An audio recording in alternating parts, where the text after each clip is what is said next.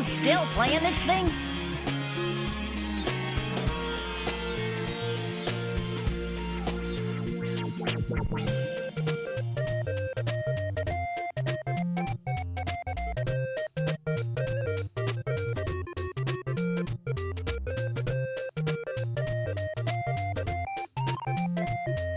Oh, are you still playing this thing?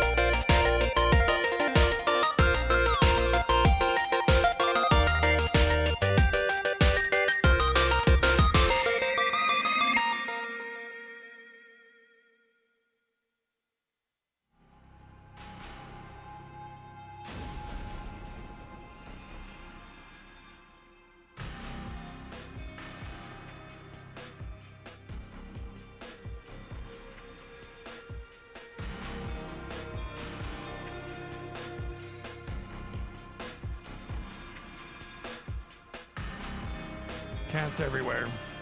Cats everywhere. Shut up, old man. You smell like farts. You wouldn't.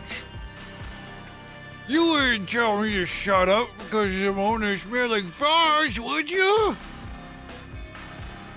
You would.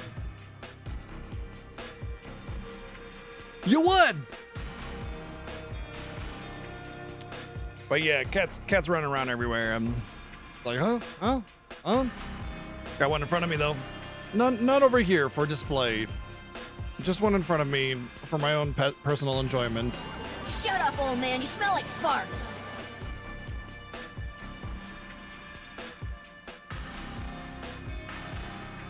I am shook. How dare you?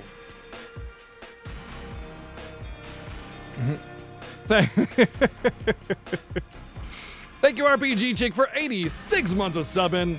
Ryu Power coming in with 71 months of subbing. Hoppy the Fool, thank you for the raid. Appreciate it. Welcome in for everybody coming in from Hoppy. Hope you're having a good one. We are at the very, very end of Like a Dragon Infinite Wealth. We're in the final chapter. We're in the final series of things. It'll probably be a few hours before we finish. But yeah, we couldn't finish last night. It was late.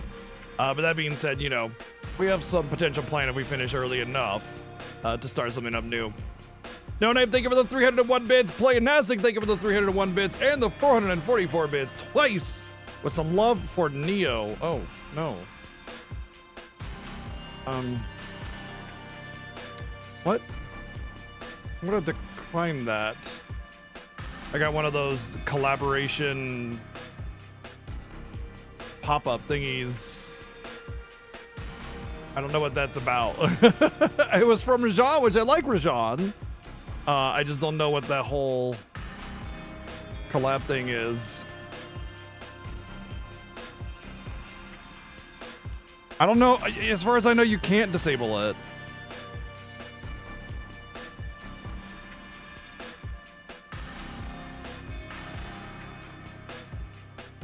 Like, the way you disable it is by basically making it favorites only, and then you don't have any favorites or something like that. But I never saw it in my options. Like, I went through my options, I didn't see it. So I couldn't do anything with it.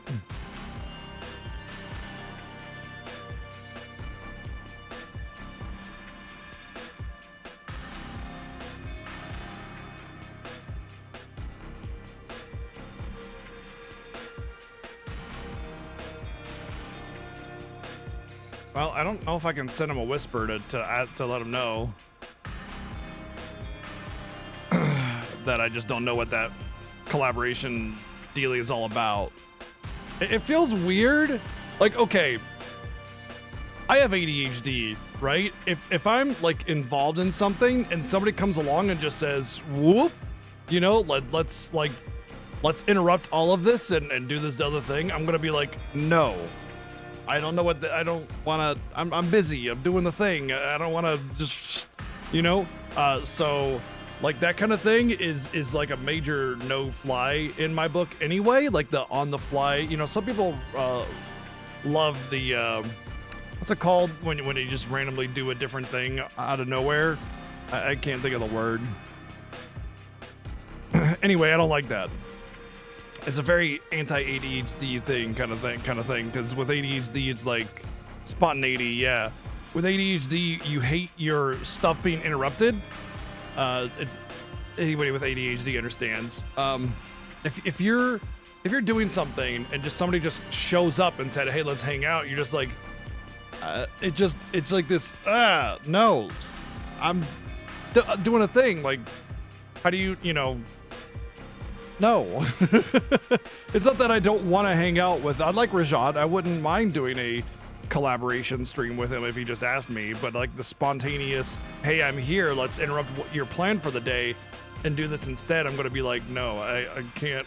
That's not, no, does not compute with brain kind of thing. So I hope Rajan sends me a whisper or tell or something and to talk to me, and then maybe we could plan something.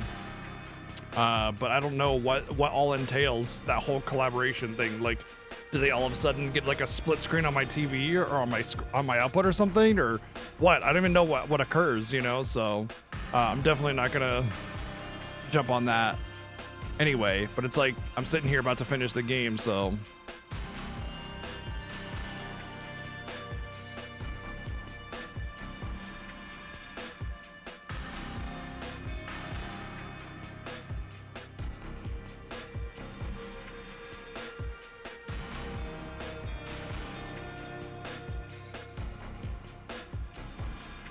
Doing good. About to finish this game. That's all we're about to do.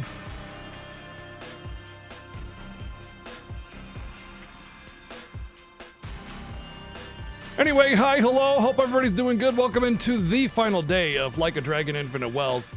We are for sure going to be finishing today. There is basically nothing left in the game except for that final series of battles or dungeons, final boss, whatever. All the story reveals are going to happen.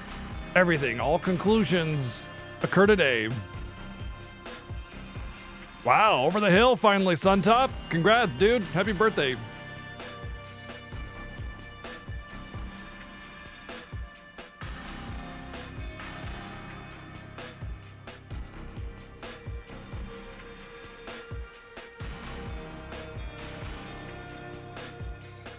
But yeah, I don't know. Not much else to say. I don't think anything's been going on. Aren't you being cute, cat? Well, it says final chapter, so I imagine it's the final chapter. All right. That should be enough for him. Yeah, I don't know if there's anything new going on with the Gamescom. It's supposed to go all week. And nobody said anything else about what's coming out. I haven't heard anything about today's announcements or anything like that. I don't know if Gamescom is just like, yeah, we're talking about, you know, the things that have already been announced, and there's some games on the floor to play for those that are attending for, you know, beta versions or whatever. The game has gone on a little bit longer than I estimated, but I also did a lot more optional content than I typically do with Yakuza games anyway, so definitely I understand. I know that these games are really meaty, so all right, let's get some hellos out. We'll get rolling. We got Insane Man, what's up? Rhea Power, RPG Chick, hello. What's up, Playing Aztec? Arkuma, hello. Aldog, how's it going? Mecha, what's up? What's up, Hoppy? Hope you had a good one. Thank you for the raid, and then let me know what was going on with your stream earlier. Zyfreak, Berserk now, what's up? What's up, No Name? Cine, hello. What's up, Titus? Kamada Zero, hello. What's up, Shadow Fusion? Raywall, what's going on? Beer Liquor, hello. Tiger, hope you're doing good. Cat that came back, hello. Zayo, what's up? What's up, Suntop? Berserk now, Lurkers. Just as a heads up, if I finish within a reasonable amount of time, I will be starting another game, and I'm going to be letting you guys vote on two very different games, but you have to be here to vote. And it'll be the next game that we play for the week until we are done with, or until Visions of Mana comes out, basically. And then if we're still playing that game, then we'll finish it up, and after Visions of Mana, and then on to whatever projects we have, like Dragon Quest 7, 9, etc., etc., etc. All right. So we split up into two teams. Kiryu went to the Millennial Tower to rescue Samawara, and Kasuga went to the island of Nili to stop the old man, whatever his name is. And we are so far controlling Kasuga. We got to the island, so we had some confrontation. And we stumbled upon like a little village, which predictably tried to kill us after they pretended to be our friends and help us. No, not at all, Mecha. Not even a little bit. I definitely think that the game could be better. But I do understand that it's a straight upgrade from the 7th game, the last one. It could have done a little bit better with fine-tuning the job system a little bit, I think, especially since they had a whole 3 years of development, you know?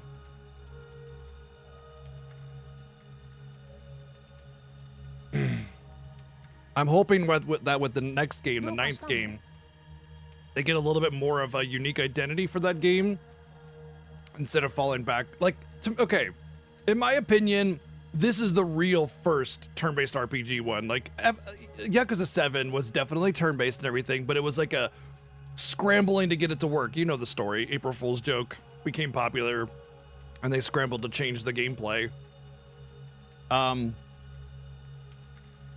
This one, they actually had like a development cycle to, you know, think about the mechanics and start, you know, detailing out how they want the game to operate and everything. And I think they did a really neat job for a first try, but let's be realistic. It's not the first try. You know, it is technically the second try. And so because of that, I feel like they could have done better with unique job passives, abilities, combinations to really bring that job system to life. Because like if you play even just Final Fantasy Tactics, but especially if you play Bravely Default 2, this looks sad, you know, by comparison. Bravely Default 2 had some crazy combos, and everything seemed to mesh really well. Like you could do so much with that game. It was so well thought out from a gameplay like design perspective, from the actual gameplay and the actual content and story was a bit rough on Bravely Default 2, but the job system was immaculate, you know?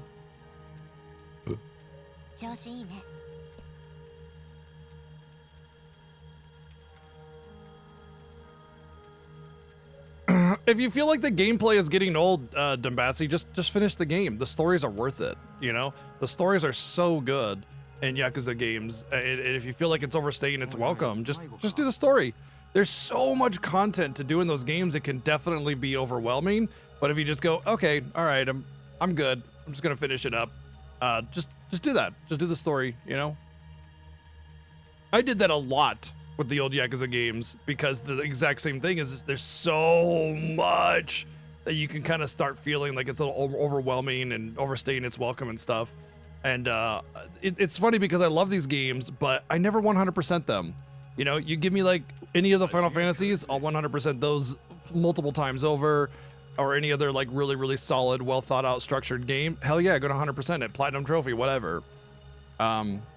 These, as much as I love them, it's just like some side content and story, and I'm good. You know.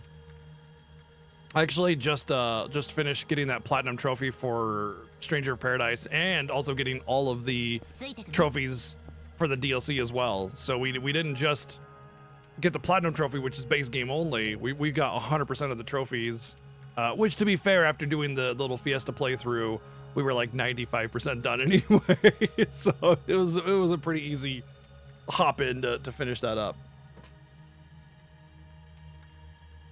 I forgot to take my Vitomons.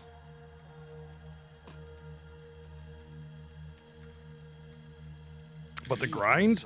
You don't need to grind in those games. There's no grinding needed in Yakuza games.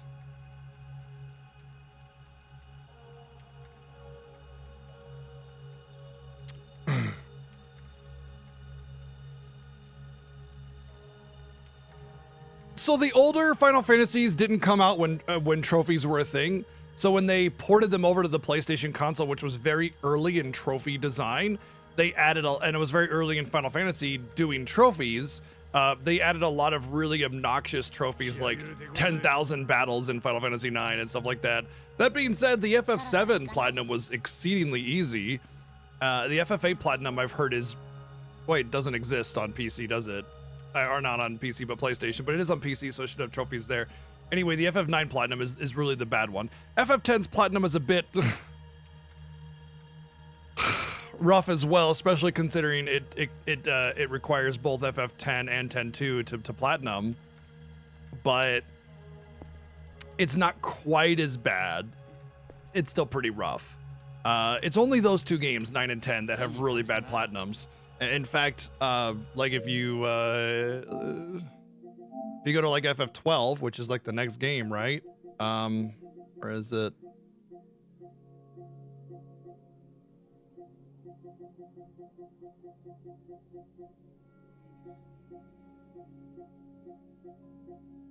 Here.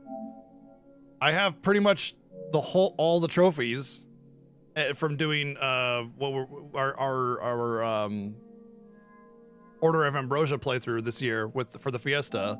The only trophy I don't have is the I'm pretty sure it's the one for the Beast. What? What? How do I not have these? I literally need those for Order of Ambrosia. Really? It's not. I thought it was gonna be the trials. Oh, you know what it is? That's what it is. Okay, this isn't even from the Fiesta playthrough. This is from when we did the trial battles. All we did was a playthrough and the trial battles, and that's it. So I got Order of Ambrosia on PC, that's what it was, and I did the trials on this one. So if you combine them, it's Platinum Trophy. But you can see just by playing through the game and doing the judge trial battles, 94% completion, right? Like, it's not even, like, that's just doing the side content, you know? And you get a Platinum Trophy, so... Yeah, I mean, Horizon Zero Dawn, I've played it twice, technically, but...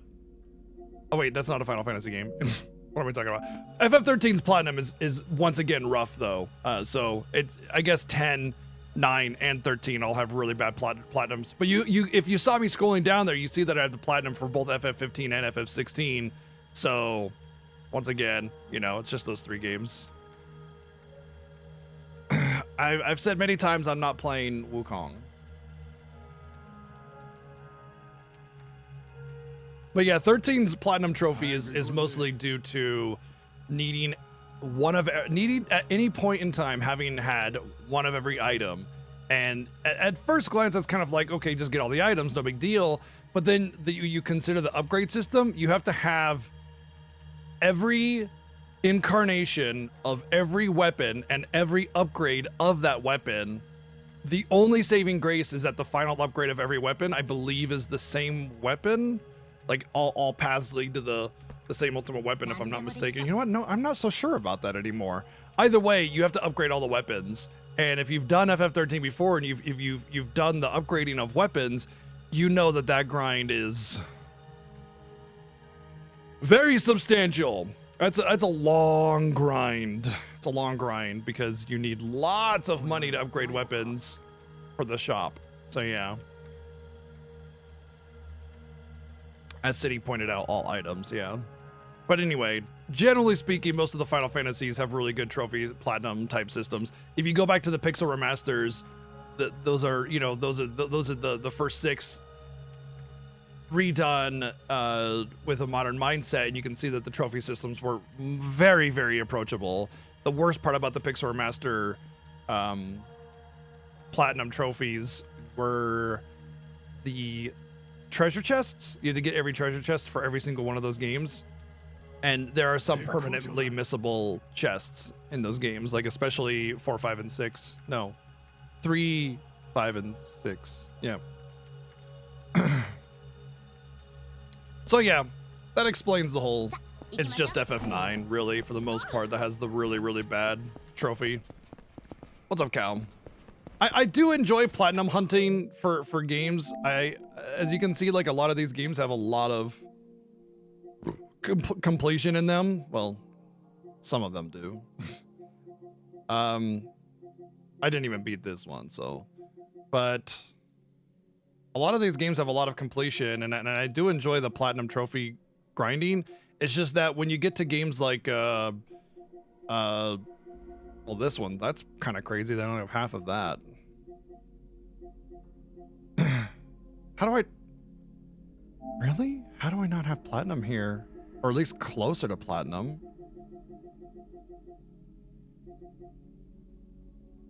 Oh. Ugh. Okay. Games like this, see, this is a Yakuza game. This is like a side story, like a Dragon Ishin. Even though we beat this game and did a lot of the side content, we did 35% of the trophies because the vast majority of the trophies are like all over the place, doing all these different side contents and games and craziness, you know? So, I want to platinum a lot of these games, but sometimes it's just like the Dark Pictures Anthology platinums are basically doing every path, every which way, you know, and then some. It's crazy, you know? So a lot of these is just not gonna happen. but some of them, you know, if it's a good platinum, I want to do the platinum. If it's a good game and the platinum isn't crazy, then I'm in, you know? What prevented me from getting the platinum in DioField? I need to level my characters to 50. Literally, that's it. That's all. It would take me half an hour if I just plopped in the disc and finished it. Whenever we finished the game, I was like, it was that period of time when Square released a ton of different games, and I was just jumping from one game to the next, and DioField was right smack dab in the middle of that, and I just never got around to just plopping it back in and finishing it.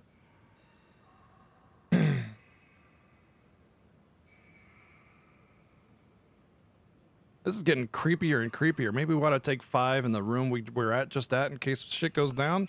Yeah, good call. He's right. Something feels really off here. Guess it couldn't hurt to take a break.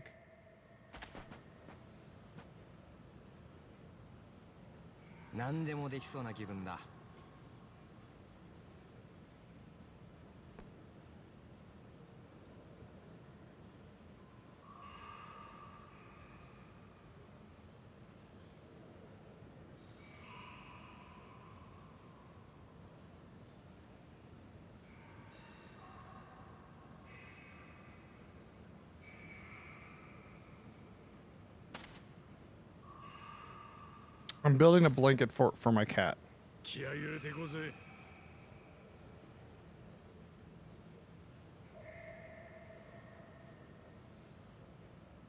Okay.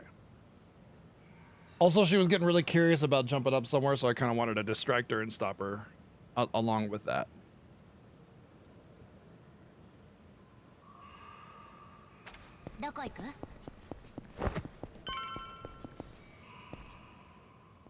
Well, we're definitely gonna have a boss here.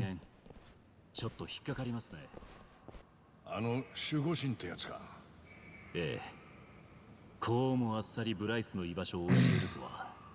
この辺りは敵の気配もなさそうだけど、それがかえって不気味よね。なんだ？地震か？火山の近くだからな。噴火でもしたか？お？あれ。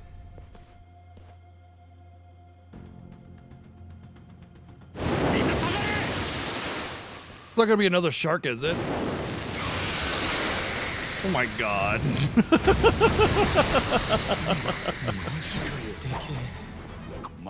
This is like some Final Fantasy shit right here.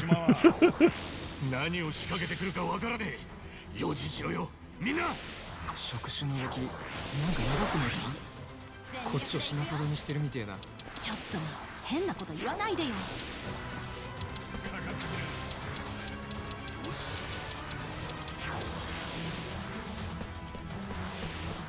参ります。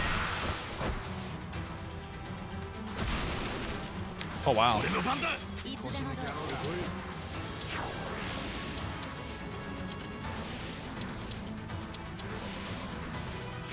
I don't think we've seen this one, so we'll watch it. Oh, we can't. We can't order Pound Mate. Can't order that Pound Mate anyway.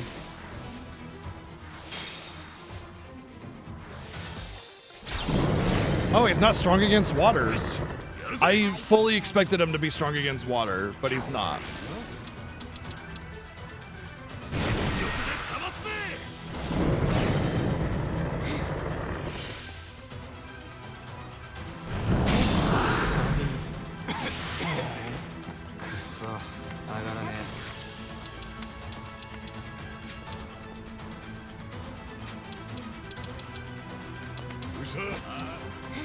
Wow. Really isn't strong against... もらった。ハッピーバースデー。 Clearly, smashing a giant squid with a birthday cake is going to be the winning move.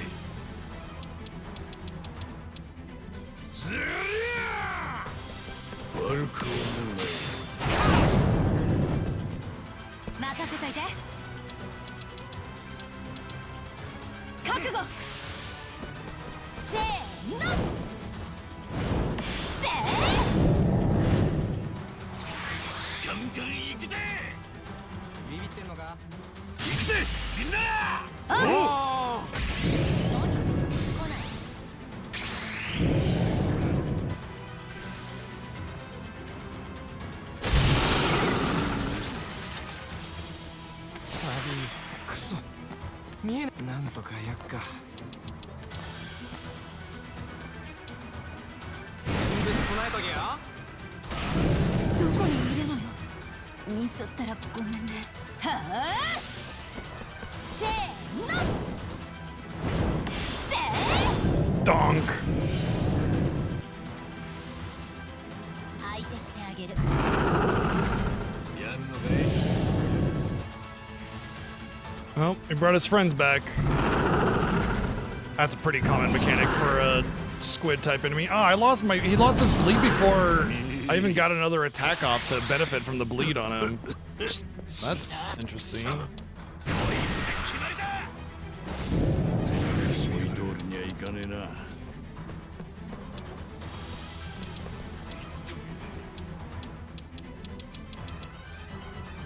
黙らせてやるだ。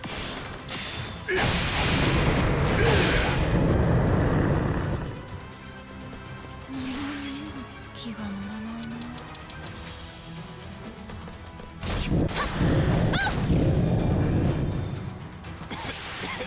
どっちがくっそ上がらねえ。いくぜ。ハッピーバースデー。 Yeah, that's right. Shame that giant squid. Make him feel bad about you smashing it with a birthday cake. He's really gonna care about that, I promise.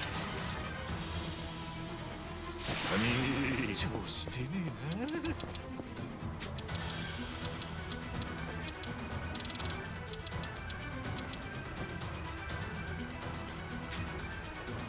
ガツンといくぜ。受けてみな。よく見えねえな。やりにくいぜ。ずりゃ This should finish it off.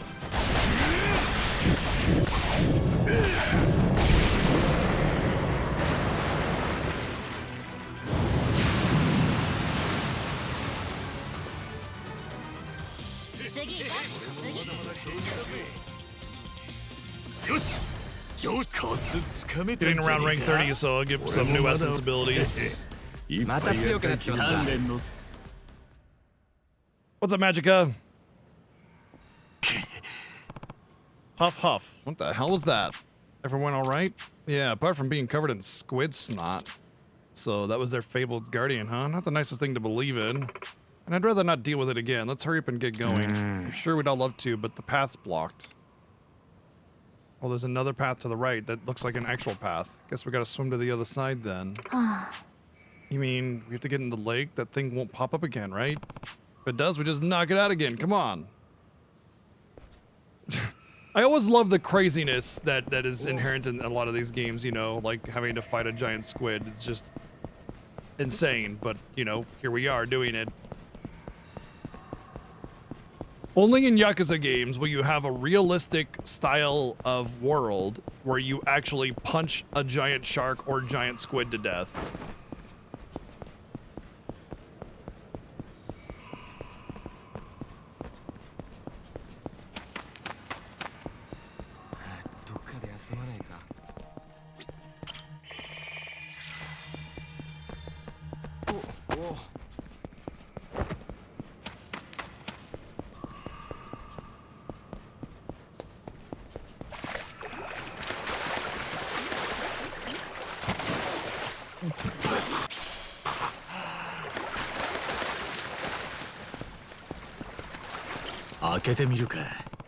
Oh, okay. やったぜ。 Becoming a Steam fan, eh? Night armor. What about day armor? Just generic 7-star.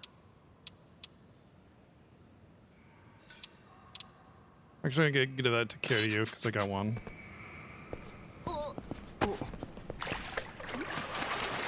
But you say it's your first time setting up your Steam library.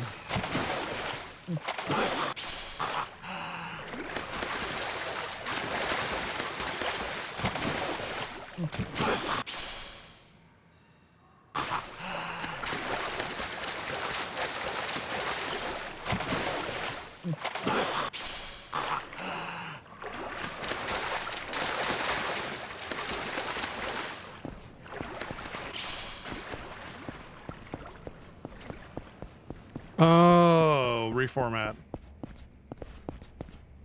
So just doing the whole reformat reinstallation process.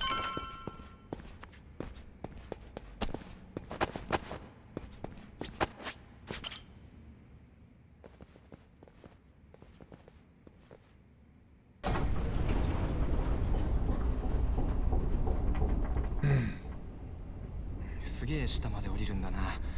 耳がキーンってしやがる。廃棄物処理を一手に引き受けるにはそれなりの深さが必要なのでしょう。お、着いたか。ネレシンの名において貴様たちを処刑する。ま、そんなに甘かねえわな。構えろ、来るぞ。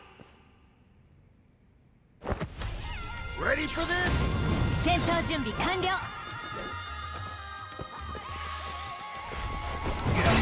Good thing I went to go restore after that battle. 私の出番ね。 Oh, it's only 3 of them? I'm not gonna waste my thing then.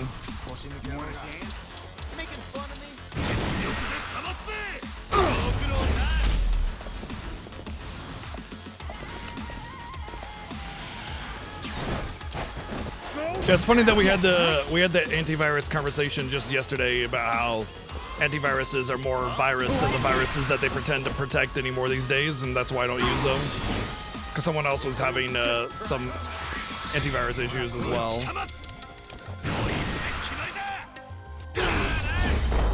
次また成長しちゃった。これが俺のし。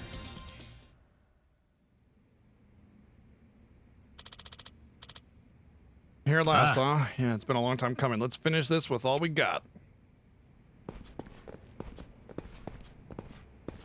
あんま休んでもいられねえが、ここいらで休憩しようぜ。お、しっかり準備してから向かうぞ。Yeah, Windows Defender tends to be pretty decent.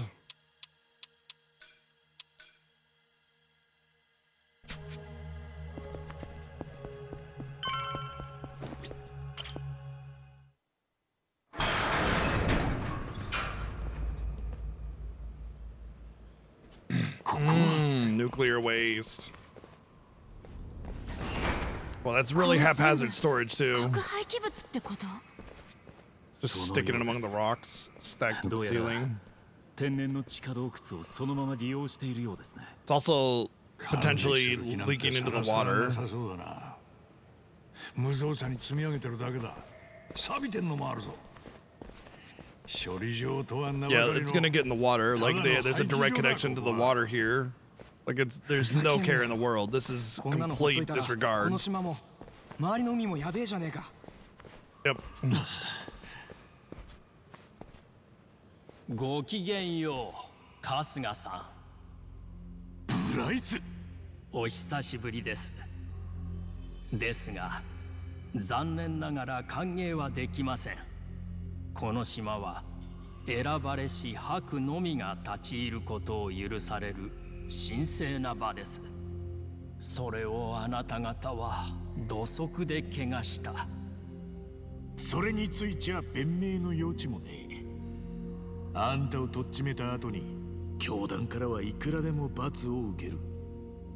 けどここで行われることを見過ごすわけにはいかねえ。それこそまっとうにパレカナを信じてる人たちのためにもな。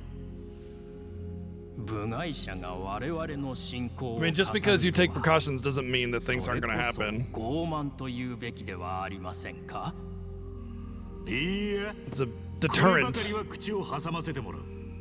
てめえは他人の信仰を利用して金と力をかすめ取ろうっつうクソ野郎で。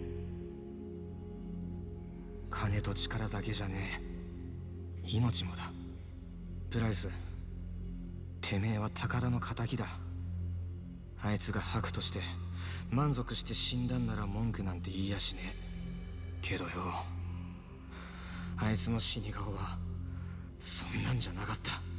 てめえはあいつの信仰心を利用して捨て駒にしやがったんだ。あいつには神さんもガキもいるんだぞ。それをてめえは。おお、ご友人に白がいらっしゃったのですね。それはそれは。しかしなんとも残念です。その高田さんという方は白に認められたというのにまだ信仰が足りなかったようだ。白ならばパレカナのために死ぬことは最高の誉れなのに、高田さんはそう感じておられなかったご様子。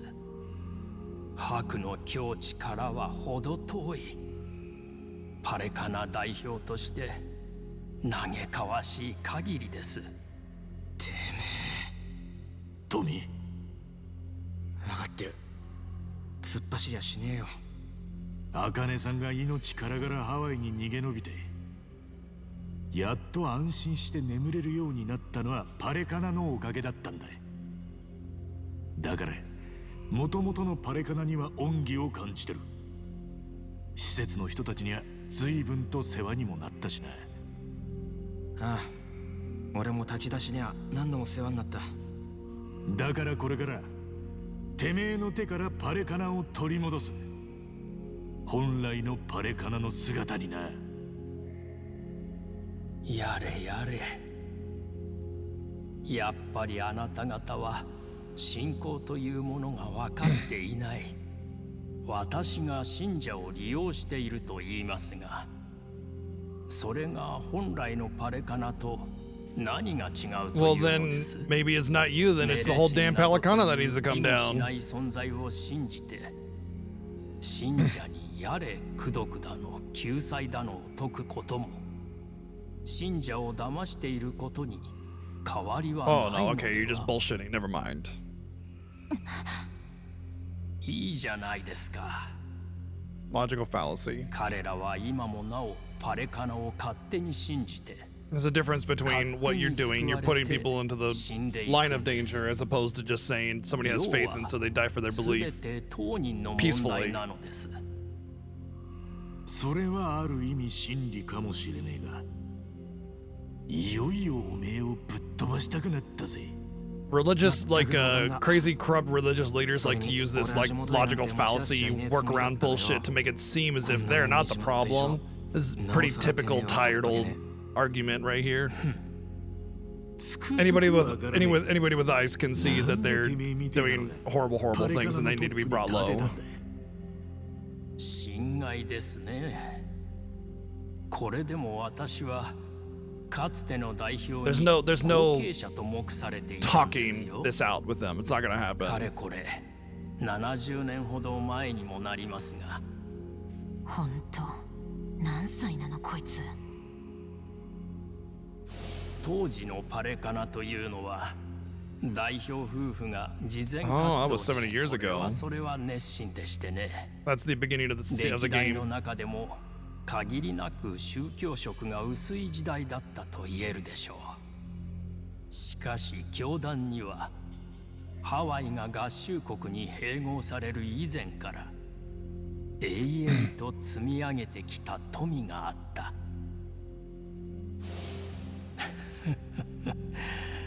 これに目をつけない方がおかしい。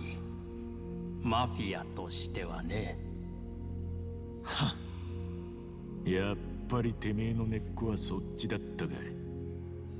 そっちもこっちもそんなに違いはありません。 Organized religion is the same as organized crime? What? 絶対的な上下関係。 I'm so surprised, believe it or not, according to Bryce. 宗教の説明かマフィアの説明か、春日さんは区別がつきますか？そういうのを詭弁つんだ。そうかもしれません。しかし実際のところ、私のパレカナ侵入は実にスムーズに進んだ。勝手知ったるものでしたよ。そういう組織での身の振り方はよく心得ていましたからね。教団内で信用を積み上げ、次期代表と目されるまでに時間こそかかりましたが、ことは思惑通りに進みました。そこまでしたのはそんなにパレカナの金が魅力的だったってのか。金はあくまでオプションです。私の狙いは最初から一つ。ここ聖地ネレ島の存在ですよ。太平洋のただ中にあり、外界から物理的に遮断された空間。 I think those are barrels in the water. パレカナという Literally 宗 in the 教団 water. 体が所有することで、法的にも外部からの機密性が保たれている巨大な空間。この島は世界中探してもこれ以上ない理想的なブラックボックスなのです。あんたそれでこの島を核廃棄物の廃棄場に。それはこの島の活用法の Of course it 序の口に is. 過ぎ It ません。 seems like such small potatoes. この世界には世間の目から隠したいもの、遠ざけたいものがいくらでも存在します。それは国の中枢に近づけば近づくほど多く濃くなっていくものであれ、人であれ、情報であれ、何 I で mean, あ it's れ true if you wanted to make somebody それ disappear ら世界中の厄介なゴミをこ or の島 evidence が to あれば disappear, instead of hiding it, you put it here. It's not going to be found. あんたはそのしのぎをエビナに教えてやったんだったな。よくご存知で。 So the whole Business the warehouse they have in partner Japan として with the whole エビ Yakuza ナさん business にも of, you そ know, れなりの餌 private を与える storage 必要があります is から really just a smaller part of this. そうして世界各国の中枢と秘密を共有することで Yeah, leverage. 私は Which 彼ら also と leads to 分かち blackmail. がたいつながりを手に入れる。要は弱みを握るってことだろうが。かっこつけた言い方しやがって。そうなった暁にはハワイ裏社会のオーナーなどという呼び名すらさ Oh まつ yeah, だ。 VG? Do tell. 私は世界にあまねく影響力を持つ。それこそ神に近い存在になると思いませんか。 Was it based off of that or just crazy 古代妄 coincidence? 想もここまで来ると大したもんだよ。とまあ、ネレ島の価値がこれでお分かりいただけましたか。ですが、このことをまるで理解していない愚か Ebi 者がいましてね。 Holy shit. And it's not related. That's a hell of a coincidence. 私が教団に侵入した時の先代 That's 代表 crazy. ですよ。教団内で地位を上げ、私の次期代表はほぼ確実という頃、慈善活動に熱心な彼がとんでもないことを言い出しましてね。あ？ネレ島を売却し、得た資金をボランティアに充てるというのです。なんという愚かな考えだ。しかも売却の話は順調に進んでしまった。私は穏便に代表の座を譲り受けるつもりだった。しかし島が売却されてしまっては元も子もない。だから少々手荒な手段で教団をいただくことにしたんです。So that was him あ there. れは実に痛ましい出来事でした。ですが、きっと彼らの魂はネレ神が救済してくれているでしょう。そうやって他人を見下して利用してるつもりだろうけどな。はめられてたのはお前だったんだろ。だから偽物の代表の証なんてつかまされた。 But dear, I did want to talk about Bryce. てめえのうさんくささなんてとっくに見抜かれてたんだ。だからこそ先代の代表さんは遺書を残した。てめえの代表就任を認めないって内容のな。上っ面だけのてめえにはお似合いのアクセサリー。そんでラニなんて小せえ子一人の始末に躍起になってんだからよ。さっきてめえが神様になるとか言ってたが。はっ、ちんけな神様もいたもんだ。念には念をですよ。別に彼女を放っておいてもよかった。現に私がこうして全て包み隠さず話しても忠誠を誓う私の信者を大量に手に入れた。違うな。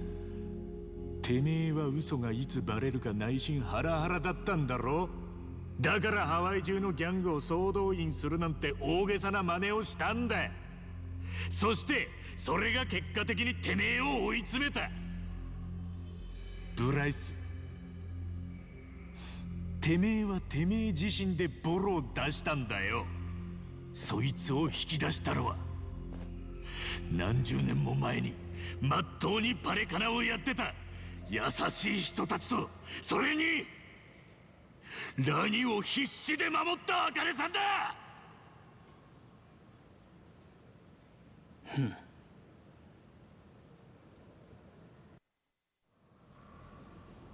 話はここまでとしましょうか。 I これ agree. 以上あなたたちがこの神聖な場にいることはネレ神が許しません。これ以上は言葉の無駄です。ぶん殴って黙らせましょう。賛成だ。だな。 Here we go! Yeah! The classic jacket rip. 行くぜ、ブライス。あなたたちにネレ神の罰と救済を。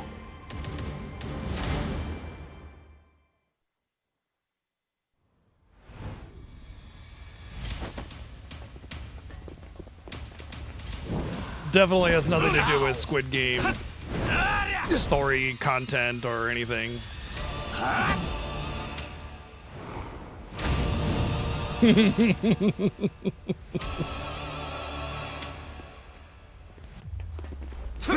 T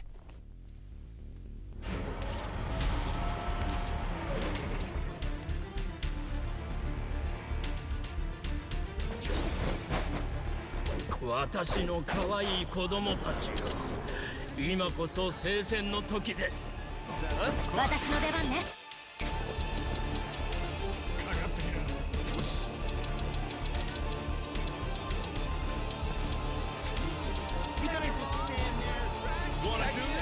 覚悟。 Oh, I should have targeted the elite one. Yeah, because they're gonna die to they're just gonna die to the Dongo beam. That's fine. Huh? 行きますよ。 Purging flames, just a grenade. What a fucking phony.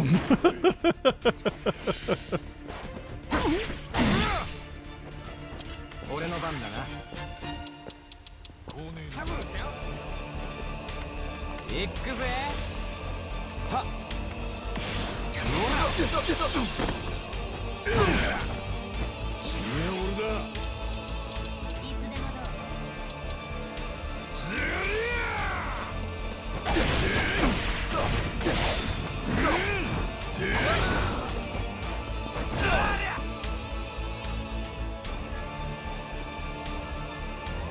あなたの信仰を見せてください。よーし。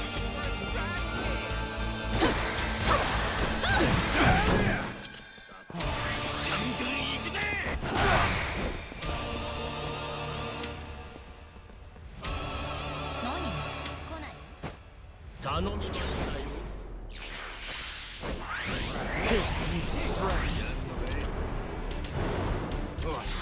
やっちまうか。任せといて。かすぜ。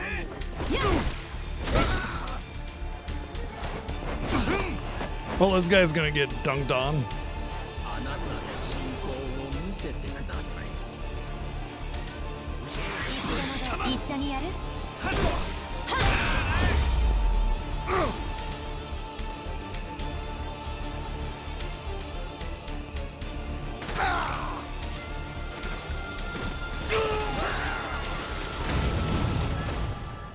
God damn. Oh, you didn't lose your...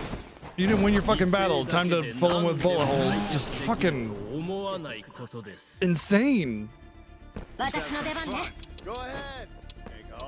参ります。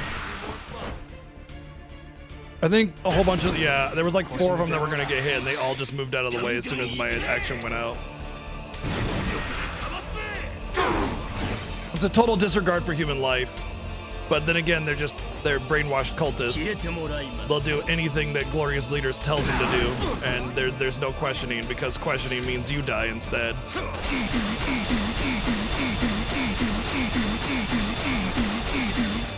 Yo, just sign me up for the Street Fighter 3 tournament, because Daigo ain't got nothing on me now.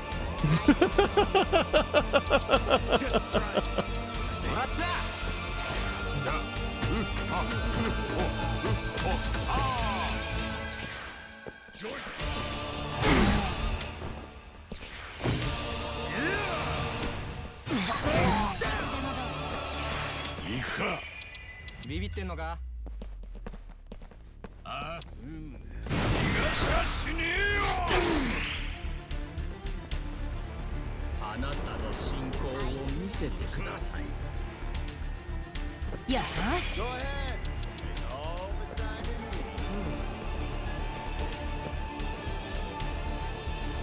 終わらせる。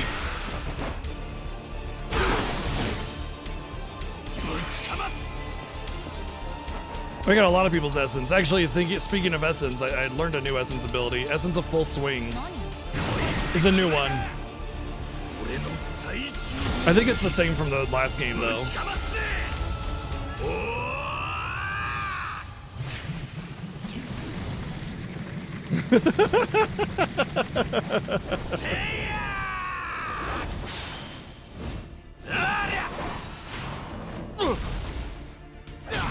That impact should have been a little bit more impactful, but other than that, it's pretty cool. Man, y'all's gonna summon somebody new right when I'm about to win the battle, you asshole.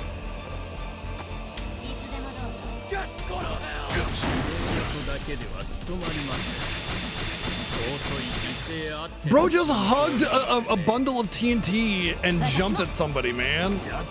Fucking hell. Crazy.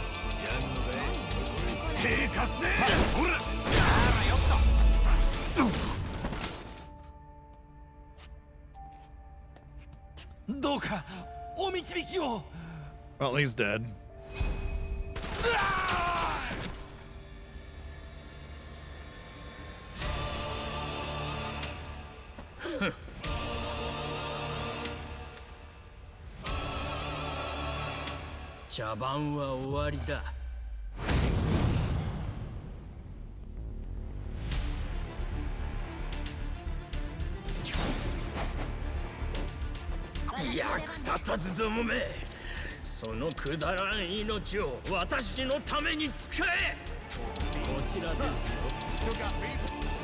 It's weak to water. Did he say you suck? God damn. He's like, you suck, by the way. That's rude.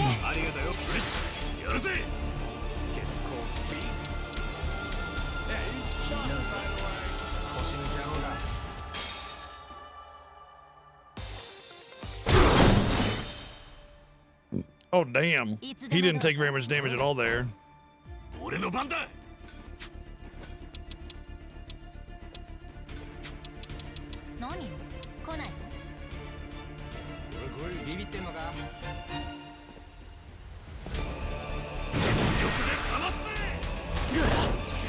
That wasn't very much.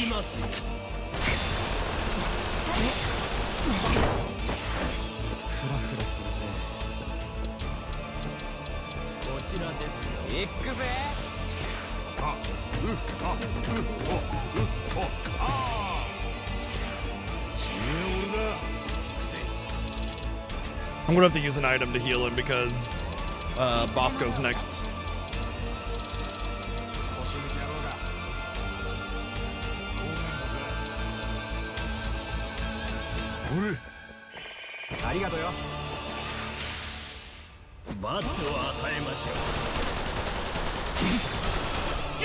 Damn, I couldn't block those ones for some reason.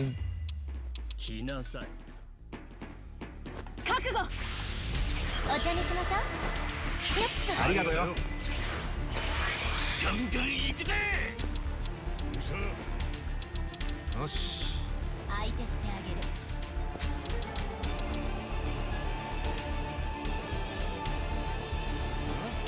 Oh, neat.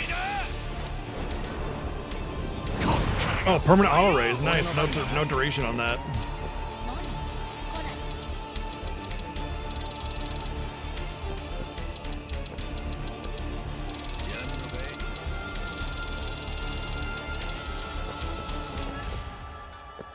来なさい。ほら来い。ほらよ。ありがとう。いつでもどうぞ。行きますよ。いつでも。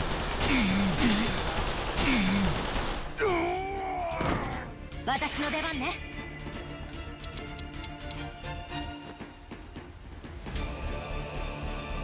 No, no. Catchy, Dachi, rather. What a jumping out of my freaking heel range, you idiot. こちらですよ。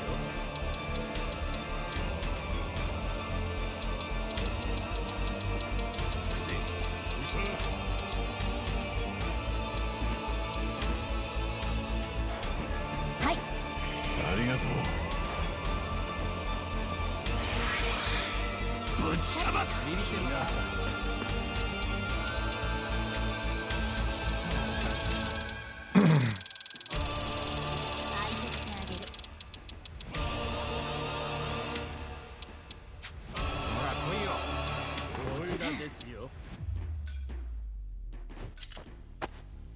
All right, all those back-to-back bottles ran me ragged on my MP, so we're good now.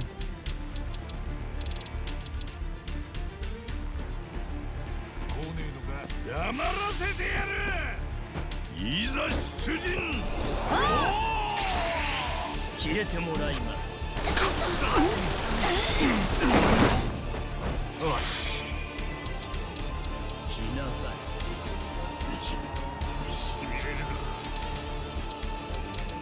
もらった。いや。ほら。全力で行くよ。はあ。せーの。 Ah, I missed it. Still, that was a great hit for missing my damage bonus. Damn, I didn't perfect guard any of that.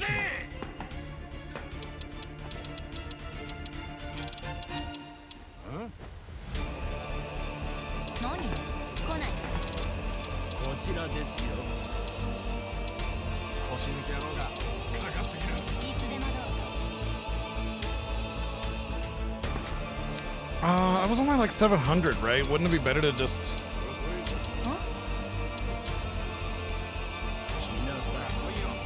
Ooh, defense up.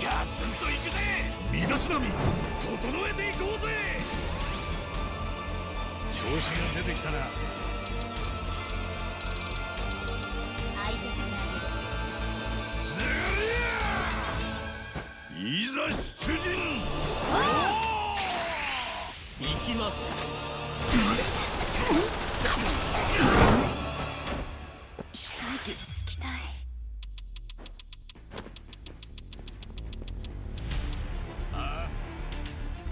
こちらですよ。ちょっと休憩。ありがとうよ。調子がいいぜ。行くぜ。はっ。いや。 All right, now that I'm sufficiently buffed, I can start beating the shit out of this dude. 腰抜き野郎が。何？来ない。受けてみな。行くぜ。罰を与えましょう。任せといて。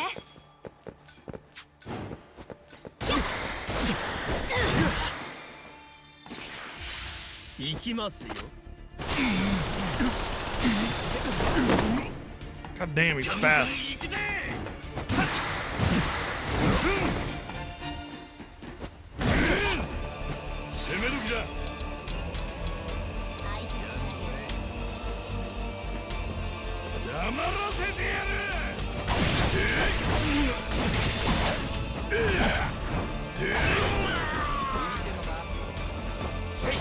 Donk. 行くぜ行くぜ。もらった。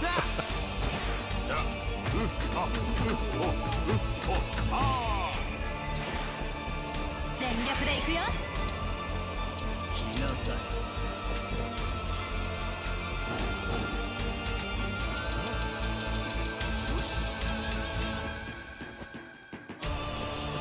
覚悟。お茶にしましょう。よっと。ありがとうよ。終わりだ。何もかも。 Boom. Wow, I just pressed the button one time and I got it. 沈めてやる。ぶちかます。ほら、行くぜみんな。おお、俺たちの絆見せてやるよ。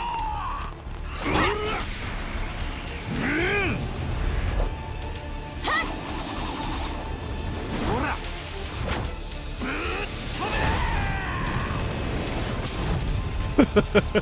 The hero walk.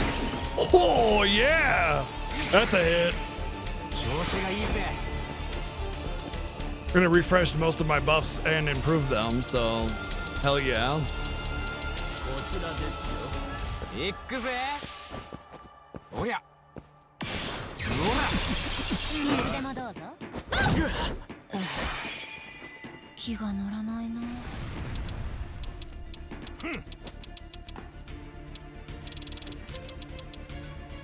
はあ、せーの。せー Uh oh, why'd that only do 700? 調子が出てきたな。 Well, maybe it didn't crit. That's what it was. Yeah, the YOLO numbers are crits, I think.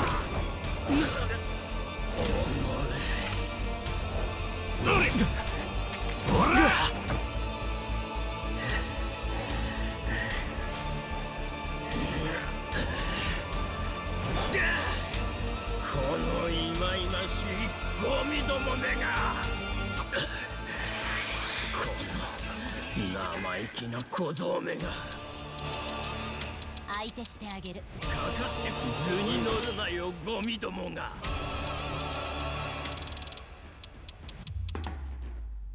いつでもどうぞ。ガツンと行くぜ。行くぜ。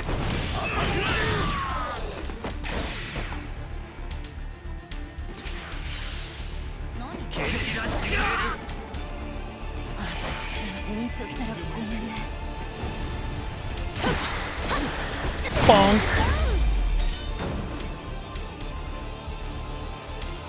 He's dead like this.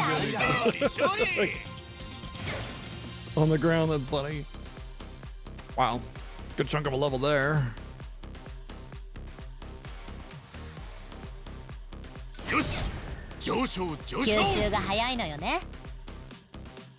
I gained 2 job levels because I got my level 30 essence job ability, which is great. That's the first elemental job ability I've seen. So I guess there was the fire one. 俺もまだ若いね。また強くなっちまった。 Champagne wave. さらにお役に立ちましょう。 We'll see if the game still goes because I have a feeling there's something. There's still unresolved stuff, even if we ignore Kiryu. この処理場なんてお世辞にも言えねえゴミ捨て場の実情を政権に公表させてもらう。その程度でこの計画が頓挫するとでも思っているのか。Actually, it would この probably ビジネスは世界各国の核廃棄物 get を the United 排 Nations 出する involved pretty 国 damn 々との fast. 提携で成り立っている。ここでの不祥事はすなわち各国政府の失態だ。It would create そんな unrest ことを and 連中 protests. が許すはずが It ない would だろう。 change it. Just take some time. こう言えばわかるか。私には各国政府という強大なケツ持ちがいるということだ。なんだよ。ここまで来て無駄骨だっての Don't か。 believe his bullshit. おあいにくさまだけどそのケツ持ちの一つが裏切るみたいよ。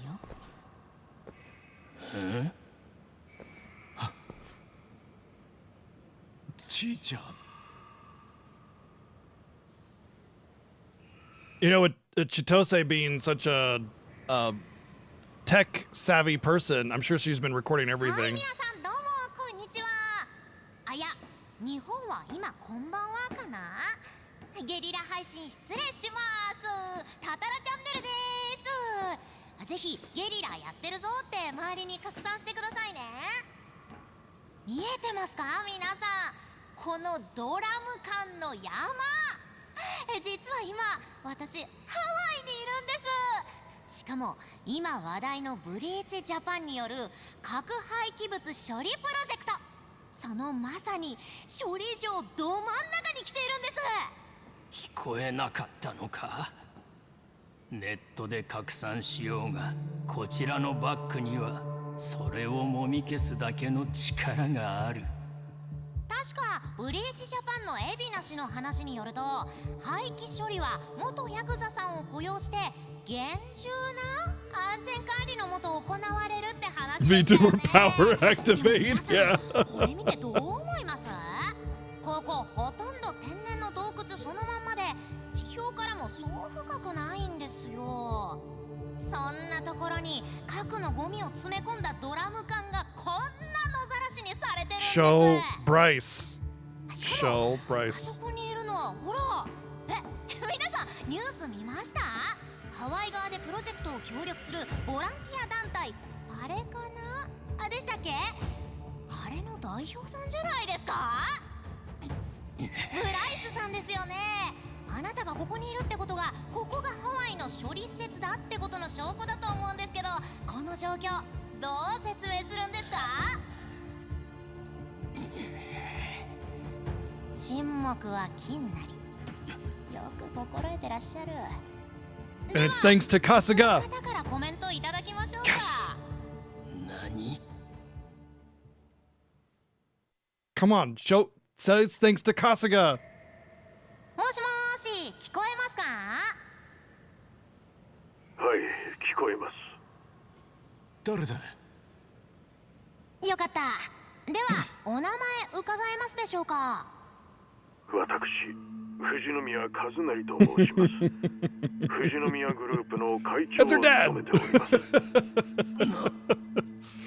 富宮ってちいちゃんの？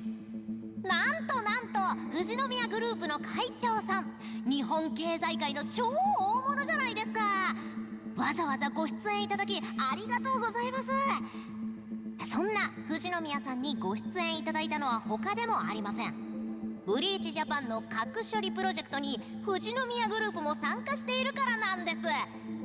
そうですよね。はい、当グループ参加の富宮海運はこのプロジェクトにおける廃棄物の海運部分を担っています。なるほど。では富宮さん、今ご覧になっているこの光景についてはどのようにお考えですか？信じがたいというのが率直な感想ですが、事実であれば関係各所へしかるべき対応を行います。本件の重要な関係者として富宮さんご自身の責任も問われるかと思いますか？おい、ちいちゃん。それは当然のことです。 She probably set this up with her dad beforehand. That's why he was ready to answer the phone call and willing to answer the phone その call. 言葉に嘘はありませんか？無論です。ありがとうございます。ブライスさん、富宮グループ会長さんはこうおっしゃってますよ。これだけの大物がこう明言されてはうやむやにするのは難しいと思いますよ。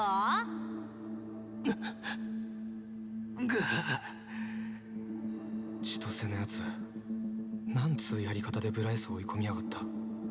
自爆みてえなもんじゃねえか。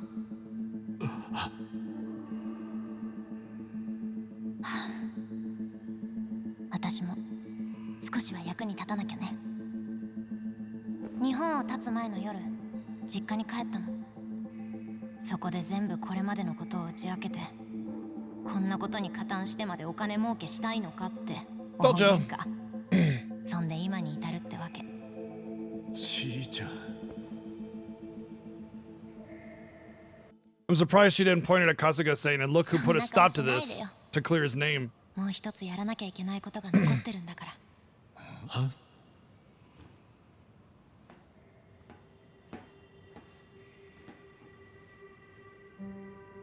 うん、映ってるね。おい、ちいちゃん。今日のゲリラ配信ではもう一つ大事なことをお伝えしたいと思います。それはこのチャンネルの行ってきた罪についてです。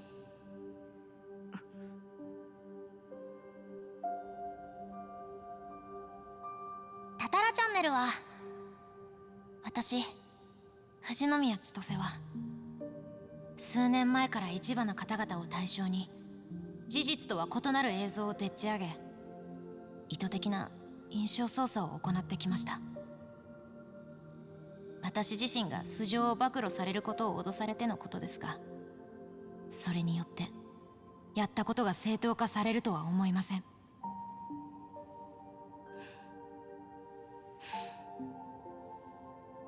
この場をお借りして皆さんと多大なご迷惑をおかけした方々にお詫びいたします。本当に申し訳ありませんでした。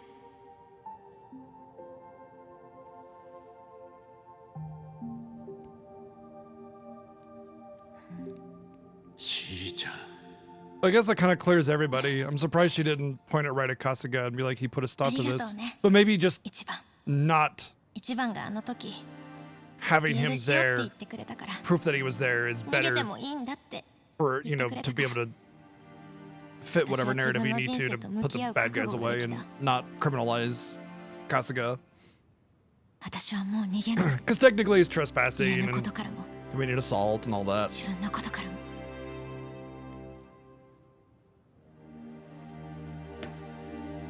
すげえな、ちいちゃんは。でしょ。ブライス、これでてめえも終わりだ。今さらジタバタすんじゃねえぞ。バカが。バカがと言ったんだ。貴様らはこれでいいことをしたつもりか。Well, we have. 逆だ。 But この計画は世界中から求められていたことなのだ。もちろん。 I suppose you could try to spin it that way as well. I mean, I doubt it would just be like the naysayers and conspiracy theory nut jobs that would try to spin that. No, dude, you're fucking floating the entire ocean, idiot. Like, if it was super careful, secure storage, fine, but it's not. It's careless. 計画が頓挫して行き詰まるのは私じゃない。原発の恩恵に預かっておきながら、そのリスクは背負わない身勝手なお前らすべてだ。It's about setting the wrongs right and taking responsibility for that and rebuilding. Does it upset the status quo? Yeah, but so fucking what? You don't just let injustice persist. 見物だよ。心配すんな、プライス。人間はそんなやわじゃねえ。どんなしんどい状況でも。Oh, we should just let this criminal activity persist because it'll upset the status quo is bullshit. どうだかな。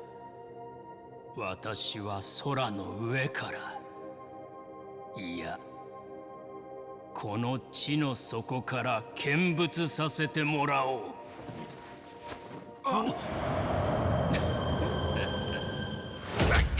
Oh! 一番、てめえに死なれちゃ困るんだよ。何のつもりだ。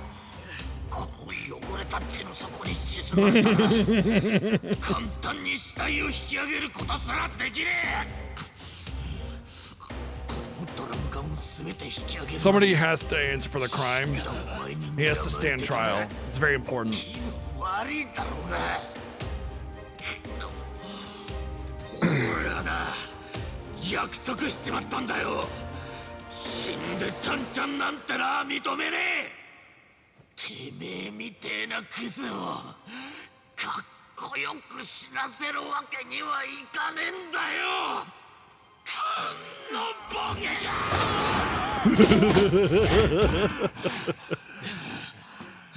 Get his ass on a boat and set him into jail and make him stand trial. 終わりだ、ブライス・フェアチャイルド。千歳のおかげでもうお前に逃げ場はねえ。俺がきっちり警察に突き出してやるよ。俺たちの仕事は終わったな、カズが。 Not until you're back on the mainland and secured. まだ終わりじゃねえ。 And then, of course, Kiryu's stuff. さてと、俺らも負けてらんないね。ああ、あいつらの戦いと千歳の覚悟に俺たちも応えねえとな。うん、あんなの見せられたら私たちもやるっきゃないよね。おいよ、こっちも燃えてきたぜ。それにやっぱ一番はやるときゃやる男だな。何その顔。なんでもねえよ。やる気でな。だがあまり前のめりになりすぎるなよ。だね。じゃあ行きますか、桐生さん。ああ。 Talk to me when you're ready. We'll go out to Kamurocho. Okay. Point of no return for Kiryu now. I do want to change my job, so let's pop over there.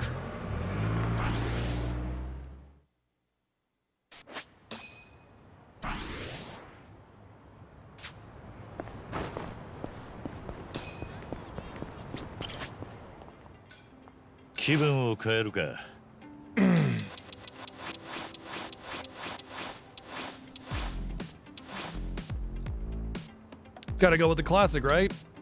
Oh, all of his outfits are locked. Interesting. 物は試しだ。気分を変えるか。I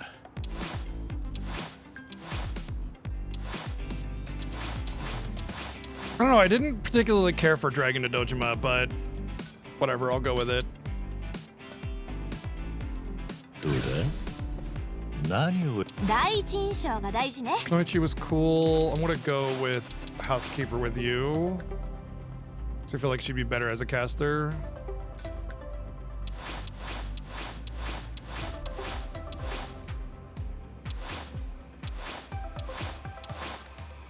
Oh, that's our hostess outfit. Okay.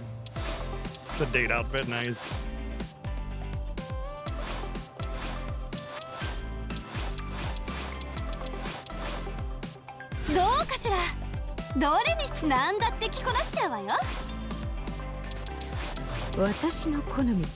So she's got idol and she's got idol, so we have mega healing on this team actually, which is kind of crazy. She'll be a tennis ace. No, I should do a unique job, honestly. Well, actually it won't really matter, will it? I'd rather she do tennis ace because I have the really good gear for it. And I could just swap it over from the other team. Honestly, he makes sense as a breaker, which is kind of funny, but I'm going to change him into something different. I'm going to make him...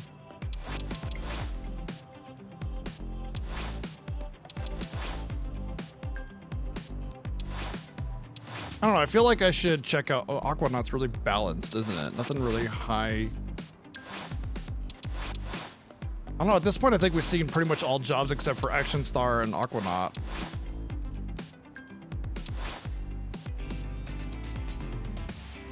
Aquanaut is very balanced though, isn't it?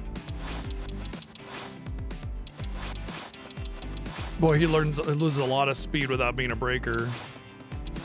Breaker's kind of legit. Pretty decent attack and magic and just really high speed.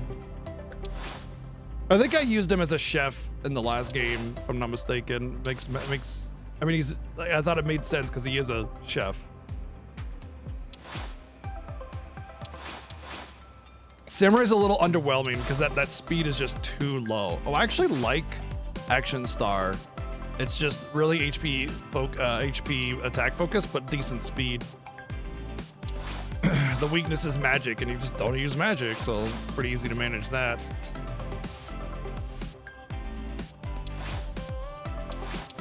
All right, let's go Aquanaut. Let's actually push it, see what you can actually get from Aquanaut.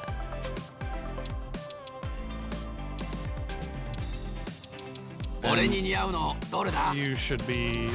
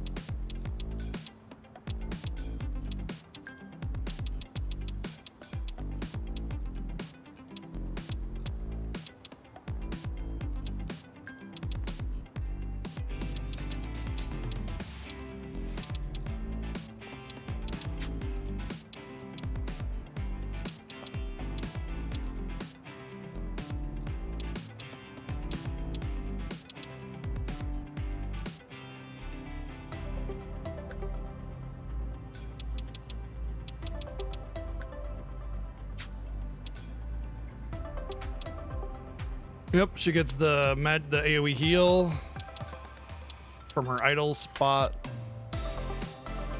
She's a maid that I'm gonna want.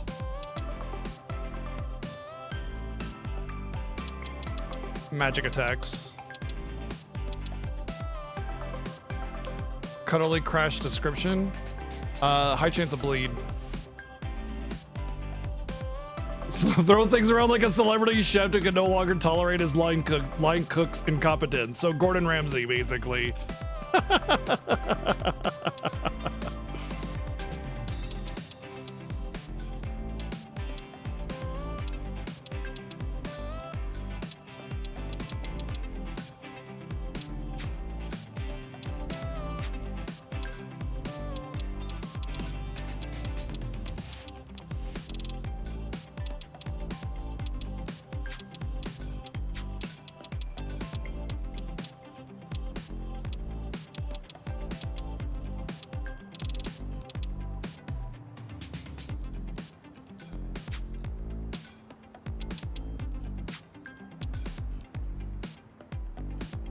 Oh yeah. Never really watched a whole lot of that. Oh wow, how come I don't have that? His level was 30 on Gangster. How come I don't have access to that? I do? And why is it grayed out? Oh, because it was already on. I think that's why.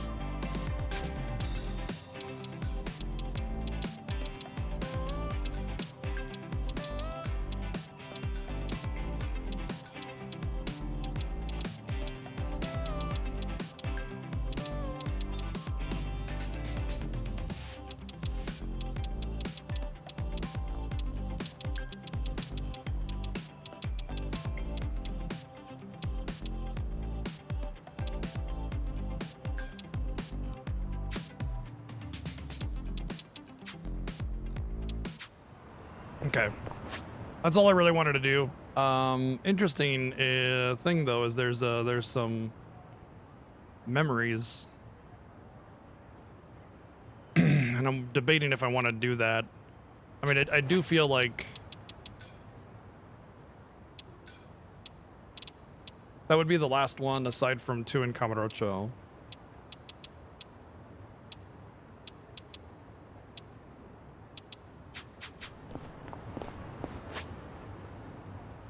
Let's take a peek at what it is. And we'll see if we want to do whatever quest comes from it. I'm pretty sure it's going to be a side quest, though. One thing I don't want to do is get caught up in too much side content and then end up having to, like, take the entire day to get through it, you know? So let's just see what it is.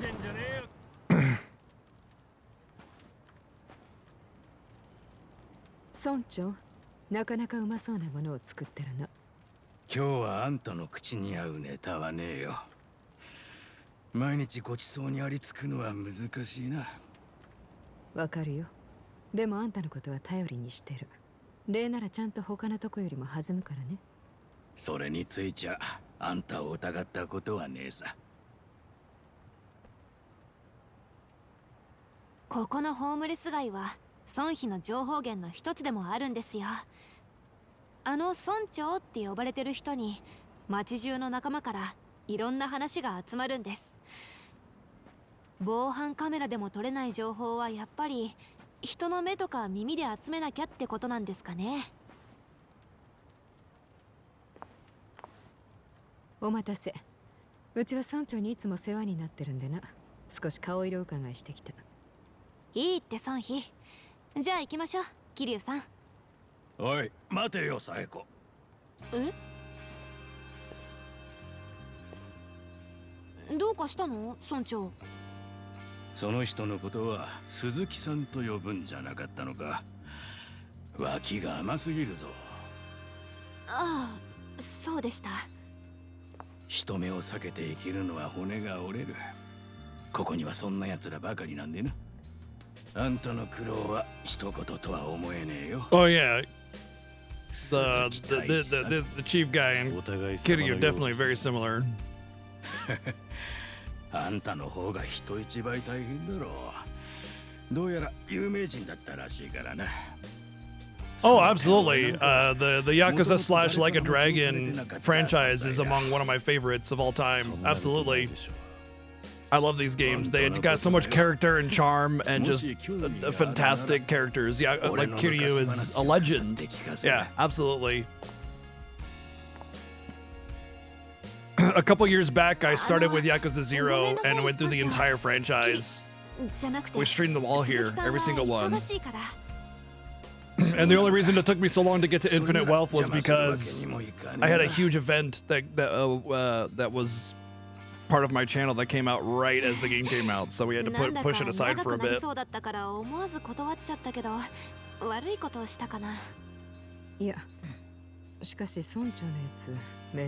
Yeah, official Sega channel. Now, awesome. I'm happy to have you stop by and check everything out over here. We're actually right at the end too. We just defeated Bryce. 何か桐生さんに感じるところがあったのかもな。同じ日陰に生きる者としてってことか。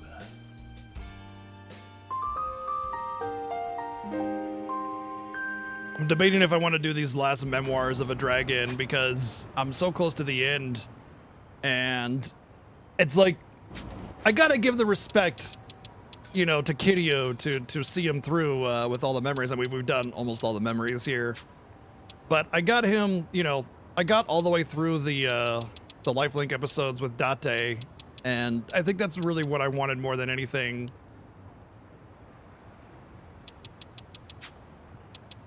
So I think we're gonna commit to just seeing this through to the end. Let's go. Kiryu memories are great, yeah. He's a freaking legend, like I said. You know, it's just I've always said this a lot, and people in the channel can attest to this. I've said that Kiryu Kazuma is like the best protagonist in video game history. He's got class, he's got poise, he's got intensity. He's got the power that he needs to, and the conviction to see it through. And he stands for something that honestly a lot of people should stand for, but he has the ability and the conviction to do it. You know, and I think we see a lot of like what we want from ourselves in him. And he does it with such grace and class and humble, so humble about it. You know, I don't know. Kazuma Kiryu, absolute legend. Although I do like Kasuga, so he's kind of sort of a different Kiryu in that sense, where it's like if Kiryu was a little bit more energetic, you know, a little more anime in a way. All right, let's go. I'm ready to go. I also say that the Yakuza / Like a Dragon game franchise is the most underrated franchise of all time. I have a lot of love for this series, and it's always a bummer when it doesn't get the visibility that I feel it deserves.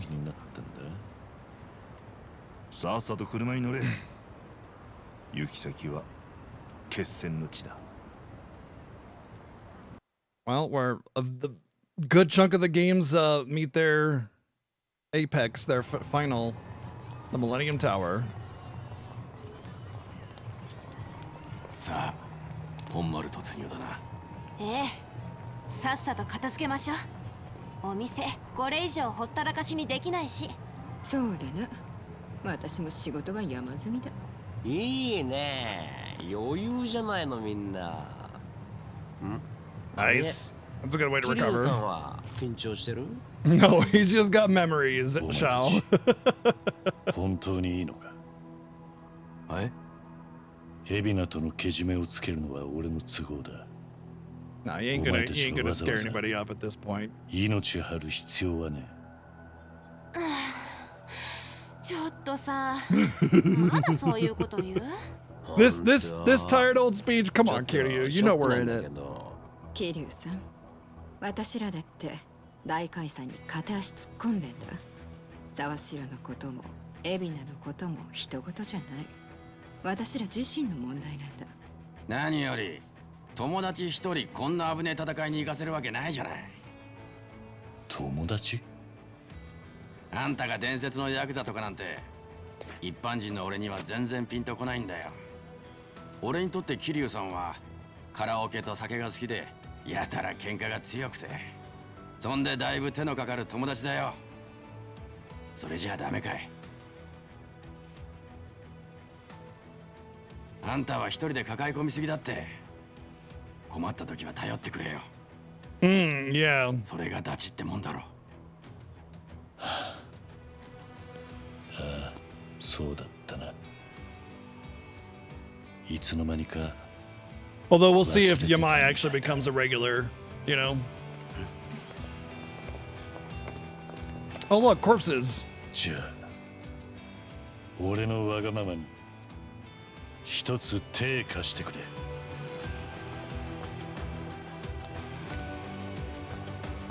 Man, this reminds me of, I think it was Yakuza 4, when the four bros, you know, came up to the tower and they just started being swarmed by the Yakuza on the streets. 行くぞ沈めてやるよ。いつでも行けるよ。やるか。 Oh, let's see. そら、くれてやる。調子出てきたぞ。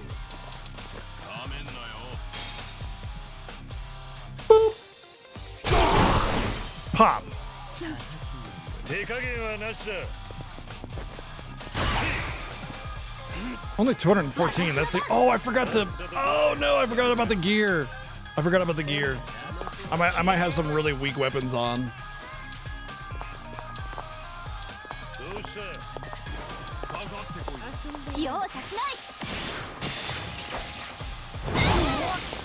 Oh right, I should be using spells with it. Yeah, I have like virtually no gear on right now, so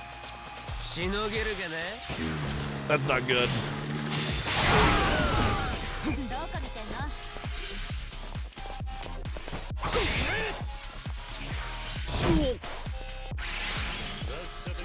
Well, it's not 500k USD, it's 500,000 yen.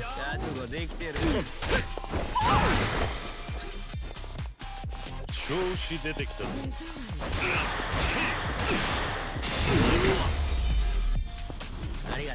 まだ強くなれるだな。 Also, I was like rank 1 on my job, so that first fight 大人の渋みが出てきた。 ramped things up a bit.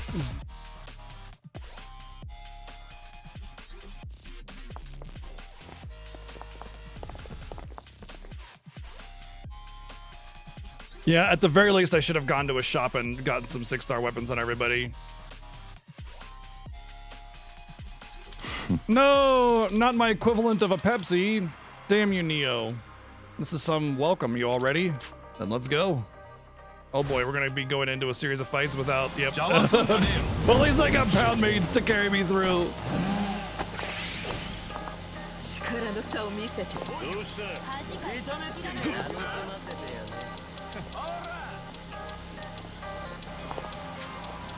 Oh, I don't need Voltic Whip on this build because I have the Thunder Slice.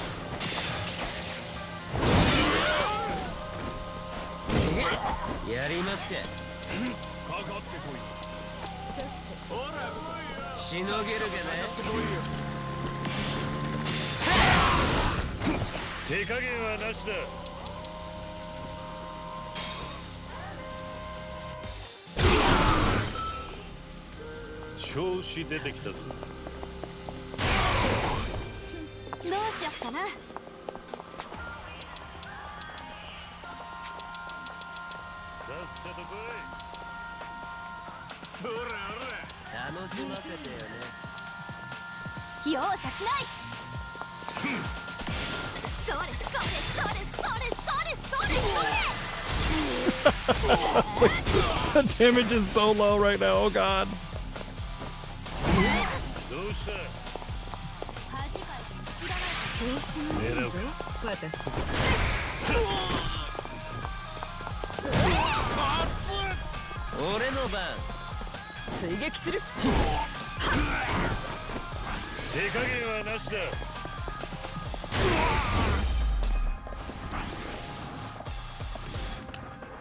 I got locked in. I can't go shop or change my jobs, so I'm just gonna have to deal with it.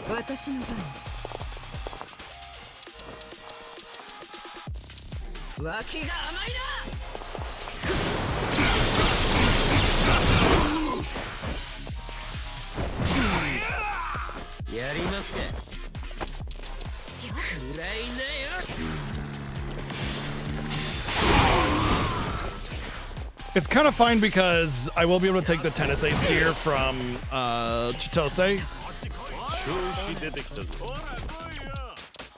Oh, it's considered the same battle. Do we go for the super expensive one? I think we'll be fine.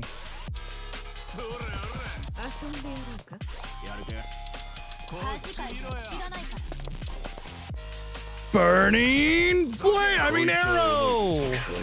And not blade.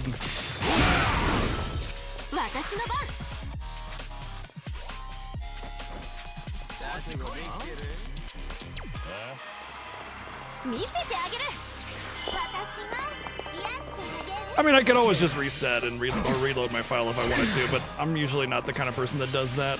It's like, I own up on my mistakes unless they're catastrophic.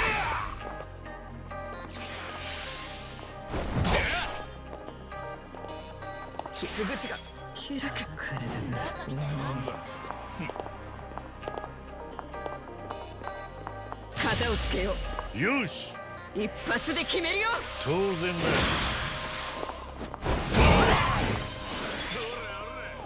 俺の番。やるのか。来いよ。しのげるかな。適当だよ。せや。ありがとう。すまない。調子出ないな。遊んでやるか。楽しませてよ。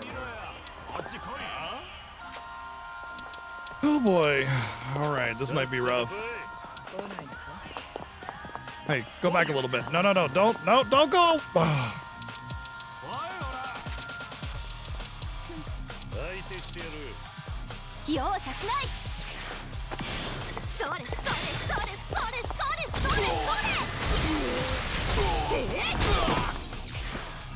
手加減はなしだ。あっち来い。こっち見ろや。ほら来いよ。かかってきなよ。 Essence of shoot you in the face with a gun.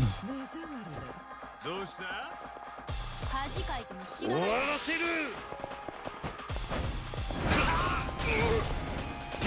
It's kind of funny too because Kiryu's team was by far the strongest based on just what jobs they were and what builds I had. And Kazuga's team was struggling. And then when I went through that last dungeon, they were destroying everything. And now, because I screwed up on my jobs, they're the weak one. I thought Magical Concert was just everybody, but I guess not. I have to put everybody in my range.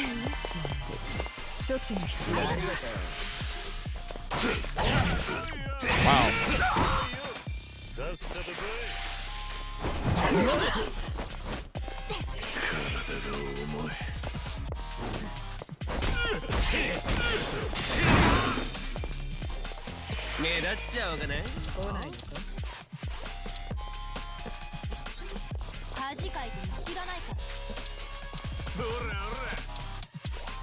It also doesn't help that by changing my jobs, I have less strong abilities.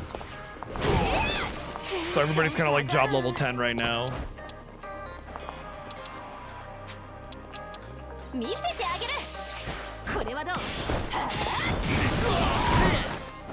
傷口が開く。体が重い。どこ見てんの？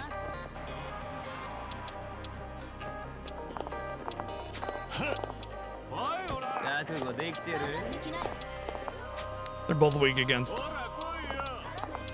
water, but I don't have very good water abilities right now.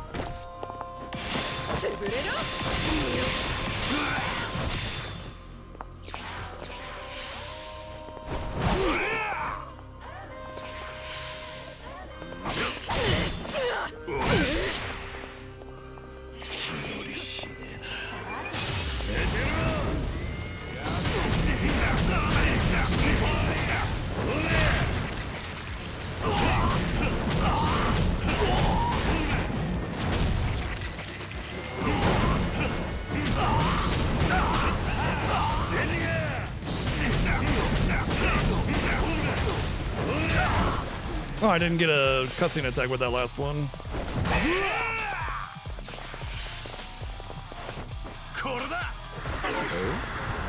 Did he try to chloroform me?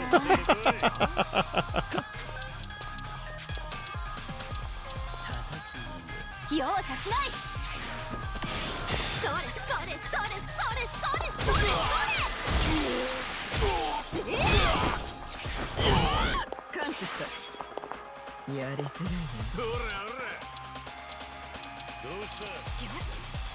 おいほら。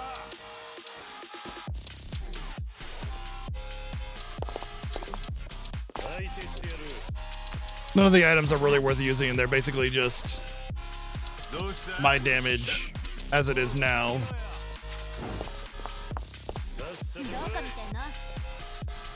Hey, why don't you go join your friend so we can get some AoE there.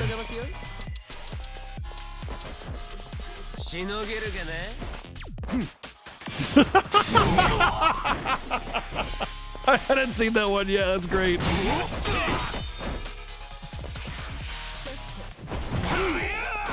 Uh-oh.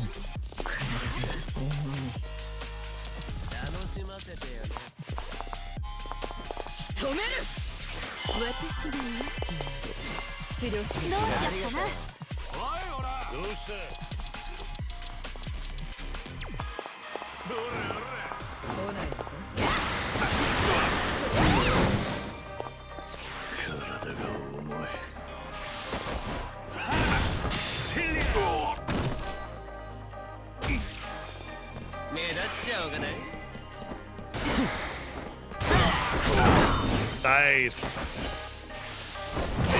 Man, that spin around always gets me on the perfect guard.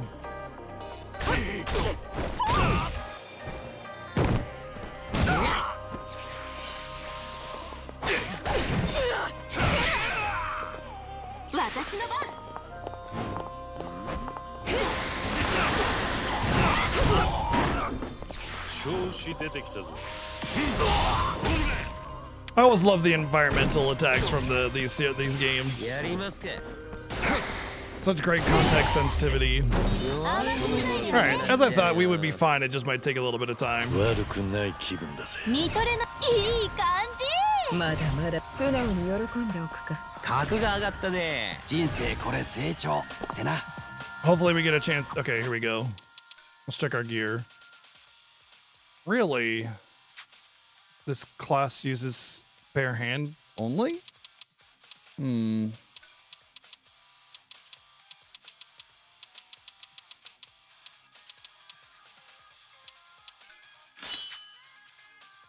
Well, that's good. I don't have to have a weapon, but I feel like we're missing something there.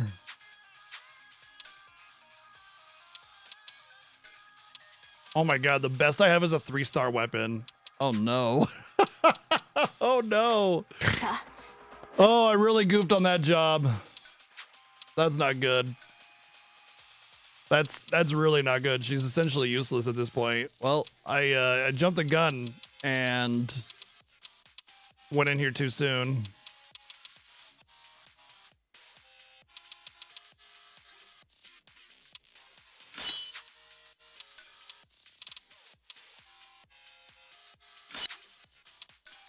Why are there accessories unequipped too? That doesn't make any sense.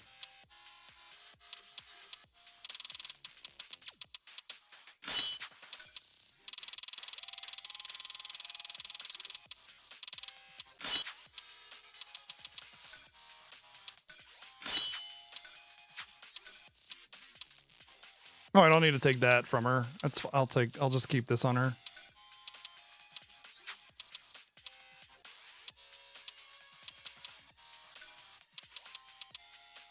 Why did he? Oh, the highest I have is a 4-star board as well. Damn it, dude. I'm so screwed. Maybe I should reload. I should have a autosave of right before I went in, right?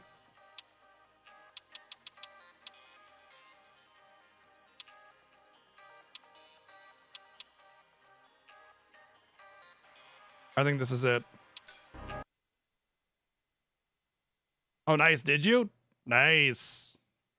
Hope you enjoy it. All right. Oh, yeah. Okay. So this is right before after. Okay, cool. We're good. We're that was way too low. Like I set myself up for failure there.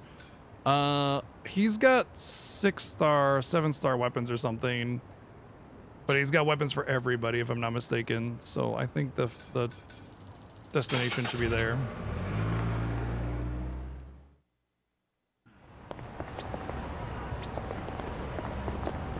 Love a game that has multiple autosaves. What was it that we were playing recently? It had like virtually no autosave. It had it, it just was very sparse.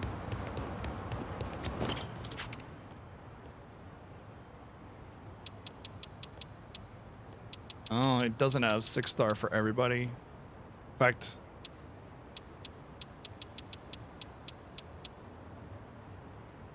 kind of not really for anybody. Nobody that we're using. These are neat weapons, though.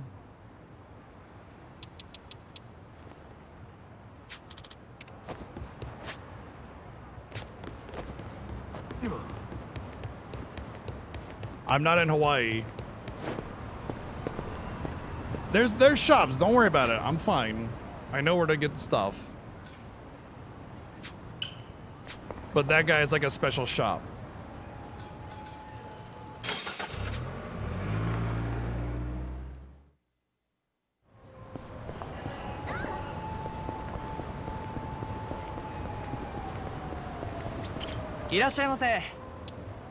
So these are... Those are 6-star. Okay, yeah.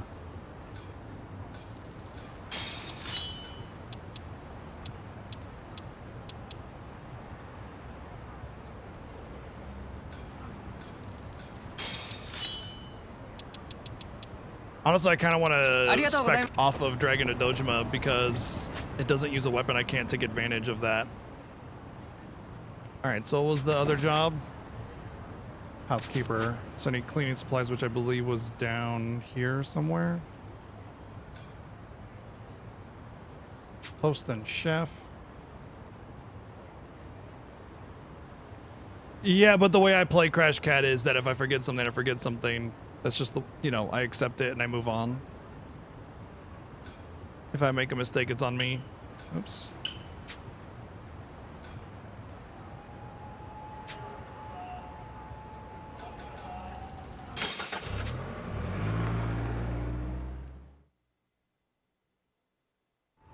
Yep, yeah, just giving you the advice. Yeah.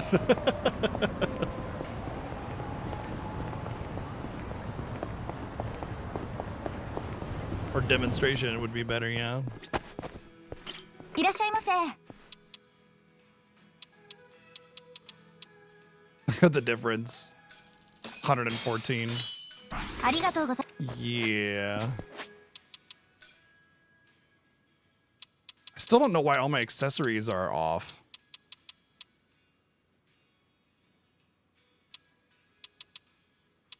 All right, let's leave. Oh, you know what? While we're here, we should check out the shop just to make sure we're topped off on いらっ items. しゃいませ。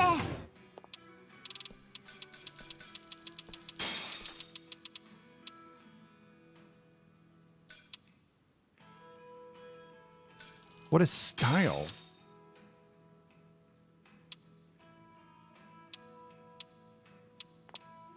ありがとうござい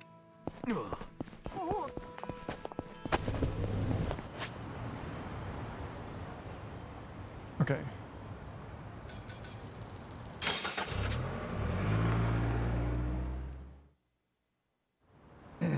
Yeah, that's not even considering the fact that I could upgrade them.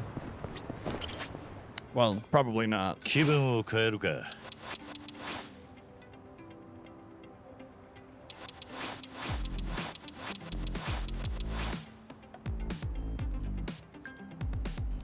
That's weird. It says his attack goes down significantly. I mean, obviously it's possible because I just don't have like a good weapon for it, or it's just the base damage and it's considering without a weapon. But when I was attacking with Dragon of Dojima, it was very underwhelming. 何を選べばいいんだ? You know, when Kasuga and crew were hitting for over 1,000 pretty easily, Kitty was hitting for about 300. I'm sure Dragon of Dojima, so like, obviously the job system, when you level up a job, you get these stats and they go to all of your jobs. I'm willing to bet that Dragon of Dojima just scales really well with other jobs being maxed out. Like every job scales really well with that, but this one especially, I'm willing to bet just really, really requires all those other jobs to really shine. You know, I don't have anybody Action Star. Let's just do Action Star. I mean, that's kind of Kiryu's thing anyway, right? In a weird way. 何を選べばいいんだ? 悪くねえな。物は Plus he 試し stays だ。 in his outfit no matter what. Okay, let's go with that. And then we need to make sure we have a weapon on him. Yep. And I believe the weapon store was like here. Not for him though.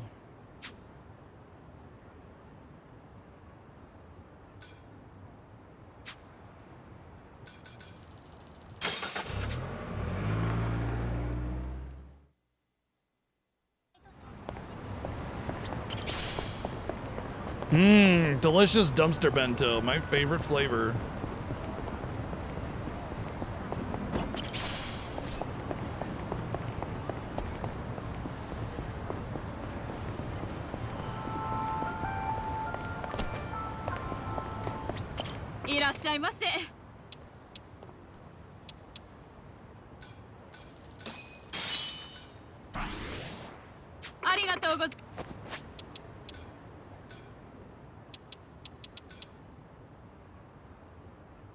Is that yours?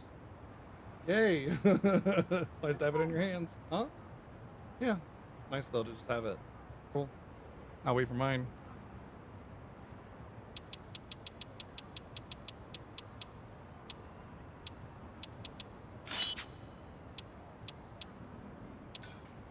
Where are the XP thingies. I really do like that keystone. It's really good, but I want to have my job level increase.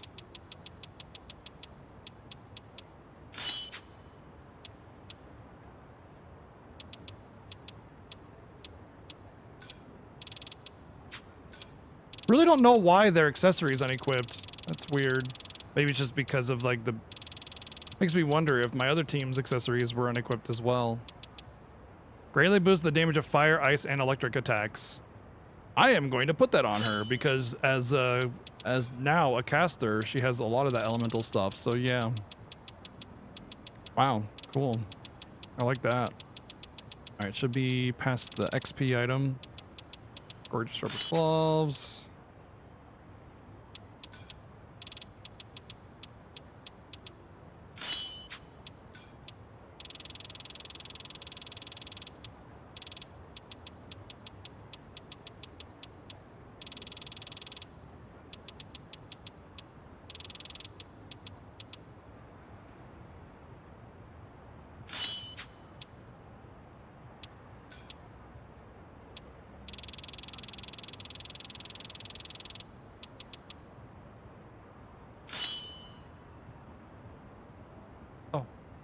Okay, thank you. Unequipping because job specific? Well, yeah, one of the slots should be, yes, but not both. That's why it was weird. Because I've been using the job XP items, the ones that give extra job XP. Okay. We're gonna pay a quick stop to the upgrade place to see if we can actually benefit from it, which I doubt. Which, of course, is I said it was like one of my bigger disappointments of the game was the crafting takes way too many materials for how little you get, and it sort of makes the crafting and upgrading system a little not really very usable. I love the concepts, like with the branding and everything. That all is top tier. I love that. Love being able to put the different effects and customize the weapon the way I wanted to. But it's like I saved up materials for crafting the entire game, and I was able to get like plus 20, you know. Ooh.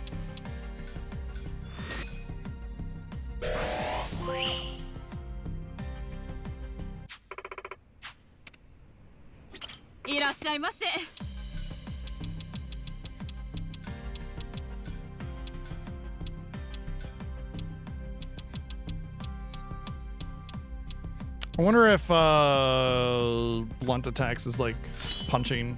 I wonder if that's what the element is called. All right, now we can go, and we'll probably blaze through the battles that we fought there. You know, one thing I do want to do really quick is I want to pop over here really quick for a couple reasons. I want to really quickly snag up the job levels that will get me up to about 15 or so because I'm starting over with new jobs, and I should be able to just wipe them out real fast.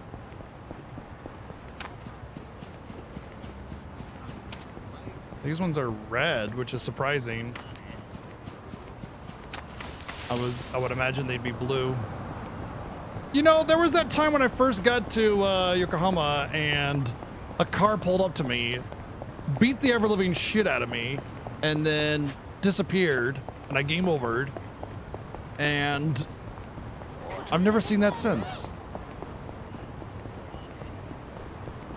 Honestly, it feels less than that, Noble Knight. It feels more like 1 or 2 are able to actually be invested in.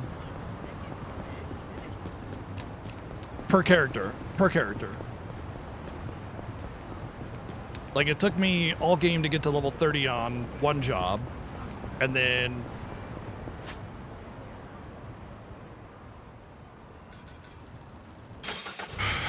at that point, when you get to the end of the game, you can get to level 30 very quickly on another job. But once you get to 30, it slows down very, very fast, which kind of makes sense simply because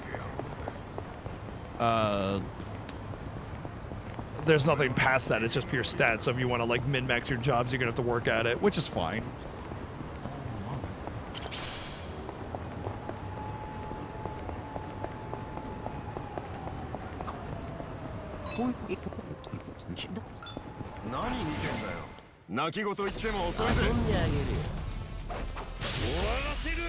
There should be like a reasonable ability to get.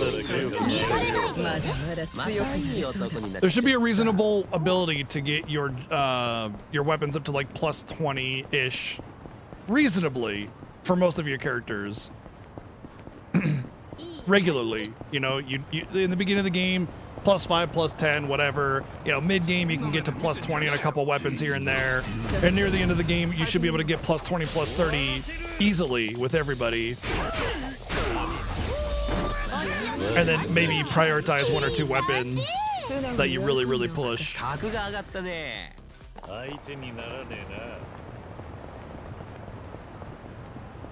So yeah, job XP needs to be enhanced, or the job XP needs to be reduced, and then crafting needs to be rebalanced to be more usable instead of it being like 1 or 2 characters can have their weapon upgraded and that's it. Because you gotta remember that, like, as you're going through the game, you're replacing your weapons with higher tier weapons. So it's like you get the crafting when you got 2-star weapons. You want to use the crafting, and then you're gonna replace that weapon as soon as you get a 3-star weapon, and you're gonna want to upgrade that at least a little bit, right? And you just kind of can't, you know, you just got to deal with saving your materials forever. Normally I'd listen to that, but right now we're just trying to get to the end of the game, right? So.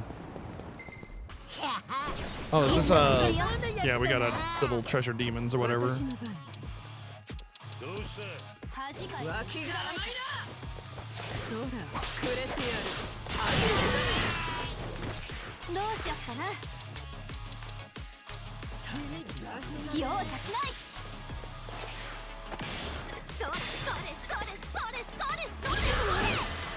I know you can trash your weapon to get some of your materials back in this,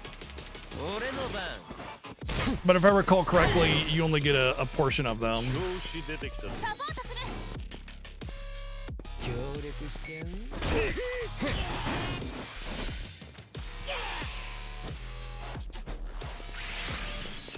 He's about to hurl. That's great.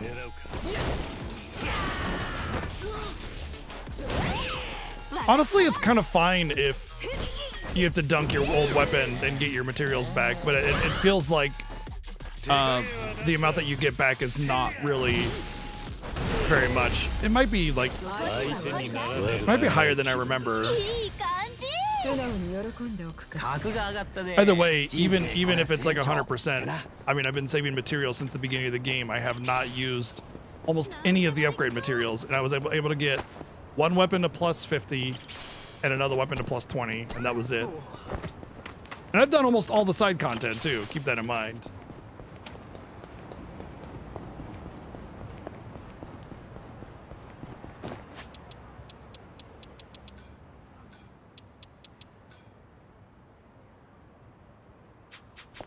Okay. All right, we're gonna skip the cutscenes up to that battle that we fought, obviously, because obviously we've done this already. I know it's a little anticlimactic, but well, we kind of put ourselves in a really unwinnable situation. Watch how fast the boss goes now that we actually upgraded our gear correctly.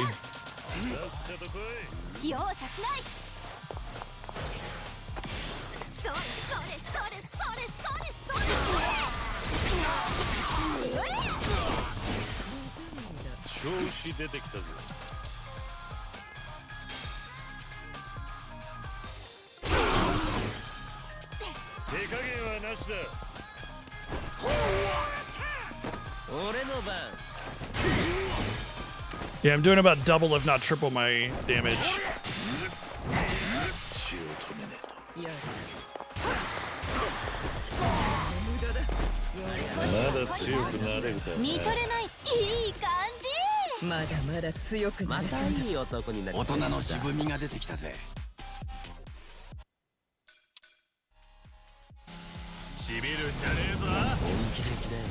You can buy a lot of the materials, yes, but they're very expensive. If you're buying weapons, you're pretty much going to be out.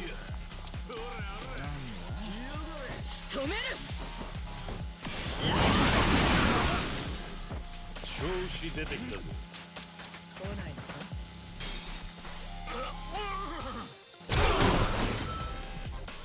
手加減はなしだ。 Honestly, I feel like that's one of the things that's that's really balanced is the amount of money the game gives you. I feel like that's been really, really solid.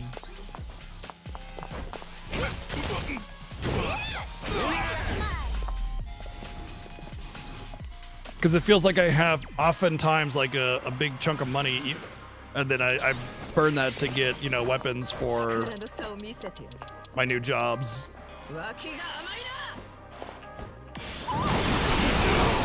Remember how I did that last time, and I brought them back down to about 60% with that attack? Instead, I killed several of them. That's the difference right there.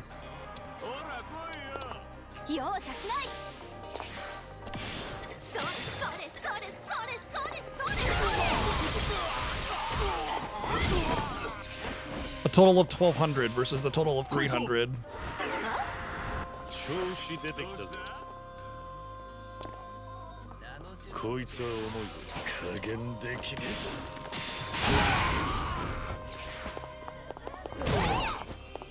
俺の番。しのげるかね。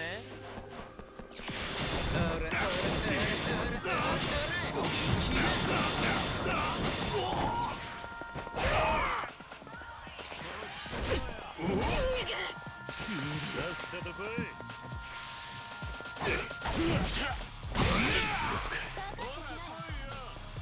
You know, I'm still wondering why it's called Infinite Well, to be honest.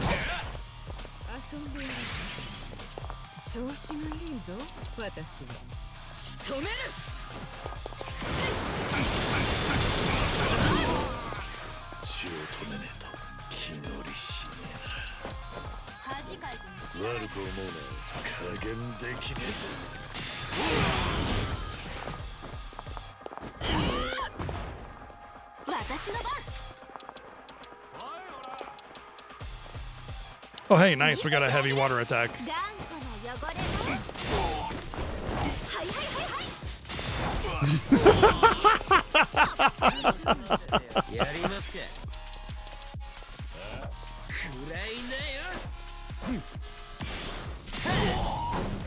$1,400 almost. Like, the difference is insane. Remember how many times I healed in that last battle when I did this prior to the upgrades? It was kind of a lot, right? We're not gonna heal at all. We're just gonna get through it.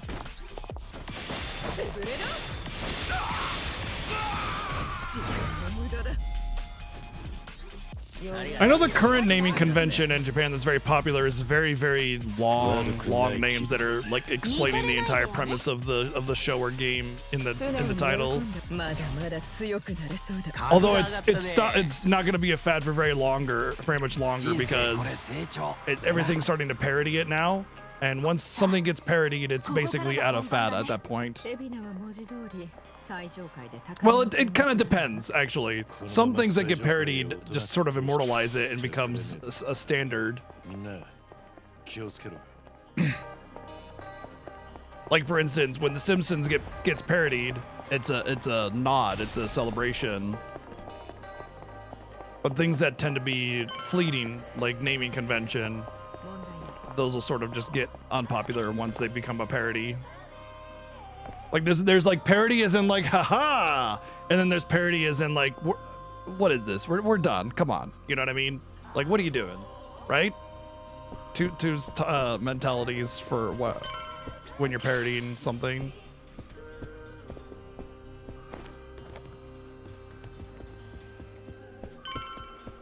I feel like this is the room that got helicoptered, and oh, which one? I think it might have been 4 again. You go through this room and a helicopter blasts at you, and you gotta hide behind the helicopter, hide to not get blasted. If I recall correctly.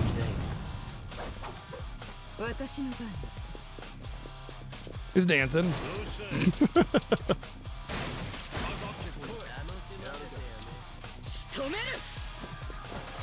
Oh, don't move out of the way. Oh, hey, get hit anyway, lol.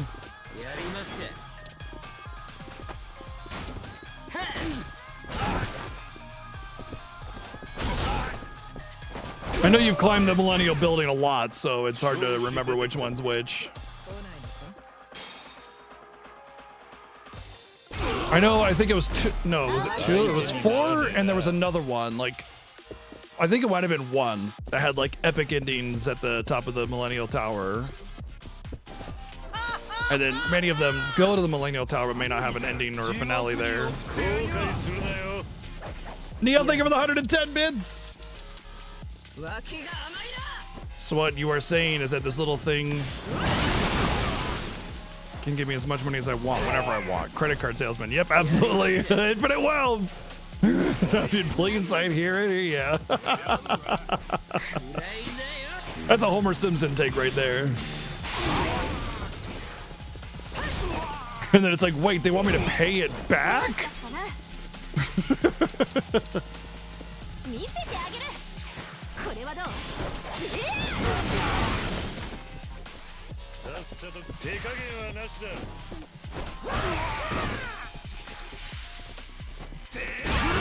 Whee!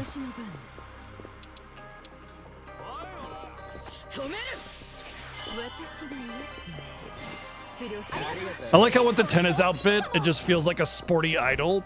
So when she does an idol attack, it just kind of fits. Because with idols, they're always dressed in a variety of outfits and uniforms and stuff. And so her having a tennis outfit on like that just feels on point for an idol already. Like they're doing a special thing at a sporting event or something. And that's just their outfit for that, so it kind of weirdly fits.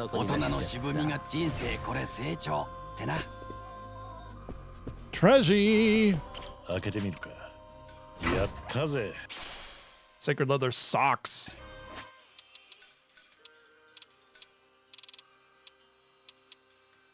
Yeah, like that. I feel like I've missed so many of those 6-star character gears because I've only gotten them for about half the squad.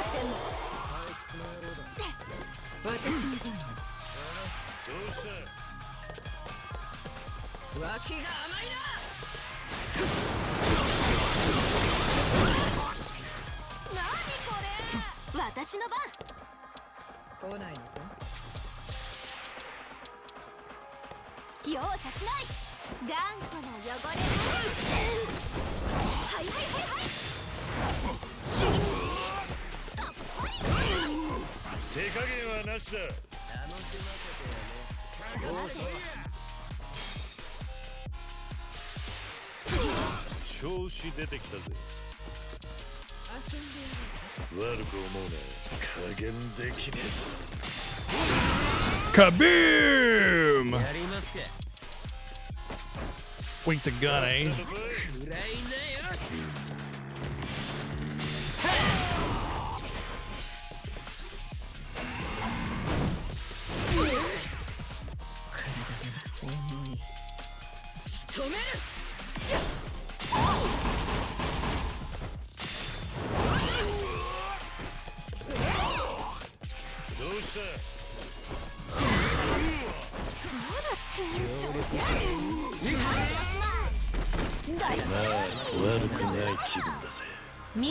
So yeah, just a few battles and I'm already at rank 20 on my jobs, even though I just changed them. So getting from 1 to 30 is pretty quickly done in the beginning of, or at the end of the game here. Nanba.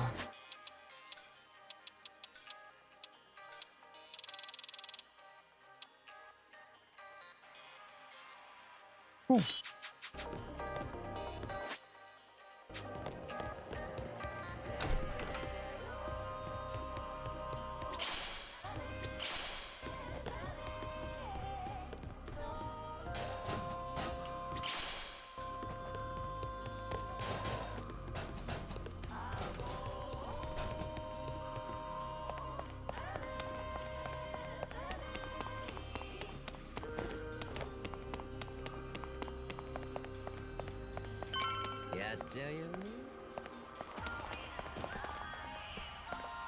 Why does it? Oh no, I can see the little enemy icons.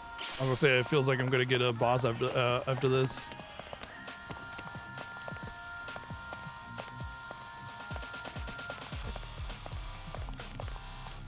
We're just walking around casually like you. We belong here. Come on, aw, come on, guys. 調子がいいぞ、私は。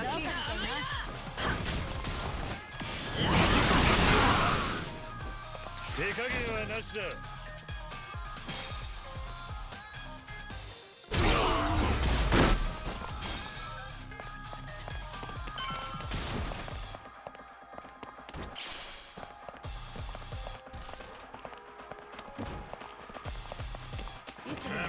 こっち来やがれ。聞かしてんじゃねえぞ。かかってきやがる。調子がいいぞ。調子出てきたぜ。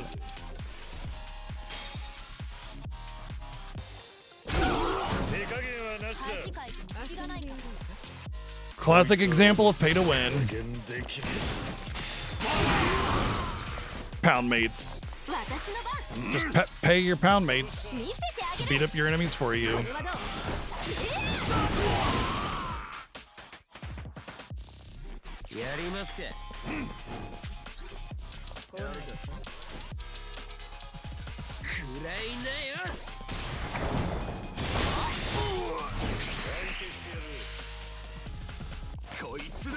Pistol?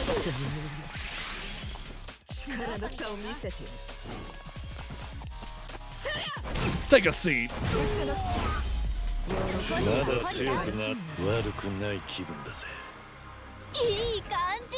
素直に喜んでおく。格が上がったね。 Grand Slam, nice. That's the big single target hit. If I can't find a weakness, that's the way to go right there. There is a box. Oh, there it is. It's on the other side, so I'm gonna have to go all the way around for that one. Treasure, why do you do this to me?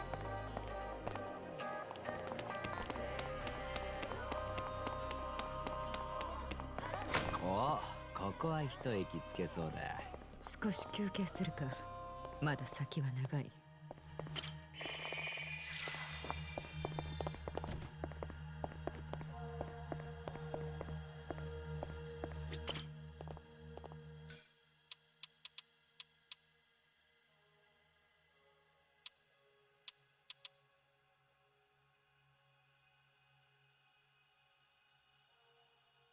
Yeah, that's the one that I saved before I went to the final area with Kazuga.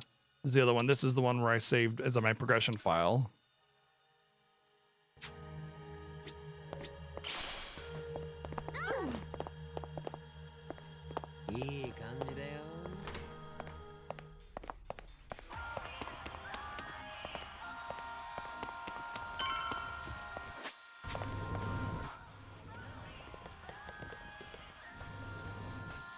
Hey, friendos. Hang on, they still have more? Guess this is where what they call hospitality. Ain't that sweet of them. We don't have time for this. Let's take them out quick. Glad you're with me. I'm counting on you. You know, it's kind of funny how they're like, hey, you better get here by 10 o'clock. Also, we're going to stop you from getting here. If they didn't want us to be here, then, you know. Maybe just say so. Just say, hey, you're not invited.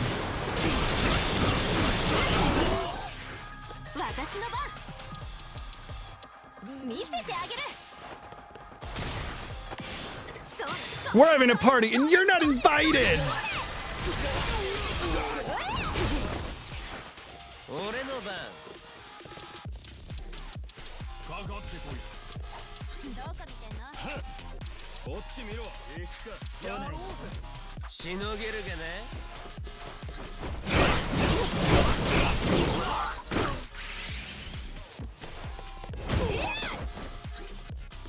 Honestly, if somebody says that they're having a party and I'm not invited, I'm like, good.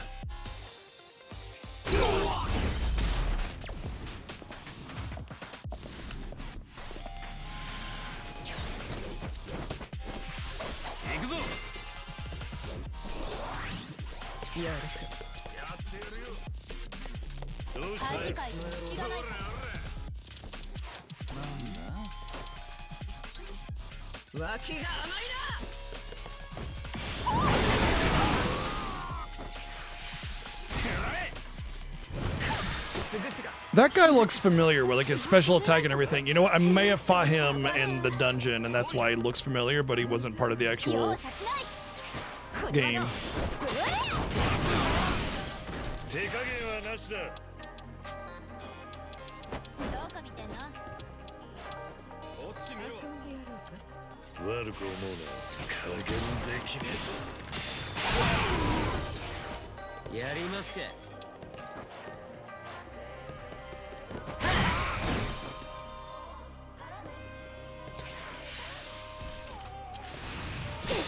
Woo! Oh, there was 3.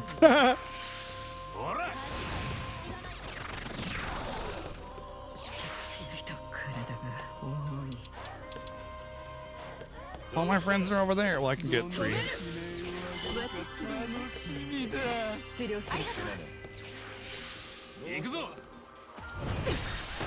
Dismember. That's the month that Christmas is in. Dismember.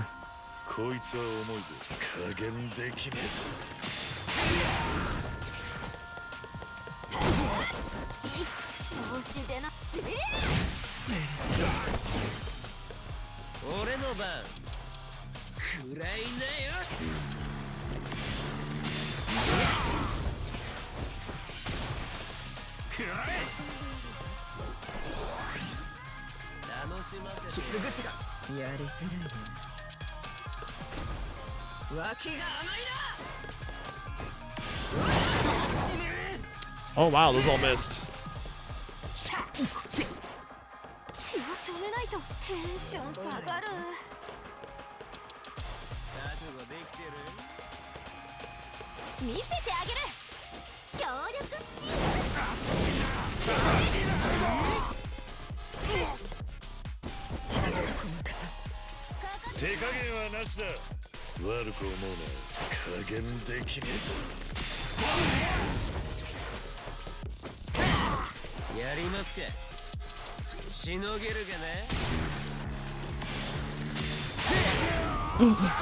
Damn you and your evasion.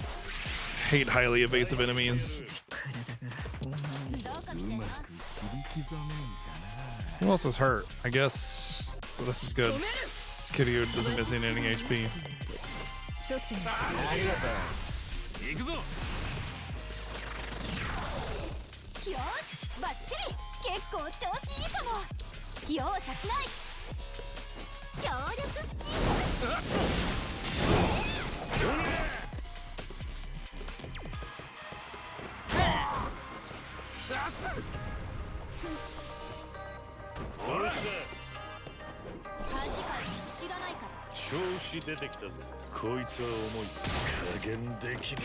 This dude showing up to like the ultimate, you know, dungeon with a pair of scissors is like Waka showing up to beat Sin with a blitz ball.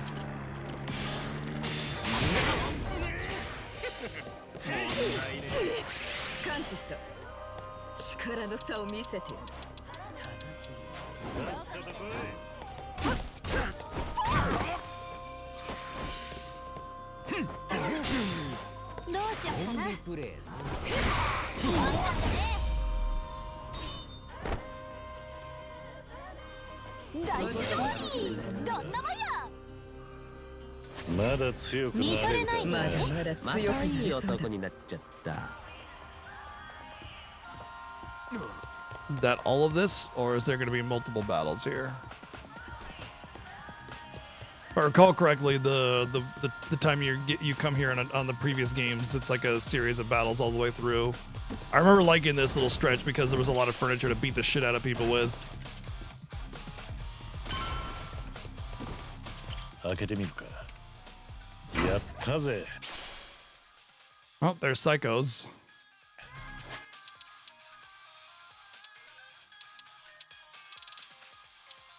Big upgrade.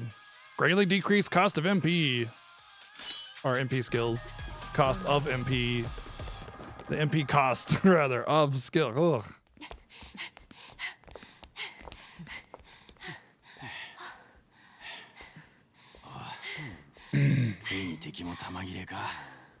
ちょっと休もうぜ。疲れた。あんだけハワイに送ってもまだこんなに残ってたなんて。清流会ってどんだけ組員がいるのよ。まあほとんどが最近清流会に加わった人間。 Yeah, I mean, with the whole recent pulling the trigger on the plan, but they probably had a good chunk still with 清流 them. 会にすがりたくなるほどみんな元坊5年条項に苦しんでいたんだろう。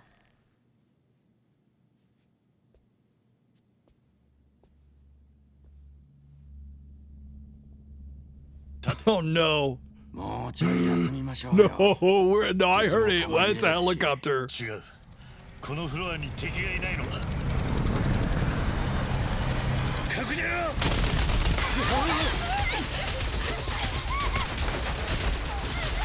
どうすりゃいいんだよ。弾が切れるのを待て。 Okay, that stone pillar might hold, but everything else is getting shredded.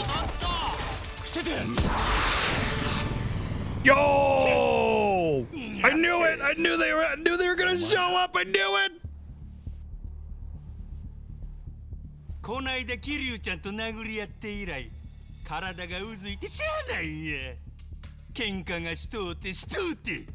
こうなりゃ俺らもとことん暴れさせてもらう。 I just want to know where Majima got a rocket launcher from. ヤクザの後始末を押し付けるわけにはいかない。そういう結論に至ったんです。一緒に戦ってくれんのか。ええ、お邪魔でなければ。 Rocket launcher 邪魔なもんかよ。 store. 最強の援軍だぜ。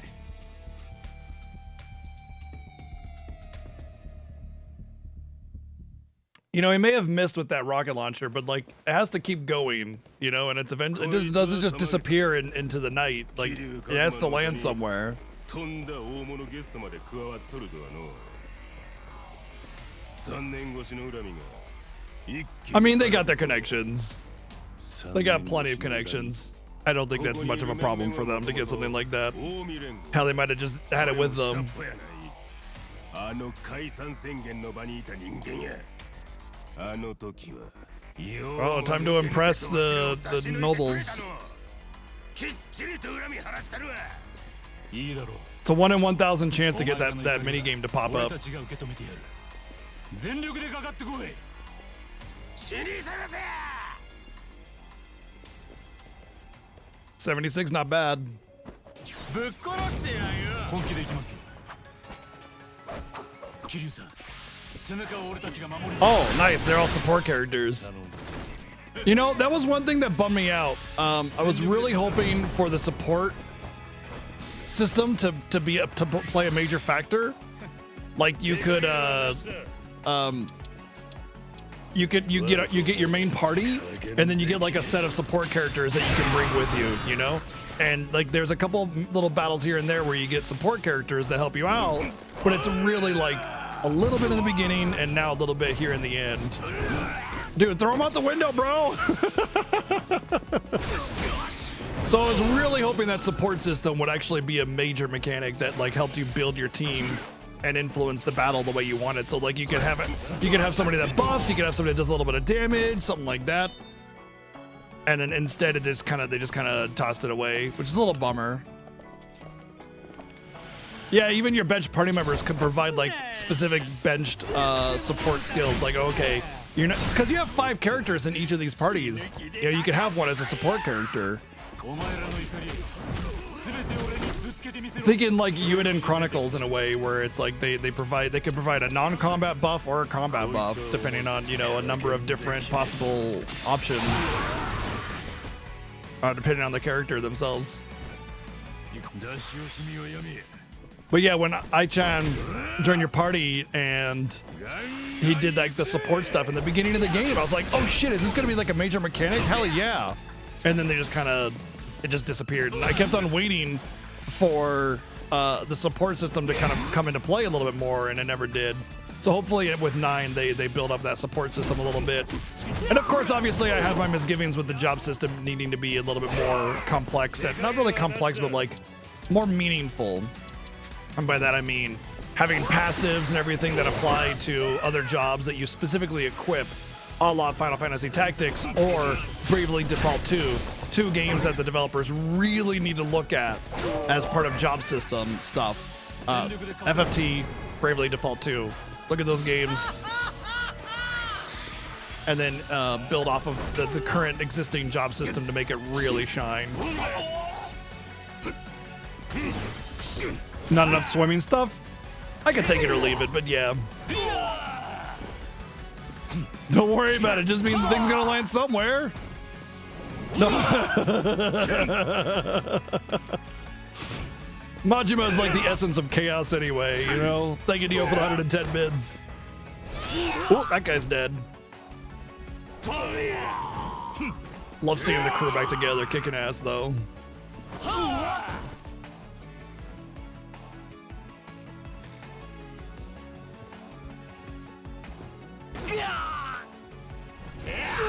Oh, he's super dead.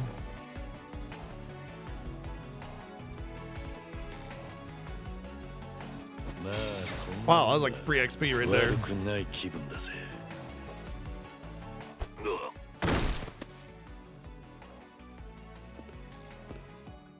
Yep. Yeah, all the action in this game is extremely great. Like animation, you know, just to feel you feel that impact. So good. わかった。お前ら死ぬんじゃねえぞ。アホ！そりゃこっちのセリフやで。はよ行きや。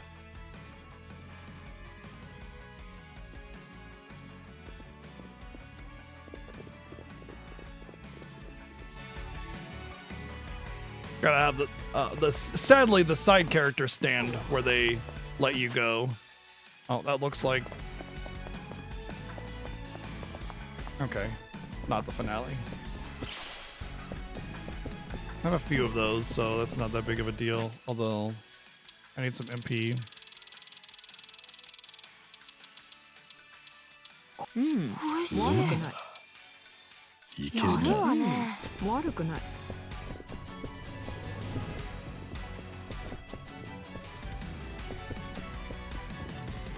Hey friends. ほう、兵の配備に余念がないの。俺たちが息切れするのに合わせて畳みかけるって算段なわけか。その計算ぶっ壊した。行くぞ。ぶっ潰してやる。かかってきやがる。 力の差を見せて。どうした？地獄を見せてやる。脇が甘いな。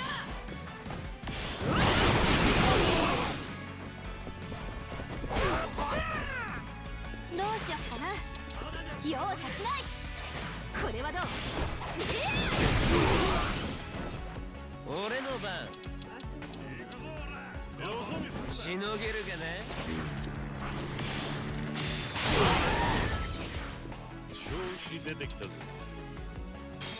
Looks like a lot of them are resistant to water.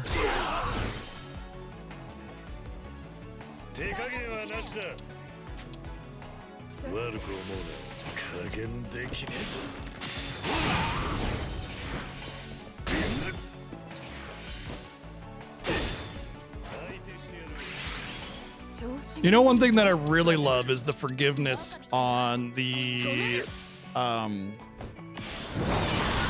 perfect guard. Like you could press the button like a third of a second between presses, and it'll still count. Like it lets you kind of not really mash, but you can multi-press with a pretty forgiving window. So if there's like a fake out with the attack, you can still try to perfect guard and get it. Like one press during an animation does not give you a fail.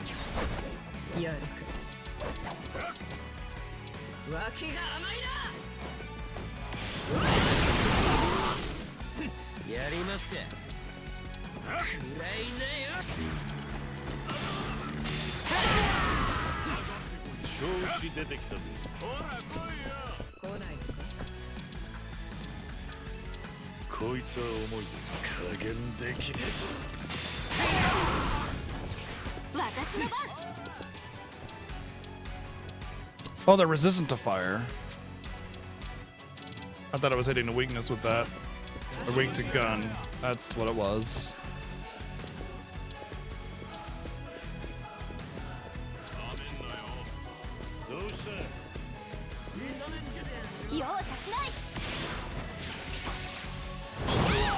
No, you can't button mash. Exactly.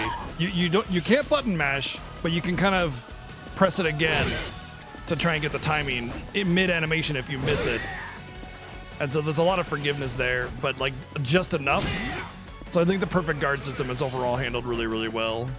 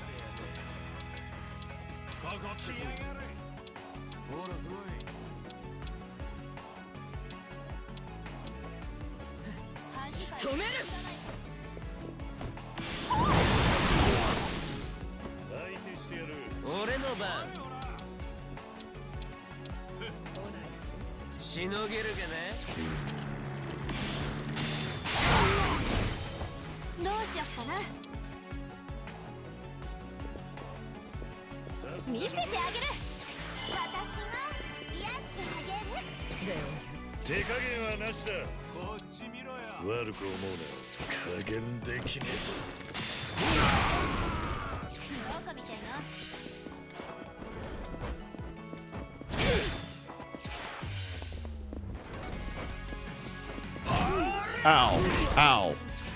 That's not good.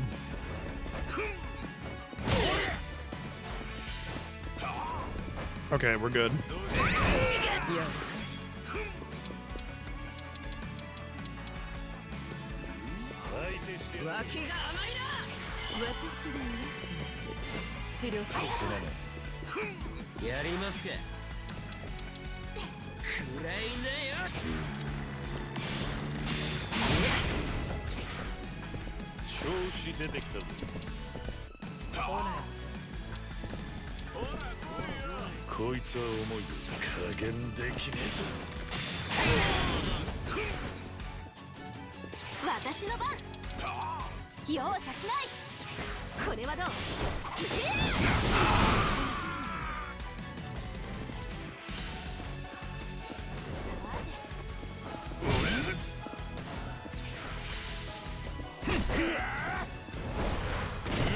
Ouchie.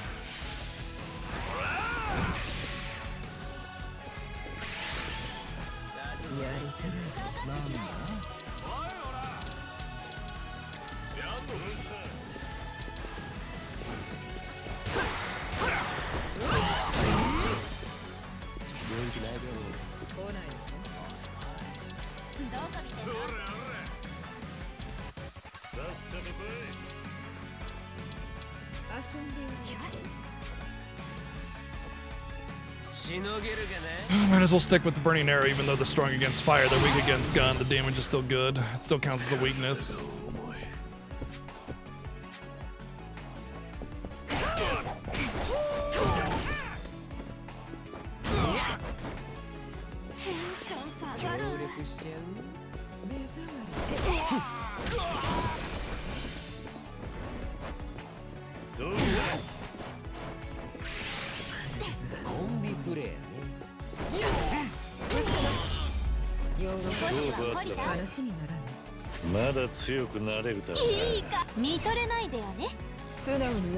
Oh, we're starting to get the first essence attack for these jobs. We'll be able to see the new animations. I too am weak to gun.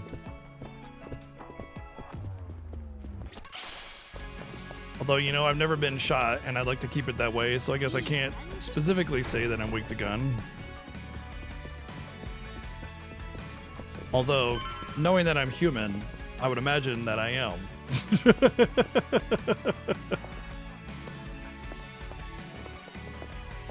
Wait, your weakness is stabbing or being stabbed? I just can't help myself, man. I just gotta do it. Essence of Hurricane Smash. Oh, we know what that one is. We've seen that from Chitose. Essence of Improvisation.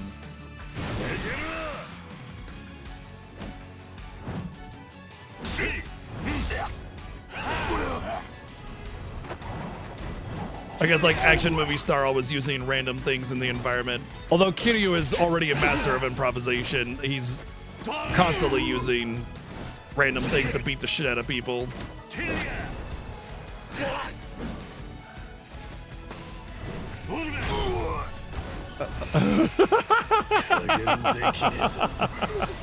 Please.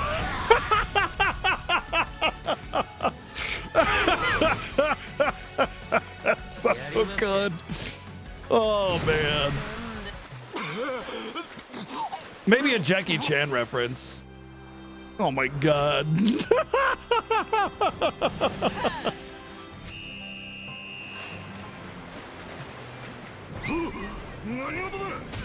Oh.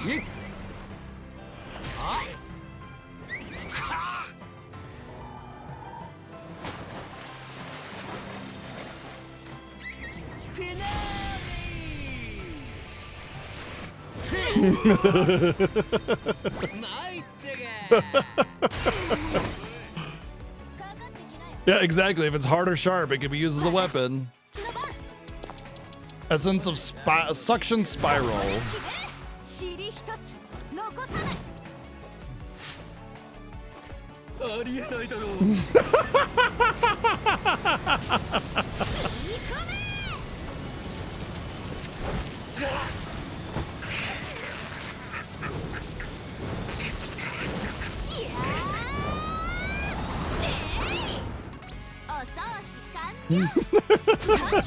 The little ding at the end is the icing on the cake.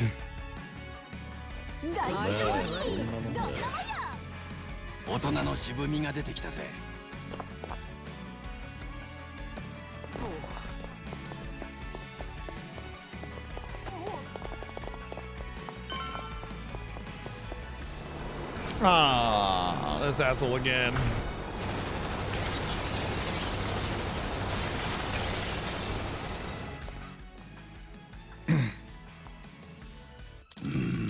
Our old friend's back. We won't stand a chance if they start blasting again. All right, no turning back now. We'll take cover when we need to and keep moving. Well, this is like FF7 right here, or FF7 Remake specifically.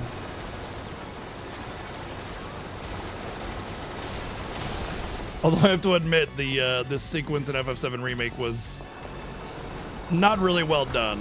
This is much more fair and much more fine. This is actually giving you a chance to avoid the damage as opposed to Remake where you just have to like push through. It's really annoying. One of my least favorite parts about that game.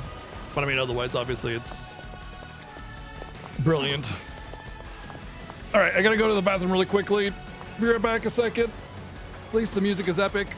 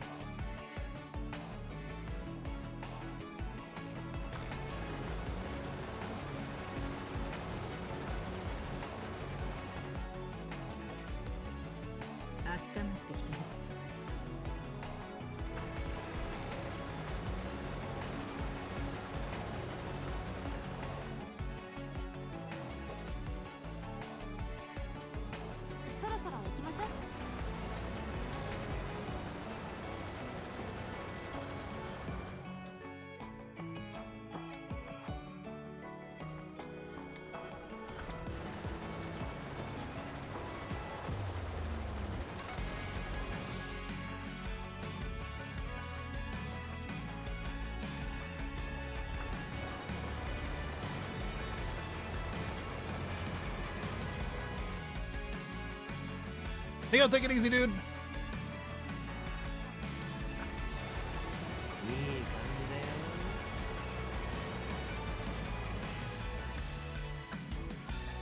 There it is.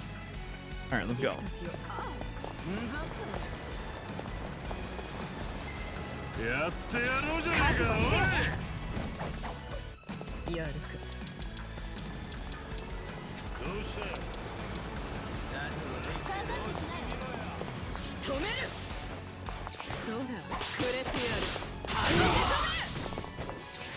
調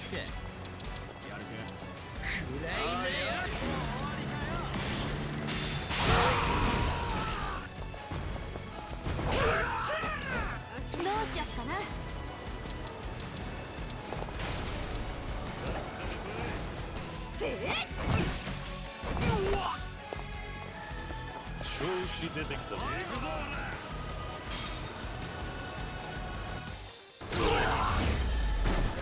Well, they all happen to be weak to water. How convenient. Oh. Just a rocket launcher just hanging out here, apparently. Maybe that's how Majima got the rocket launcher.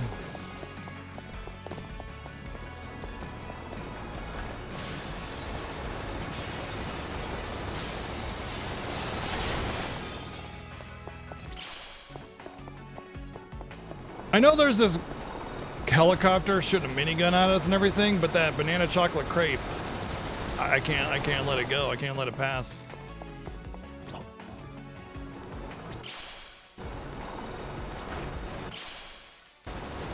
Am I gonna get hit here? Ow. I sure am.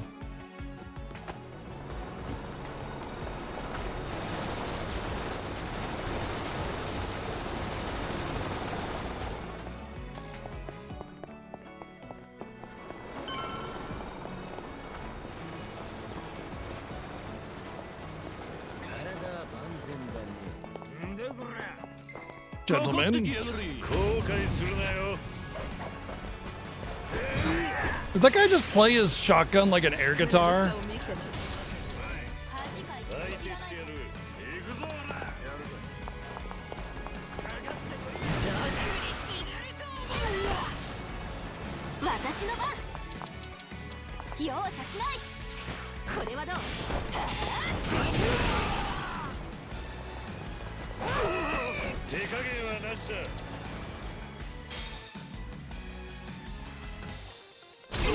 No. I think like Yakuza 2 was the last one where it lets you like throw people over edges of things.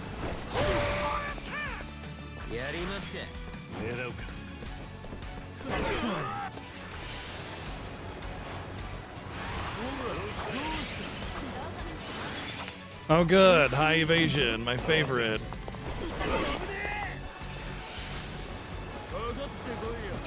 A battle that should take 2 seconds is going to end up taking half an hour now. Because this guy is going to just dodge everything and he's going to spam fear on me.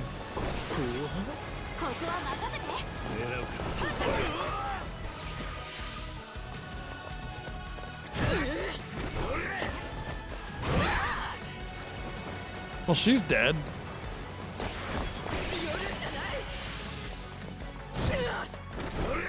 Really? Really?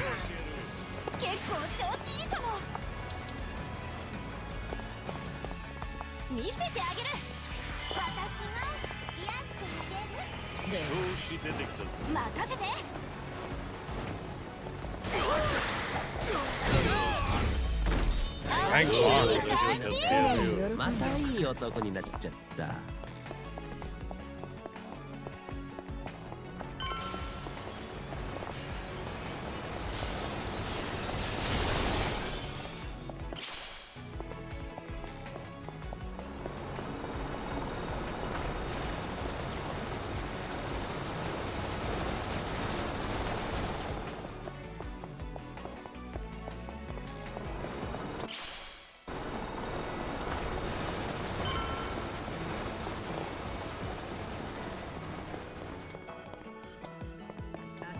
I was wondering when I was gonna get a chest again. Come on, some 7-star thingy. Okay.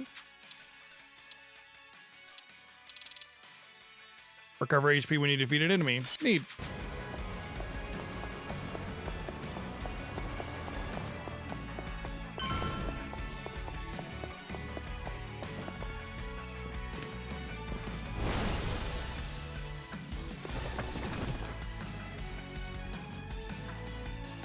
Well, you know, by being able to throw them off of things, you kind of were able to, like, basically kill them. And the whole thing is Kiryu doesn't really kill people, except for when he does.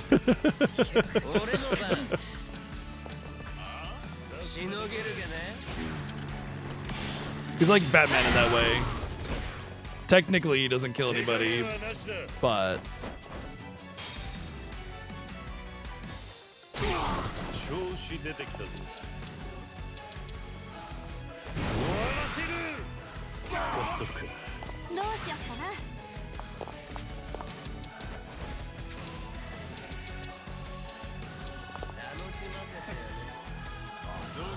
見せてあげる。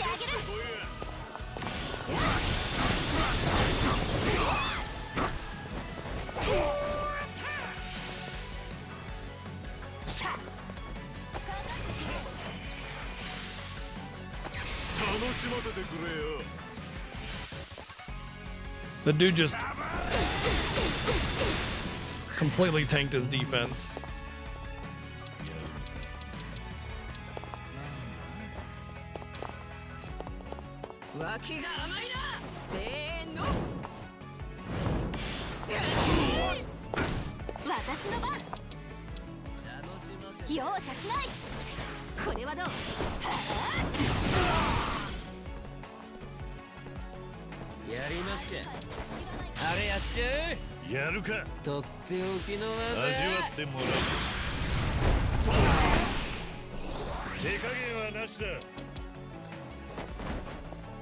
No, no, no. Go back together. Be friends.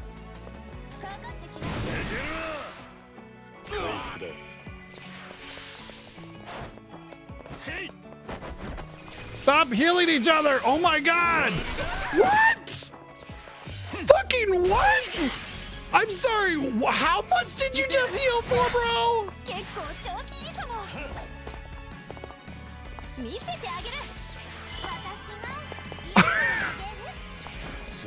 目立っちゃおうかな。死にてえ。恥かいて知らないか。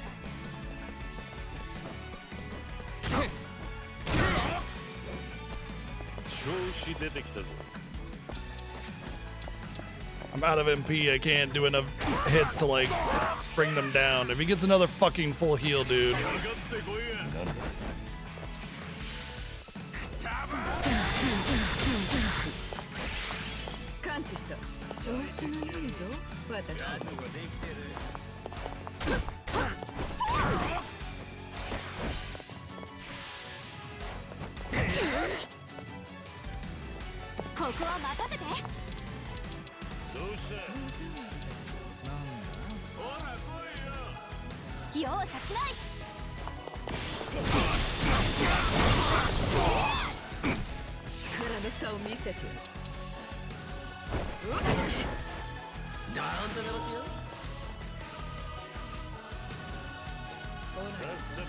Well, that's how you know 3 hours have passed, is when your controller starts to lose battery.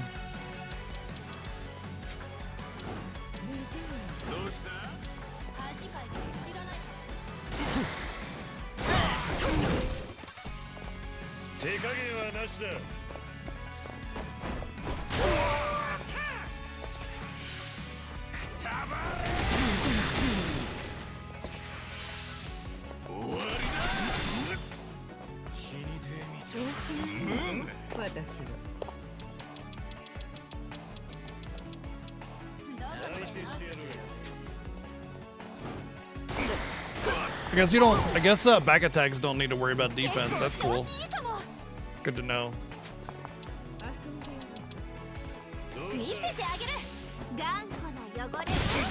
Yeah, so I don't know what happened because like when the PS5 controllers first came out, batteries lasted 8 to 10 hours. And now it's like,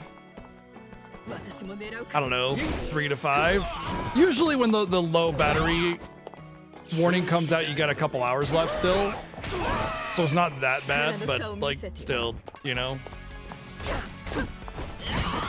It's not like this controller specifically is only like a year and a half old.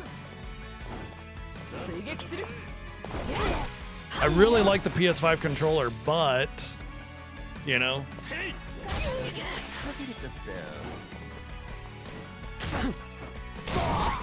Sure, I play with it plugged in most of the time too, but not all of the time. No, it's not a firmware update. It's just that the battery doesn't retain its chargeability. 私の番お願いキリュウさんよし声張っていくよいつでもいいぜみんなファイト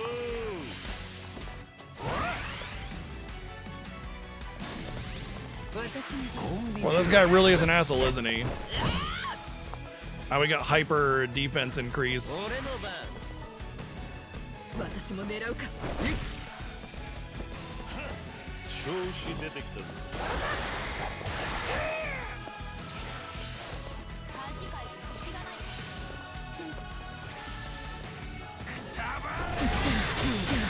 ここは任せて合わせるぞ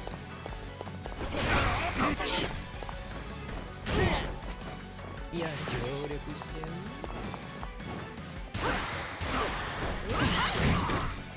うやりますか I'm sorry, that guy flew out the window. 手加減はなしだ相手にならねえな人生これ成長ってな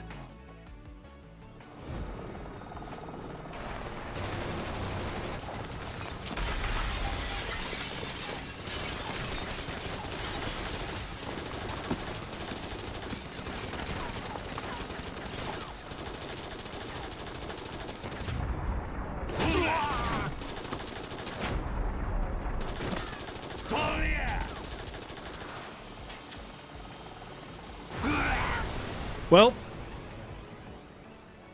I hope no civilians are killed by that.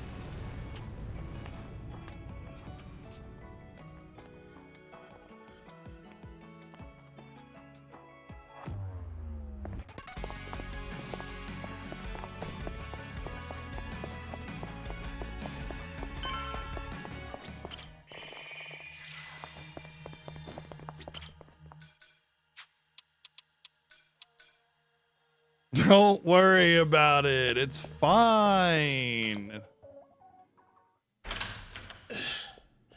True, true. People just sitting on the Millennium Tower waiting for either grenades or helicopters or money. You know, one or the other. Gonna happen eventually. 時間ぴったりだ Oh, good. We like to be punctual. ようこそブリーチジャパン Ooh, I don't know if you saw the video, but よく言うこの場所はお前の隠れ蓑でしかない must have missed the live stream. 過ぎるんじゃないかわざわざここの実態を調べに来るやつなんていやしませんそれにパレカナとのビジネスが長期的に続くとは花から考えちゃいませんから何もうご存知でしょうネレ島での核廃棄物処理は実際のところただの不法投棄です穴のキャパは遠からずいっぱいになるし海洋汚染も始まるでしょうそうなればいかに各国の上層部を抑えていようが事の露見は避けられないブライスがどう考えていたかは知りませんがあなた方が命がけでネレ島の真相を暴こうが暴くまいが計画の失敗は規定路線だったんですよ強がりのつもりならなんであんたはこんな真似を俺の野望は最初から破綻しているんでねエビナ沢城はどこだ Painting the floor underneath us. ここにいるじゃないですか沢城エビナてめえ何をそんなに怒ってるんですこの男はこういうことを他人にやってきた人間ですよ何度も何度もね目には Yeah, what's up with you, Rankalide? 歯には歯を俺は当然の報いを与えてやった I ま mean, で is です he dead or is he? もちろんネレ島に送る連中にも叱るべき報いを与えますなんでお前はそこまでヤクザを憎む調べはついてる What do you have against the Yakuza? 俺の母は氷川高専組長の娘氷川百合子そして父は What doesn't anybody have against that お man? 察しの通り荒川真澄です。氷川組長の意向とは関係なく、母は荒川に惚れていました。What do you got against this criminal organization? What did they ever do to you? Well, me personally? A lot of stuff. Everybody in Japan? Also a lot of stuff? 強い罪悪感を抱えていました。それでも子供ができれば、荒川も情が移って心変わりするのでは。そんなことを期待していたようで。そしてお前を見ごもった。ええ。だが妊娠が発覚する前に、氷川は荒川の逆鱗に触れ、組は壊滅。母はもともと体が弱くてね。俺を産んだ後、女で一つの育児に疲弊して大病を患った。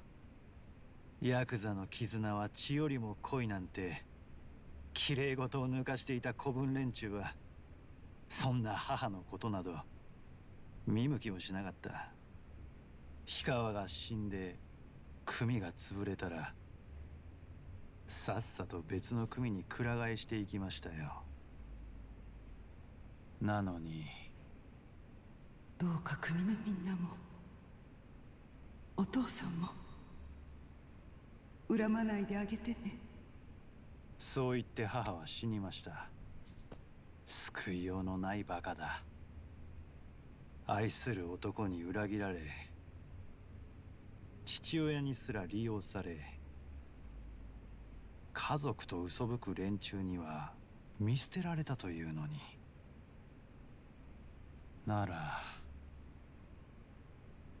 この人が受けた報いは、俺が返すしかないじゃないですか。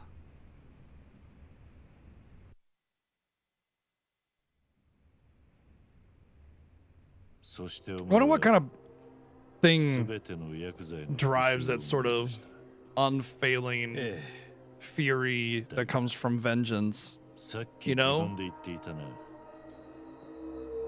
Because I feel like that would burn out pretty fast. You know, you're mad at first and then it dwindles and then whatever. How do you have that intensity for so many years?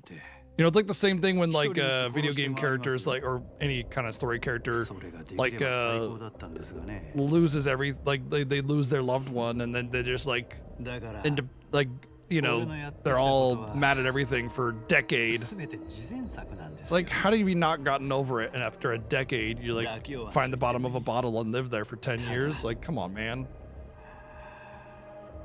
本当に長い道のりでした。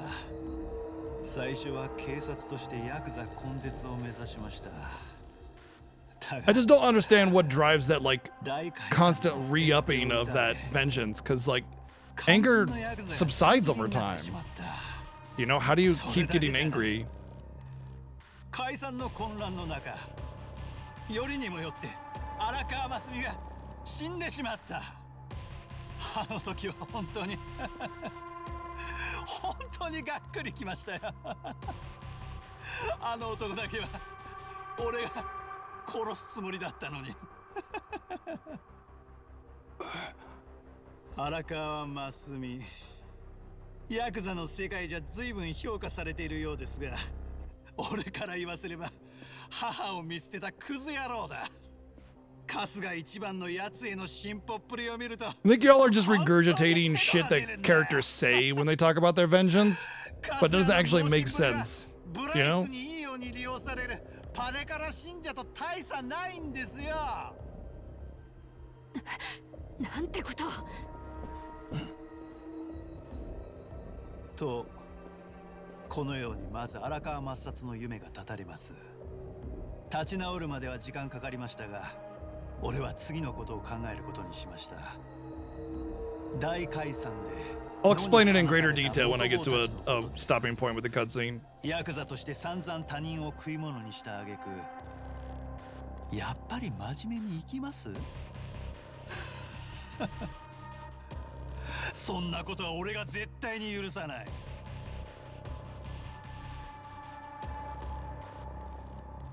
そして思いついた。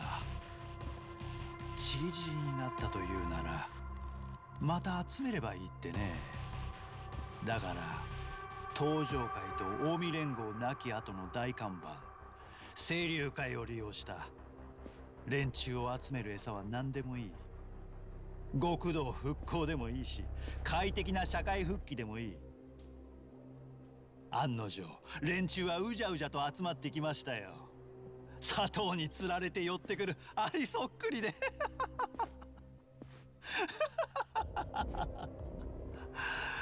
隠れて何度腹を抱えて笑ったことが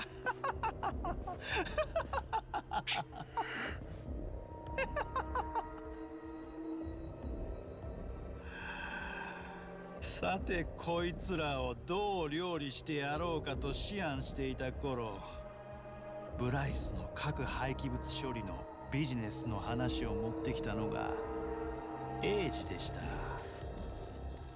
その段階ではネレ島という場と富士宮海運という足までは揃っていたが、人の供給源が見つかっていなかった。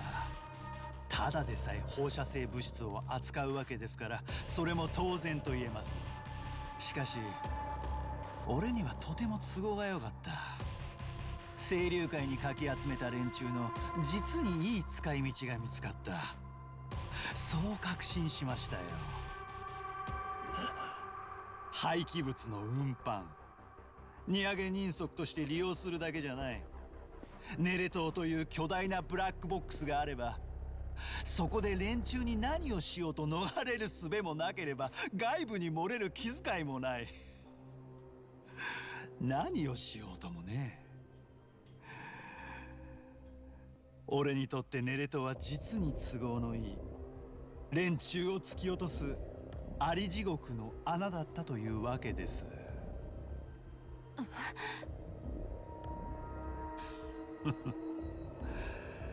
Yeah, whatever's gonna happen to him anyway. He seems to just kind of be getting away with it. 持ってきただけじゃない。言ってませんでしたよね。星野竜兵殺害の真相をつかんだのもエイジなんですよ。なんだって？エイジはブリーチジャパンにおいて青木亮、荒川雅人に近い位置にいましたからね。荒川雅人が星野暗殺の指令を沢城とは別の人物にも下していたことを掴んでいたんです。その材料があったおかげで沢城を清流会に引っ張り出すことに成功した。それに彼が支配下に置いてるタタラチャンネルも大いに活用できた。そういうことです。さあ、説明はこんな I ところ agree. です。 Villain monologue is long-winded. なんとも皮肉だとは思いませんか。荒川真澄が残した2人の息子、その片方は荒川を男の中の男と崇めたたえ、もう片方は母の仇と激しく憎んだ。そして片方は元坊の社会復帰に勤しみ、もう片方は元坊をヤクザの因果に絡め取ろうと奔走した。実に対照的じゃないですか。 Isn't that what mirror images are? Like antithesis or 確かに対照的ね。 polar opposites, but mirror is a reflection of one of yourself. ついでにもう一つ対照的なことがあるから教えてあげようか。ほう。あんたはネレ島での核廃棄ビジネスを元坊復讐の妥協案って言ったよね。花からヤクザ全部への復讐なんて無理だって。一番は違うよ。あのバカはね、本気で一人残らず元坊を社会復帰させようとしてた。ハロワで毎日毎日一人一人と全力で向き合ってね。今のセリフ一番に聞かせてやりたかったな。知ったらぶっ飛ばすよ。エビナ、お前の怒りを俺は否定できない。俺にその権利はない。 You've been angry for like 30 years, bro. let it go. 時代こそ違えど、俺はかつて登場界4代目としてヤクザのあり方を変えられる立場にいた。なのに俺はそれをしなかった。桐生さん。だからといってこのままお前の暴走を見過ごすわけにはいかない。お前を止めることが俺のできる最後のけじめだ。ヤクザって存在の罪、その全部を俺が引き受ける。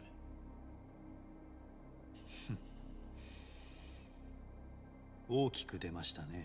I was just gonna say that. タグ、桐生 He's さん gonna もう say 忘れた how very noble of you. あんたは抱え込みすぎだって。まったくだよ。さ、みんなで終わらせよう。ああ。だね。なら始めましょうか。桐生一馬という男の終着点として Again, for the 7th, 8th time. これ以上ない舞台でしょう。Oh. ああ、俺もそう思っていた。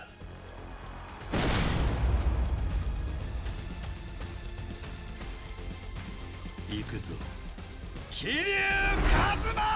I always like it when like one of the villains is like some kind of unassuming sort of, you know, really petite looking dude, and then he rips off his jacket and he's just like super ripped.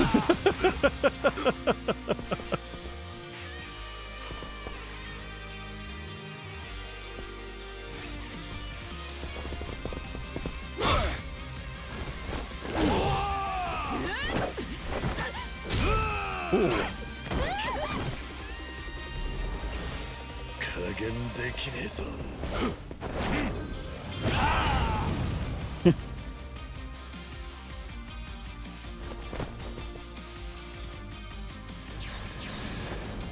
All right, so let me explain in greater detail what I mean about like holding on to rage for so long.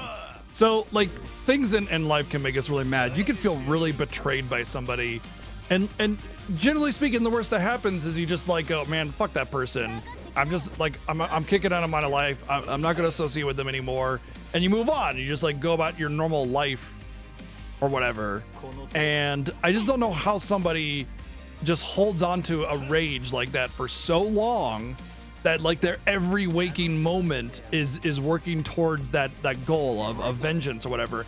And before you respond, like in a video game or a story or a movie, it's easy to have like a backstory and say, hey, 30 years ago I was super mad and I swore I'd have vengeance, and then you fast forward 30 years and it's now and I'm super mad still, and you feel that anger because the story was just told to you. But like in the real world, every day happens, every minute, every moment happens. 30 years is not a short amount of time, or even 5 years, you know, depending on how long, you know, their vengeance story is or whatever. Like that's a long time of just like the day to day, the monotony of everything, you know. At some point, you know, maybe like the first week you're like, I'm going to do this thing, and then by the time a week ends, you're like, okay, well, resources, or like I'm just over it and I'm moving on or whatever, you know. I feel like holding on to that has got to be unrealistic, but it makes for good storytelling, you know. As I'm not criticizing the story, I'm merely commenting on like on a real person. How to like, can that actually even happen? It doesn't feel like anybody would actually fulfill that, you know. At the end of the day, what would really happen is like if you had the power, you would go to war with somebody, and you know, everybody else would die for your, you know, feud or whatever. And someone was talking about like the McCoys or whatever, and I feel like that was more like a way of life. You know, you were raised to be in this unending feud or battle or war with this other person, and that was just like normal growing up. And so you were just, that was just like as normal as going to the store to pick up groceries, you know, is to try and kill your feuded enemy or something like that, you know what I mean?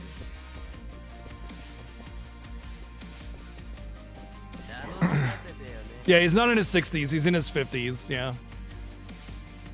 Kiryu is in his 50s. Kasuga is in his 40s, though. There are people like that I met. People like that. Some people have their time stop at that moment and can't move on. Yeah, it's gotta have some kind of hyperfixation. I mean, there are definitely like conditions where people hyperfixate on certain things and they just like never, ever, ever deviate from that hyperfixation.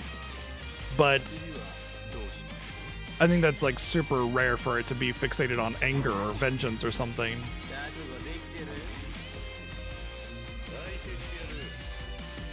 I think what's, you know, interesting about stories like that is that it's the perfect storm of they were able to hyperfixate, they had the means to start something and the conviction to see it through, but also like a big aspect of it is sometimes if you have the means to start your path of vengeance, you get locked into it, you know? So like for instance with Ebina, his vengeance was, you know, to like build up this whole fake Yakuza thing and then just betray them all. And he already had the means to do that by being part of the Yakuza already. So like he could be like, I'm gonna totally do that if I become the leader. And he was able to become the leader. And so he was able to see that plan through. So it kind of makes sense in that regard. But stories like this are interesting because of how like mind-blowing it is. How it's a perfect storm of all the things coming together to create this narrative. And if it's not like that, then it's a little uninteresting. If it's just some guy that's just like, hey, I'm just a normal criminal guy and I shot some guy and now you want to beat me up because I shot him or something. I don't know. You know, like obviously you need that like crazy drama and these strong emotions in order to make a more interesting narrative. I get that. So it's, like I said, it's not a criticism to the storytelling or anything like that. Of course, like you also have to consider the fact that, you know, we had a helicopter shooting at us like crazy with a minigun. Nobody's really going to survive that, but it makes for a more interesting story when the hero, against all odds, does make it through it, you know, and that's what makes storytelling like this interesting is the whole, you know, 1 in a billion crapshoot, no chance in hell, but somehow he makes it perfect storm of all the crazy things, you know. So I mean that's obviously important for storytelling, but I was trying to relate it to like a real life and you know, does that actually really exist in anybody, that they have this rage and vengeance held on for so long because they were so wronged at some point in their life? Because I've definitely had people, you know, stomp on my dreams and push me around and it's like a week later I'm just like, yeah, fuck, I'm over it. I just move on. I just shift my attention, you know. Although I also have ADHD, everything is an attention shift for me. You know, I sneeze and all of a sudden I'm like, what am I doing? What was going on? Oh yeah, I'm in the middle of a war zone. Oh shit, you know.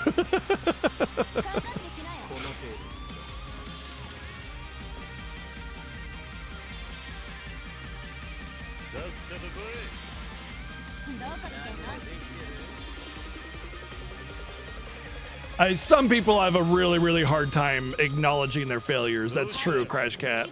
And so they'll rationalize anything to make it seem like that was what they wanted all along, or, you know, denial or whatever.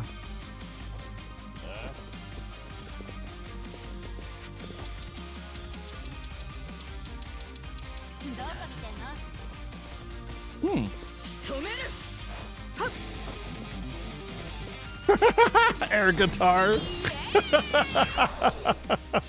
Amazing.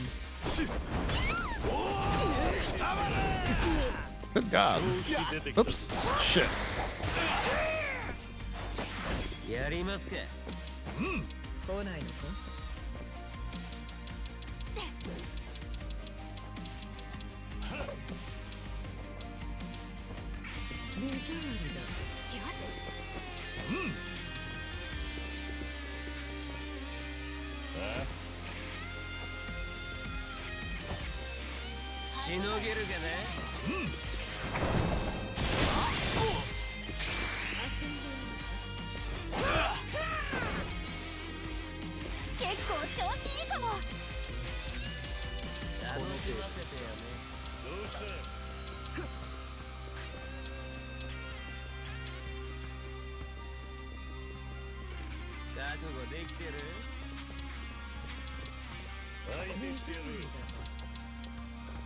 Wow, he's resistant to gun, resistant to fire, resistant to water. She's not going to be able to do too much, so Psycho's pretty much going to be my main healer here. Oh, removes their buffs. I'll have to keep that in mind when he starts buffing himself, which I'm sure is going to happen. Although she doesn't have any buffs, which is kind of a bummer.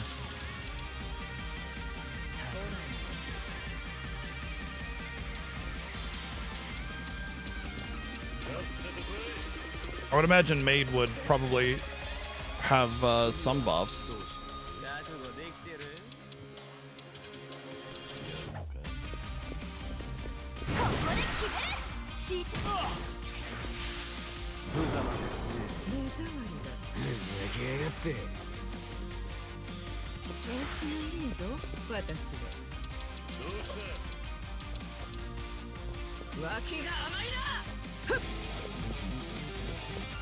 I'm just gonna completely eradicate his ability to do damage.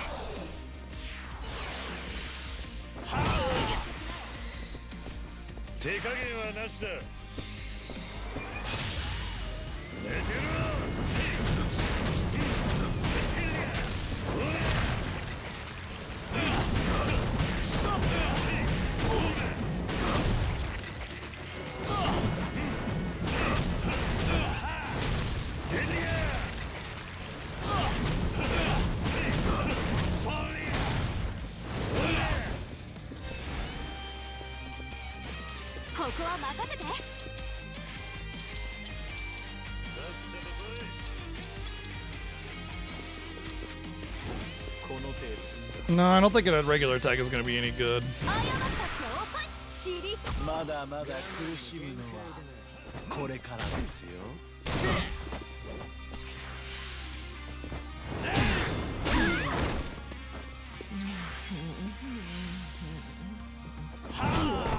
You know, I probably should have done a buff removal with this, with the last round, because Sleep and Rage kind of nerfs me quite a bit here.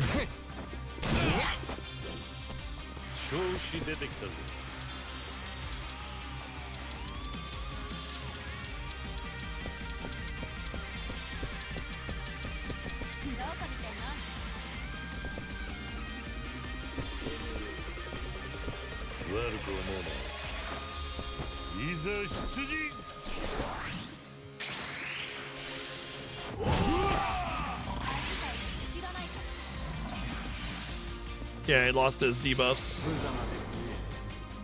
Don't hit.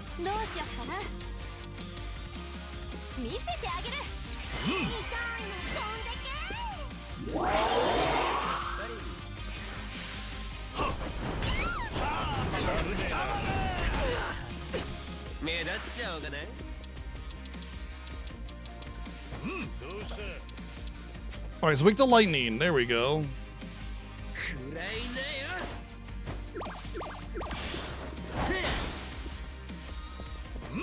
Do you like more Bryce or Abina, or neither, or same? As far as villains go, I think Bryce is a little more unique.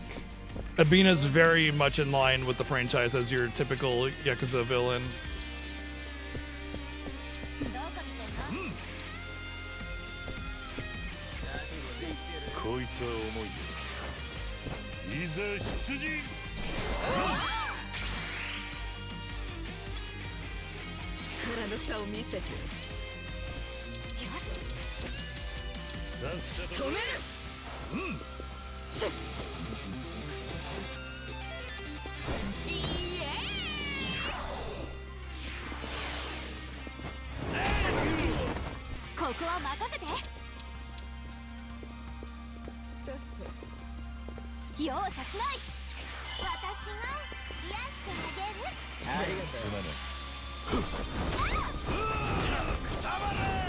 Boy, I'm bad at blocking those.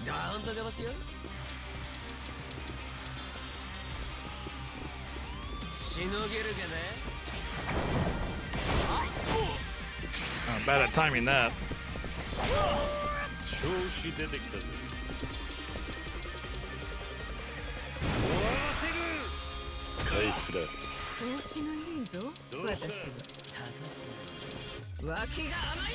Noisy Racket's kind of insane for survivability. Although this team is like already ridiculously high in survivability. You have 3 AoE healers, 2 AoE cleansers.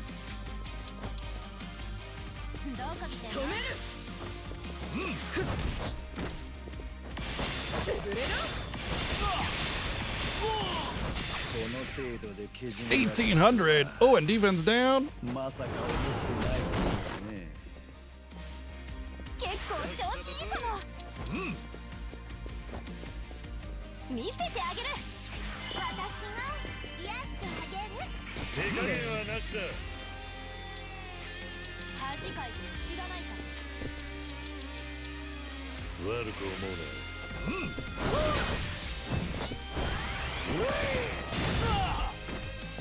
$2,200.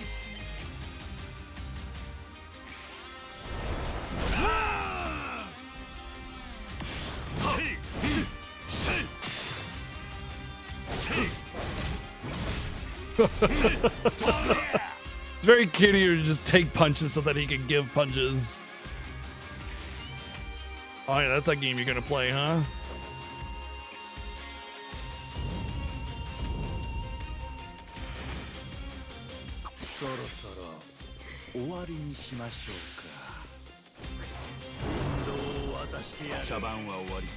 Ah, he just cleansed all his debuffs. Now he's resistant to lightning. Weak to gun.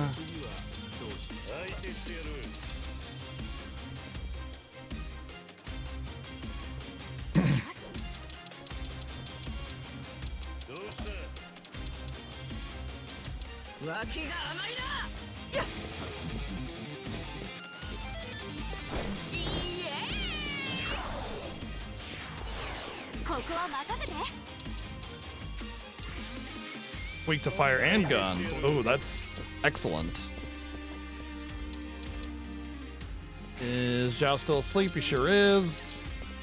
Let's wake him up. Because being weak to fire and gun means quad damage with fire burning arrow. Let me move up a little bit so I can maybe buff myself because I gotta keep that buff up.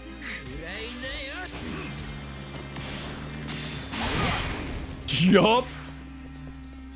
調子出てきたぜ。手ぬるい。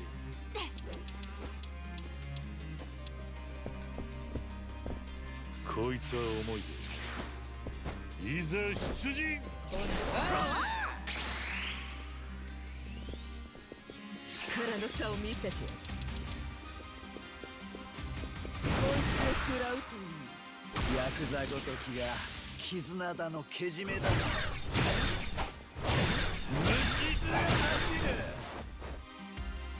Ow, that was just like straight up AoE, man. Damn.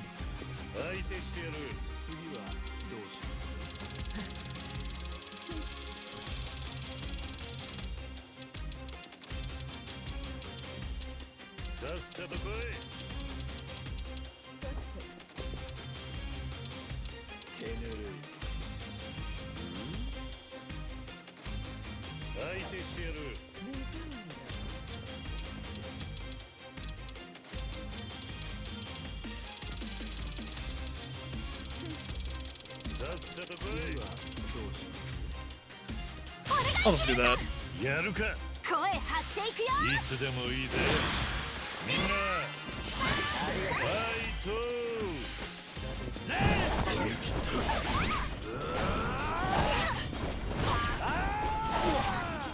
Couldn't get any of those either. 調子がいいぞ、私は。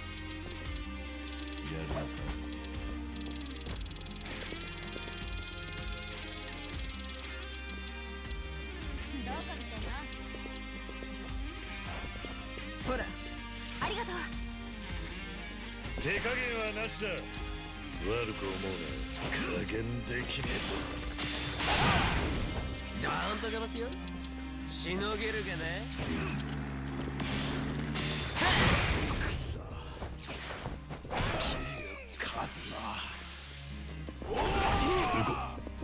Ah, that's no good. 力の差を見せてやる。仕留める。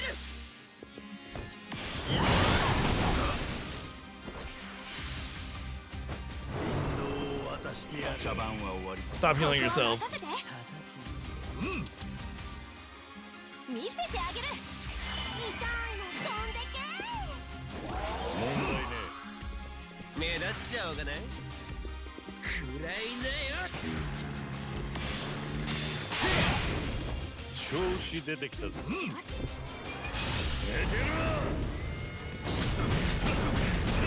Oh, this is gonna finish him off for sure.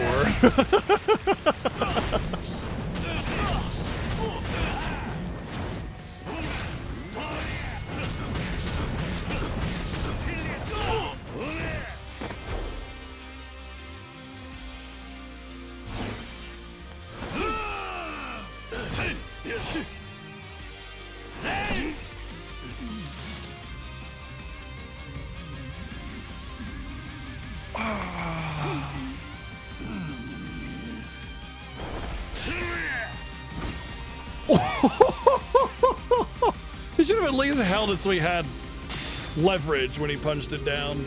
But yeah.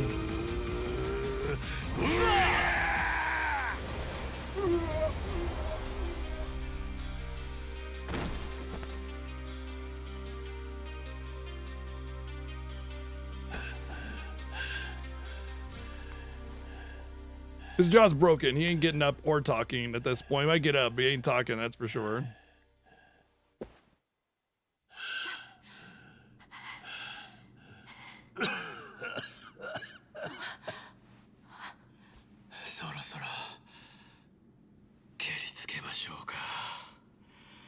A 1v1, huh?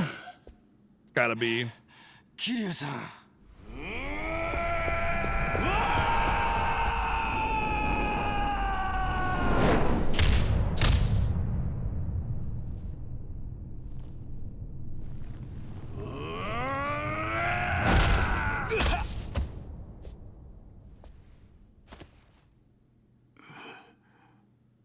Well, Sawashiro's not dead. すげえな。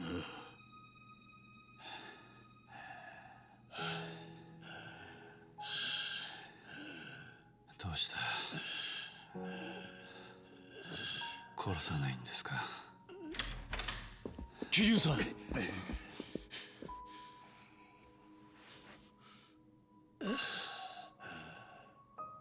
そんなんだからこの国のヤクザはずっと続いてきたんだ。あんたらはいくら引退しようが解散しようが元の鞘に Stop being little shits and I will have to keep coming back and kicking your ヤク ass. ザだったという自分を完全に否定することができないんだ。口じゃ悪い悪いと言いながら自分たちを正当化する偉いヤクザもんほど耳障りの良い未来を語り戦う理由を探し続ける。俺を生かしておいたらまた何をしでかすか分かりませんよ。一度頓挫したとしても人類が生み出してしまったゴミを捨てるという計画は誰かがやらなきゃならない。この国の権力者たちは俺にそれを期待していた。俺をここでやらなきゃ人類を救うためにヤクザを再利用するという未来は変わらない。ヤクザを本当にこの国の権力と決別させるには今ここで決断するしかないんだよ。光と闇の間で生きるこの俺をこの世から消し去るしかないんだ。分かってんのか桐生一馬。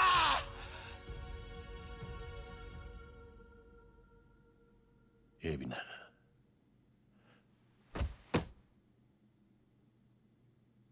kiss, 俺 kiss, が言え kiss. た立場じゃないことは百も承知で言う。お前が荒川を恨み、氷川を恨み、ヤクザすべてを恨むのはわかる。だが、俺やあいつらに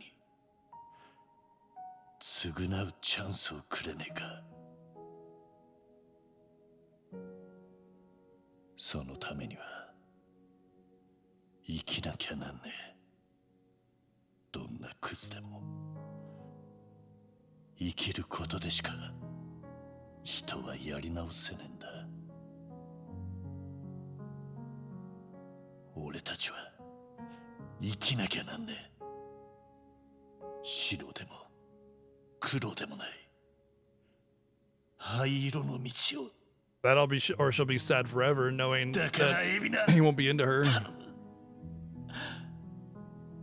お前も生きてやり直してくれ。あいつらを殺さないでやってくれ。頼む。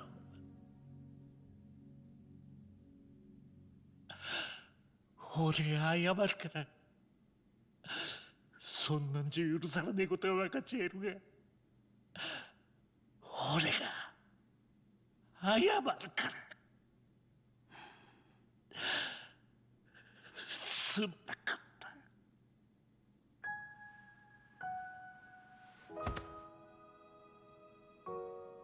うわ、桐生さん。桐生さん。しっかりして、桐生さん。桐生さん。桐生さん。迷惑んかい、桐生。桐生ちゃん。死ぬな。死ぬな、桐生。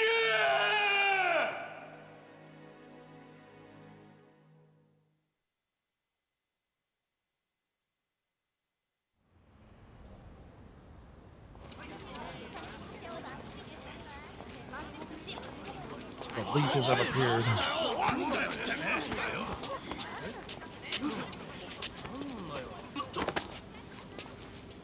Huh?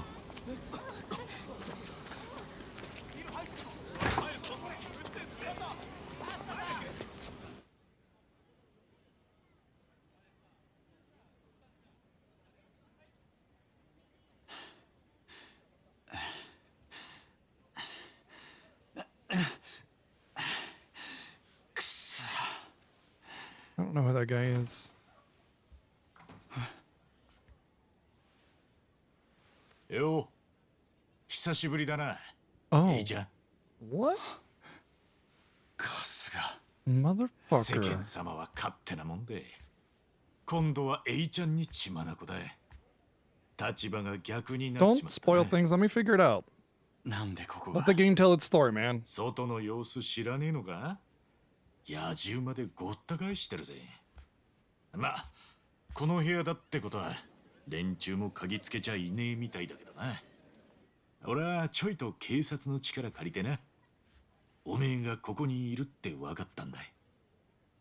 何をしに来た？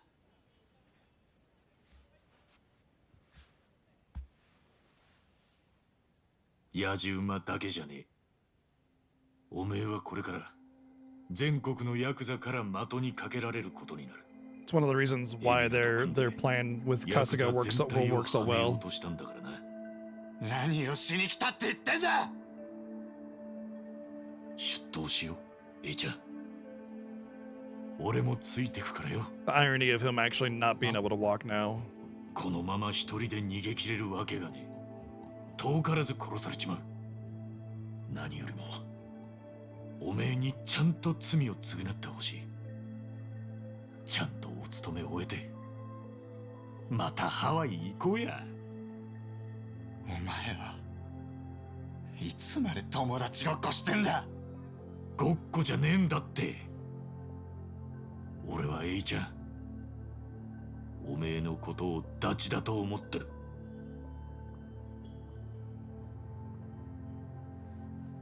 できりゃエイちゃんにもそう思ってもらえると嬉しいんだがよ。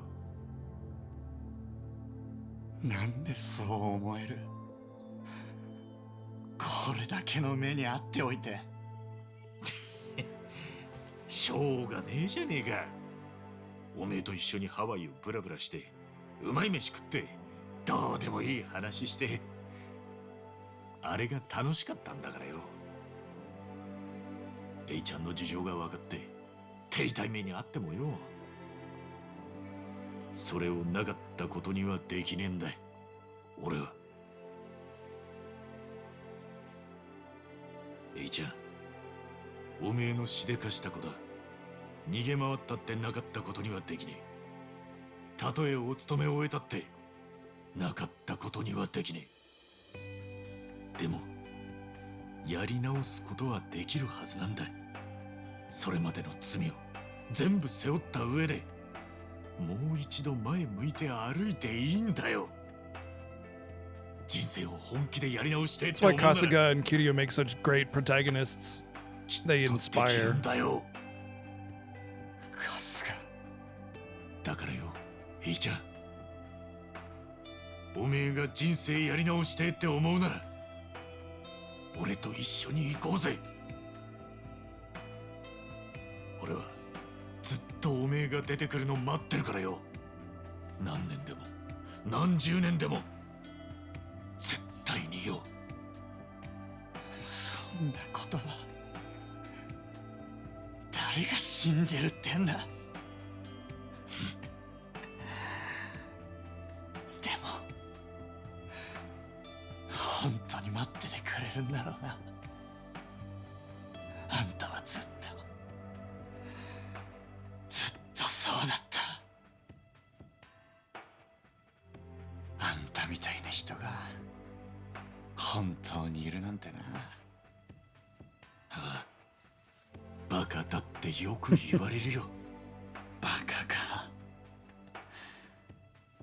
俺の方が Kindness よっ isn't ぽどバ foolish. カだ。警察ってのはこのまま行けばいいのかな。身分証なくしちゃっててさ。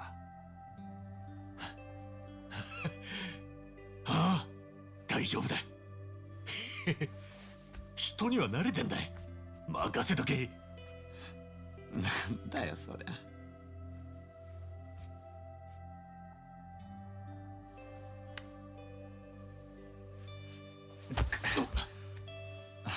怪我してんのか。ここに来るまでにもいろいろ追われて、本当に足が不自由になるなんて。天罰ってやつかな。罰が当たったって思えるならエイちゃんは大丈夫だ。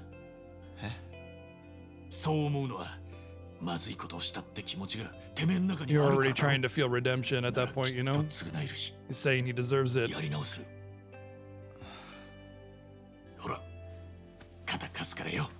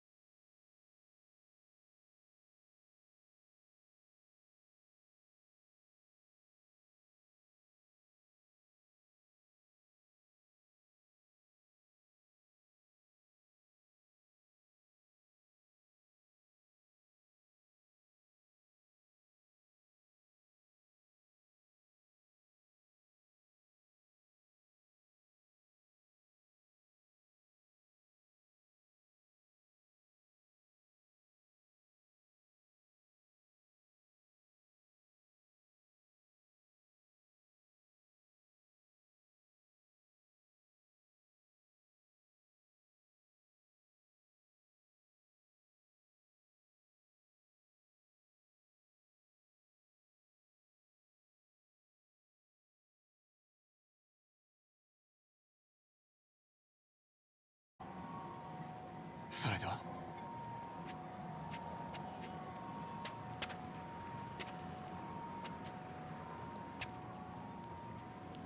エイちゃん！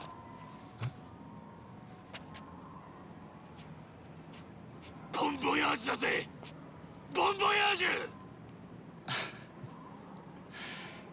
意味わかってます？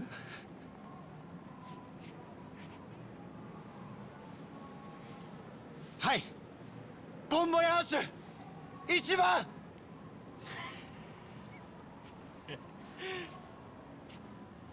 おお！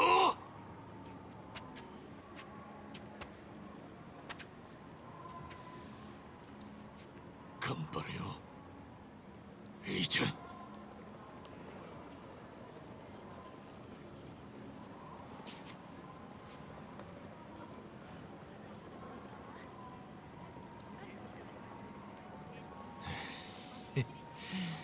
さて、飯でも食うか。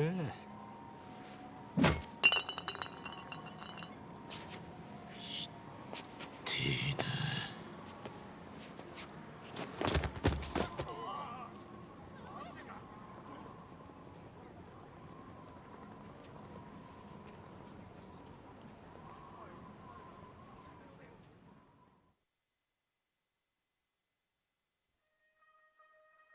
I mean, the weird thing is that he should have been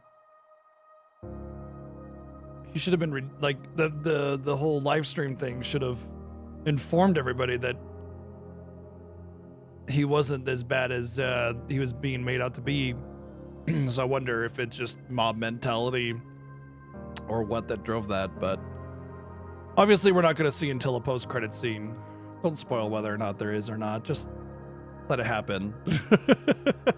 Generally speaking, there is going to be one in these games, but don't just be like, yeah, there is one, and then it's just like, let me be surprised.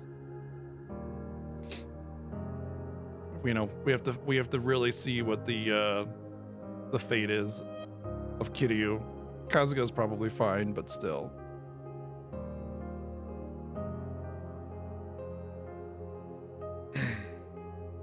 And obviously, we got to know what's going to happen months from now, you know?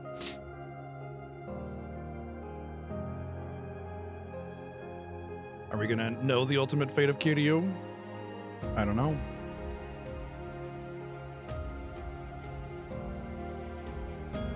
Either way, it's GG. Credits. We finally beat it. 13, 14 odd days.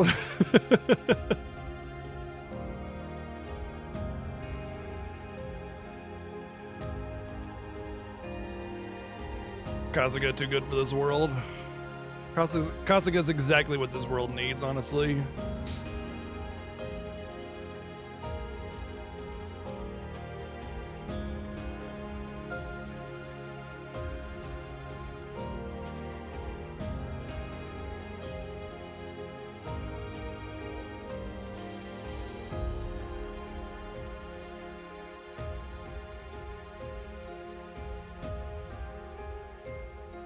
Took me a long time to figure out what that means, but yeah. We don't deserve it, but we need it. Yeah, I've played everything. Anything canonical to the Yakuza universe except for the one where you play the detective. I forget the name of it. There's two of them. I mean, I haven't played the original 1, 2, 3, and 4. Judgment. Thank you. Lost Souls isn't canonical. Just like a Dragon Ishin isn't canonical.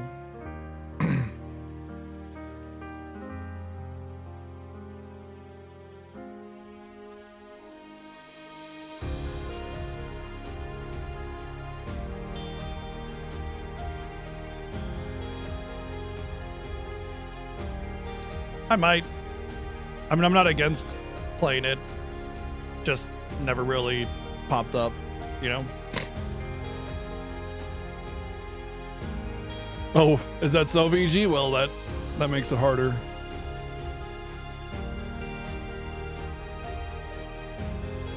Yeah, but nobody's gonna get charged with that crime.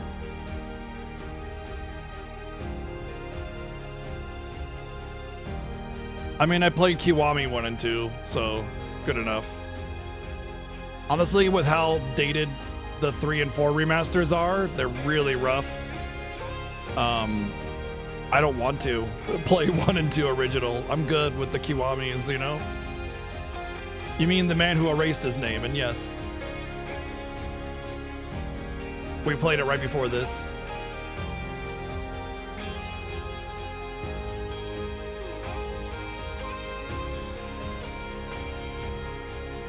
Really? So soon? That's a really fast reveal. It's only been out, this has only been out for 6 months.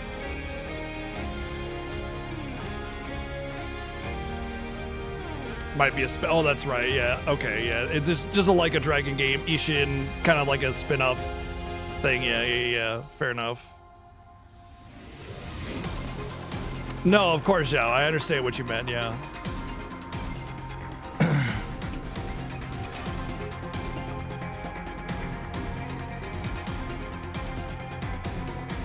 I mean, with side game, main game, side game, main game, maybe, but honestly, I would like it if they put a little bit more effort into the craftsmanship of the Like a Dragon games.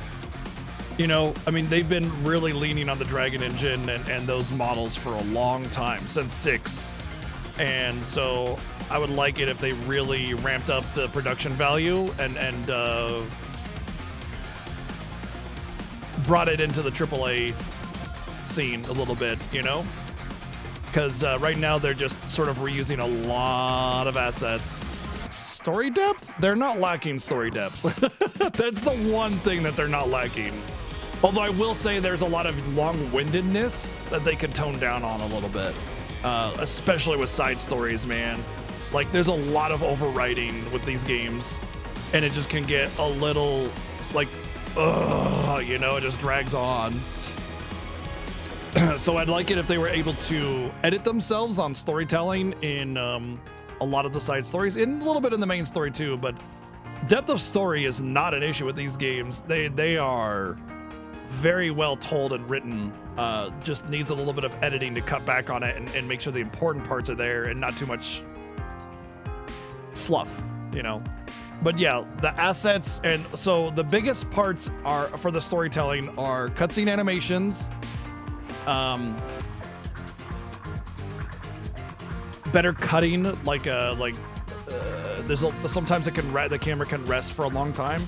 There needs to be less resting, more movement for all the people involved in the cutscenes. Like if you want to see perfect, near perfect cutscene animations and storytelling in cutscenes, you look at Final Fantasy VII Remake and Rebirth, because there's always movement, and the amount that's told in those stories is the exact right amount. There's never a moment in those games where it's like, okay, get on with it, or like you're missing out on anything. It's always just the right amount of information and length of cutscenes, and there's always movement. There's always something going on. There's always, you know, action, whether it be cute interactions with characters that are, you know, being flirtatious, or action in the cutscene, and there's dialogue during the cutscenes that, you know, makes it feel fulfilling and everything.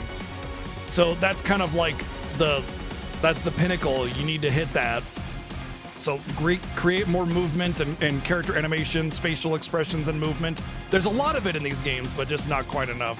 And we'll get into it because we're going to review the game. We always review games after we finish them. So we're going to do a deep dive review, of course, obviously. But, you know, on that note, like you're saying, I would like it if there was just a little bit more effort and production value in the games, just because I love them so much, and of course you want to see them shine, you know, brilliantly. But it's not like I'm gonna be unhappy if they keep it the same way. You know what I mean? But yeah, the massive amount of reused assets between games can get a little tiring.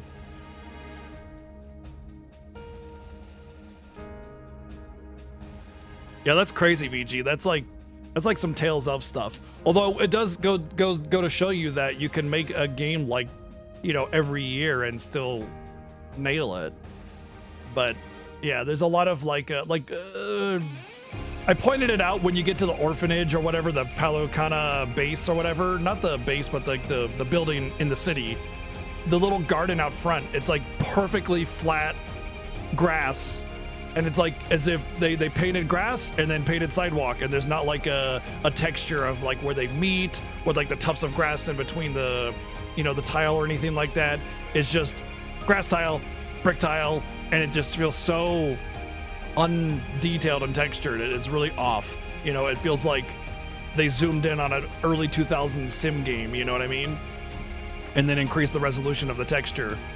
And there's a lot of that, unfortunately, in the game, in all the games. And but I really want them to move forward and really create really, really, really high level visual fidelity and texturing and new models and animations and stuff. And again, it's because you love it, not because it's needed, but because you want to. It's like when when you were a kid and you're playing Super Nintendo games and you're just like, wow, could you imagine if the graphics got better? And you just want it to look better because you love it. You want to see it be better than it is. And it's not necessarily a mistake to not do it. It's just like fingers crossed. I hope they really, ramp up the production value. But as far as I understand it, Like a Dragon games sell, about 1 million. I think Infinite Wealth sold like 1.5, maybe 2 million. That's not exactly a AAA sales budget, もう1ヶ月も経つか。早いもんだな。エビナもエイジもブライスも世間の話題からすっかり姿を消したんだ。で、今のトレンドは moved on. 民事党議員の不倫問題で持ちきりだ。moved on from the worldview, I guess. そういうとこ、俺たち利用したこともあるわけだし、あんまり文句も言えないね。いいじゃないですか。世間がどうのこうのなんて、私たちが忘れなければそれでいいんです。それにしてもよ、海老名のやつ、なんで沢城を生かしてたんだろうな。あんだけヤクザを嫌ってたのによ。Bait? Or maybe a hint of あいつ言ってたじゃない？自分の野望は花から破綻してたって。ああ。でも、やるしかなかった。もしかすると、あいつは誰かにこんな生き方を止めて欲しかったのかもしれない。そんで、大変だった。Oh yeah, it's made by these guys? でももう大丈夫だって言って欲しかっただけなのかもしれないよ。俺も割と生き方を最初から決められてた側の人間だからさ、なんとなく海老名の気持ちわからなくもないんだよね。こう生きなきゃいけないと、こう生きたいがごっちゃになって、自分を見 I 失 think ったまま everybody should have an 突っ走る opportunity 人 to 生 live how they want to live, on top of living how they need to 沢 live. 城が思いのほかしぶとかっただけかもしれない。 As long as you're not hurting others anyway. 一番説得力あるね。まあ、海老名のことは奴自身にしかわからんさ。それに、まだ何にも終わっちゃいねえんだ。ラニちゃんはこれからが大変だろうな。あんな小さい子が次期教祖様か。荷が重すぎやしねえか。 Yeah, but you gotta wipe out everybody in that organization. Not kill, but remove, you know. 守ることでもあるだろうからな。 There might be some faithful to Bryce still. 茜さんがついてくれてる。 So she's gonna need protection. 実は俺もよ、ハワイ帰ったらちょいと手伝いするんだ。ああ、そうなんだ。パレカナにゃ何度も炊き出しで世話になったからな。ささやかながらの恩返しだ。ブライスがどうあれ、パレカナに救われたのは俺だけじゃねえ。ハワイはホームレスだらけだからな。 Why aren't Kiryu and Kasuga here? I feel like they're gonna open the door and be like, hey, sorry we're late or something. お前なんか大人になったな。なんだよそれ。それに俺なんか大したことねえって。ラニもそうだけどよ。千歳にはかなわねえよ。 Yeah, they need psychological help to be decultified, absolutely. But a lot of them will avoid it or evade it. or fall through the fingers, you know, fall through the cracks. だな。でもよ、少しあいつの Cults 気 are 持ちもわか fucking るんだよ。 scary. We're seeing a lot of that in our own world, you know. 俺も頑張んなきゃって気持ちになってくんだよな。別に一番は他人にああしろこうしろ言うやつじゃねえのにさ。ああ、わかるそれ。俺たちもそうだったよな。そういう男なんだな、あいつは。さて、そんな春日一番くんはいい加減踏ん切りついたのかな？ああ、なんだあいつまだうじうじしてんのか。ビールがぬるくなっちまうぞ。一番、私もう戻っていい？悪いさっちゃん、今最終確認中でよ。もうちょいだけ待ってくれねえか。うじうじしてないで男見せろ、春日一番。ほう、そうだよな。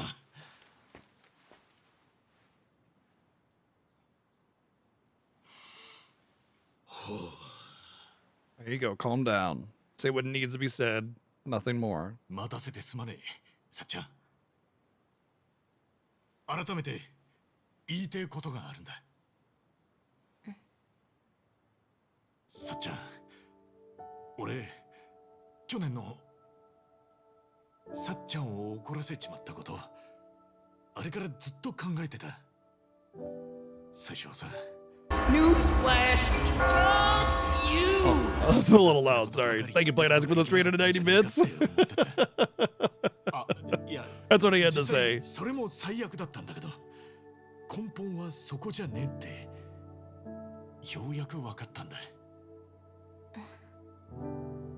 俺、どんな気持ちとか言葉とかより、何よりもまず最初に伝えなきゃいけねえことをすっ飛ばしてたんだ。そのことに1年かかってやっと分かった。だからさっちゃん、改めて俺の気持ち言わせてください。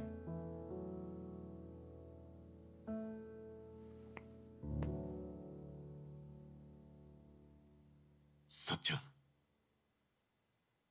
きです。愛しています。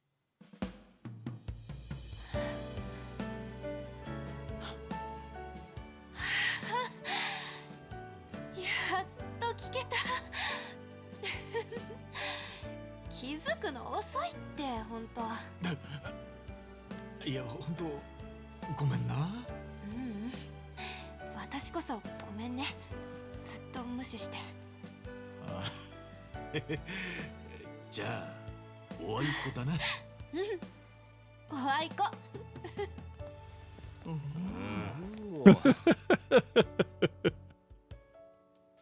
本当ずいぶん待たせちまったな。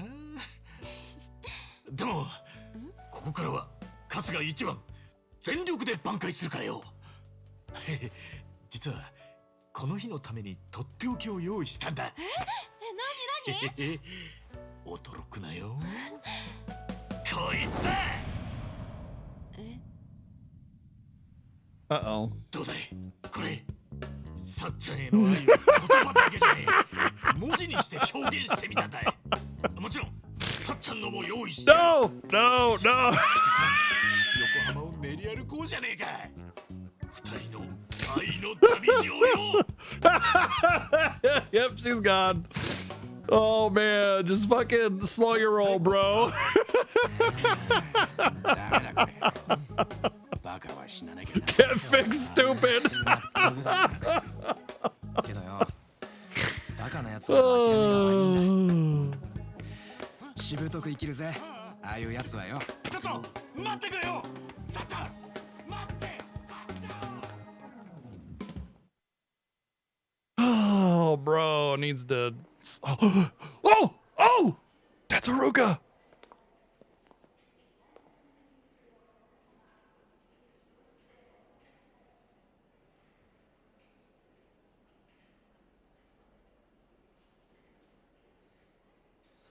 She had to have heard all the news and all the streamers and everything, the VTuber messages.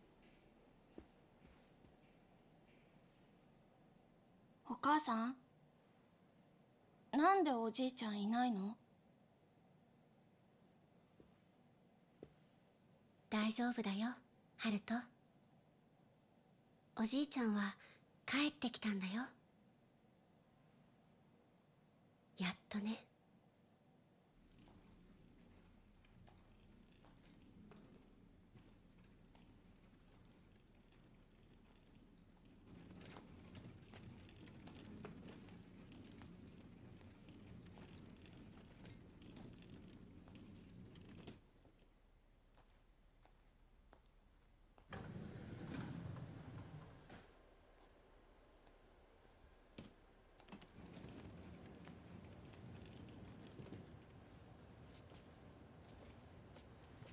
はい、11時から放射線治療ご予約の入院患者さんですね。 He's getting treatment.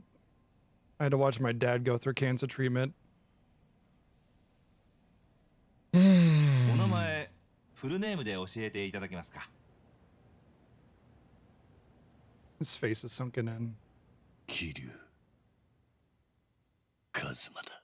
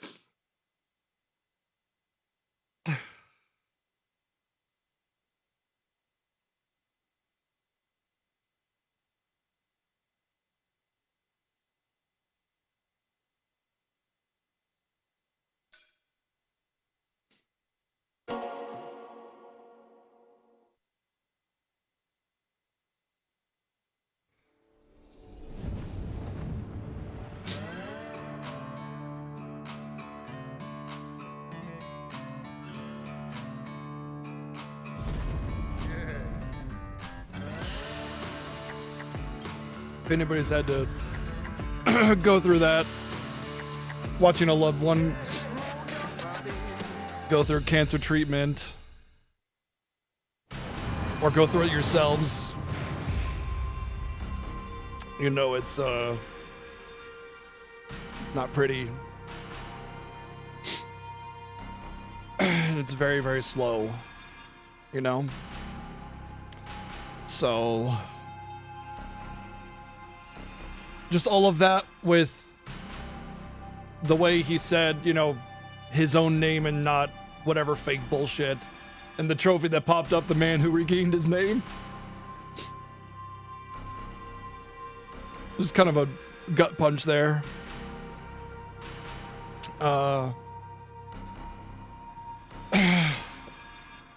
Also, just the fact that he wasn't able to see Haruka. You know, I mean, he's avoiding her, obviously. He's avoiding Haruka because he doesn't want her to see him like that. And he just has to give it time, you know?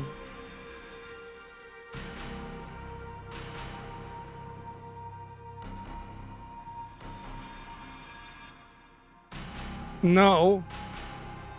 Nothing had to have happened to the Daidoji. His name is all over the news. Everybody knows that Kazuma Kiryu is alive still.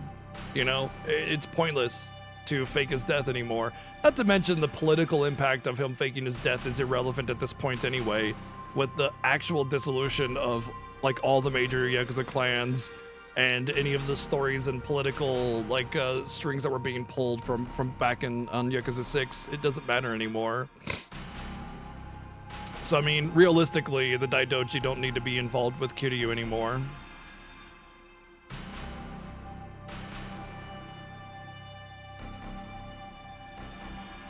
Either way, I don't know how I feel about the ending. Because it's like, obviously it was touching, emotional, impactful, but at the same time, it's like, I wanted, like, I saw Haruka there and I was like, I want him to finally be able to fucking see her, man. You know, like he's basically been her father since she was just a baby because she was a pawn in some bullshit scheme, you know, they were trying to offer for like millions of dollars as the original Yakuza 1 plot. And it's just been part of his life for so long, and you've watched her grow up, and for him to not be able to see her was rough. I got a question. You can answer this one, and we're done anyway. You can spoil whatever you want at this point. Is there like an alternate ending, or rather like alternate scenes that you get based on what you do? Like, for instance, do you get that Haruka scene always, or do you only get it if you complete the Date stuff?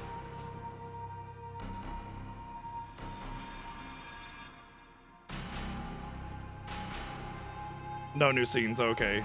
I thought there might be a slight difference based on what you did with the Date scenes, which is why I was so insistent on doing those, because it really felt like the way they were wording it was like you need to regain who you are, like, you know, get that energy, to get that intensity that the Dragon of Dojima has, you know, back, because he was kind of feeling defeated or whatever.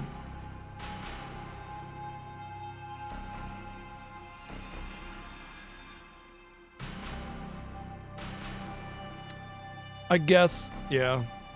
I mean, you got to see her. Well, you got to see that. Well, sort of got to see Haruka. Well, we're gonna do a full review, Zhao. So we'll just do that right now, and you'll get to see how I feel about it right now, actually. So let's actually get that rolling, shall we? Because reviews can often take quite a long time.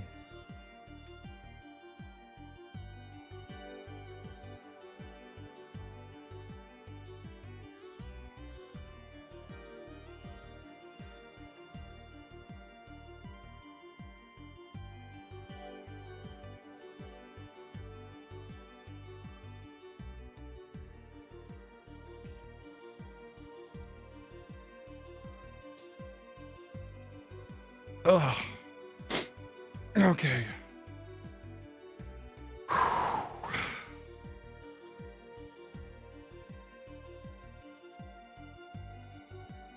Review time, review time.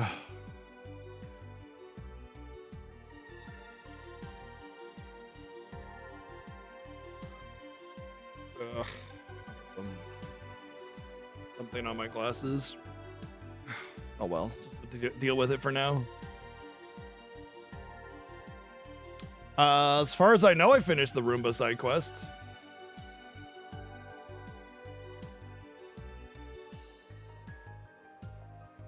All right. Let's get into it, shall we? So first off, we rate on a 5 is average scale. If the game is okay, it does its job, or the task in question, the score in question does its job. 5, it's okay. 5 is average, not 7. This isn't, you know, IGN where you give a handy in the broom closet and you get a free 7 or higher, you know. This isn't elementary school where you if you tried, you get a special gold star and you still get a 70 or whatever, you know what I mean? 5 is average, okay? We're rating data. 5 is average on a scale of 0 to 10. 5. That's how it works. If you don't realize that's how it works, perhaps try going back to elementary school and taking proficiency math so you understand that 5 is average. We rate on a number of different categories, visuals being all of the aspects of visuals, not just like, ooh, pretty model or pretty special effect or whatever. You know, we're talking like ground clutter and detail and texturing, models, assets, animations, facial expressions, spell effects, ability effects, outfits, costumes, you know, everything coming together to create whatever it is that your eyes get to see.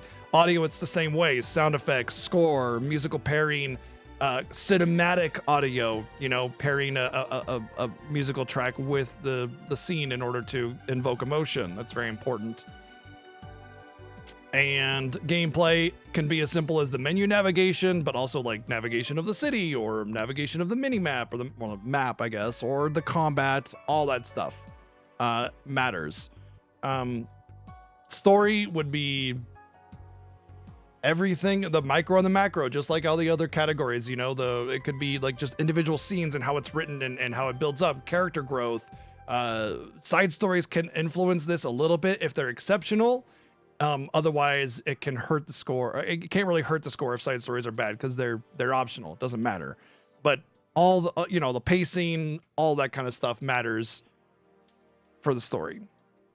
And design is kind of like the skeleton of it, like the bricks that make up the structure. Bugs,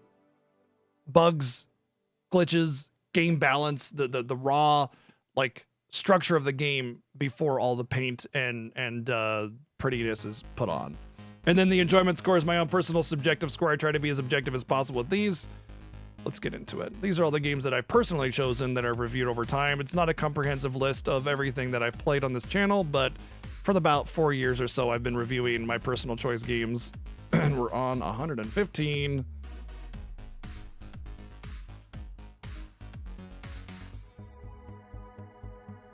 Like a Dragon, Infinite Wealth. Oh.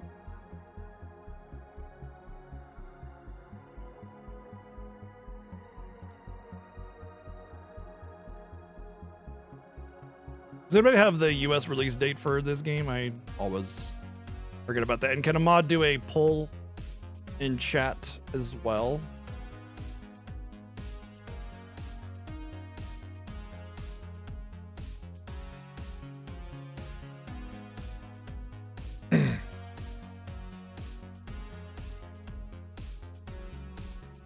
January 26th.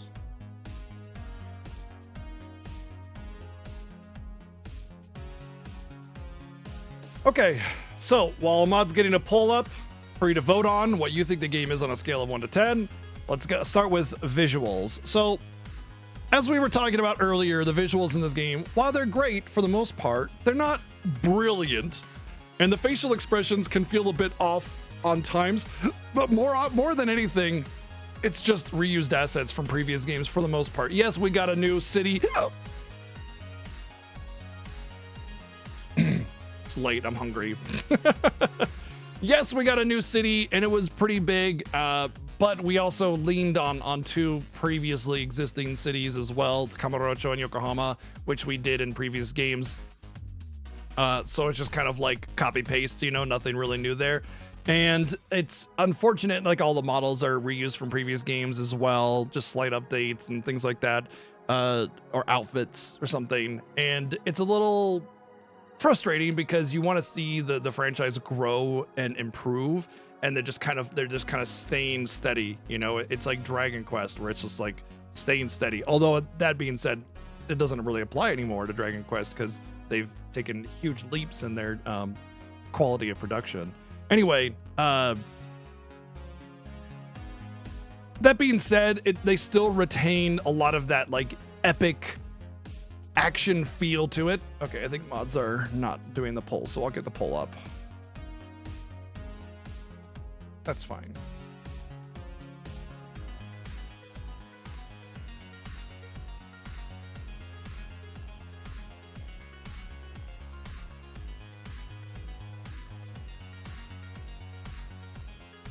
All right, there is a poll in chat.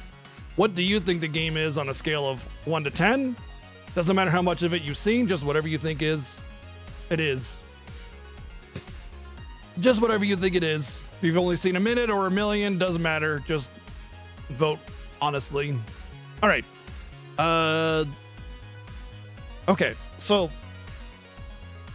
they still are excellent at doing like the intensity and the action. Like whenever you hit something, even just in combat or in the cutscenes, you just feel that impact. It hits hard. However, I was noticing one thing about the action and the cutscenes. It felt a little like it felt as if they were not quite as elaborate as in previous entries. Like it's your typical swing, block, punch kind of thing. It didn't feel like it had a unique feel to it versus the other Yakuza games. It just kind of felt like, oh, I've seen this scene just change the characters a little bit and it's the same scene, you know, kind of thing. So it felt a little repetitive from previous games, which obviously if this is your first game, you're not really going to see it. But, you know, I've played the whole franchise. And after 8 games, or 9 games, I guess, if you count Yakuza 0 or any of the side games, you know, obviously you're going to struggle with that. But this is a main entry into the Yakuza franchise. So I feel like they could have elaborated a little bit better on creating more comprehensive and unique scenes that felt a little bit more powerful and special to the game. But that being said, it's not like they were done poorly. It's just, you know, you've seen this before and you want it to feel unique and special. So not the worst thing in the world, but a little bit of a disappointment in regards to that. You want it to feel a lot more than what it is. But at the end of the day, the visuals do their job. There's a lot of unique jobs with all the unique abilities and unique outfits and stuff. And most of the scenes are animated really well. So I would say while it doesn't do the greatest, most perfect, amazing, excellent, flawless job, it's still very good and does a great job of making you feel that intensity. Not to mention the cinema. This is more of a storytelling thing, but the cinematography is always very good. This is like camera angle, or, you know, how you pan across a scene, or like how you cut between different camera angles and stuff like that. And that's always has a very, very like high quality feel to it. Like it's almost as if it's almost as if they were trying to make a film and just having to use computer graphics instead of live models, which of course they use motion capture for, but still. So I'm going to give it a 7 on visuals.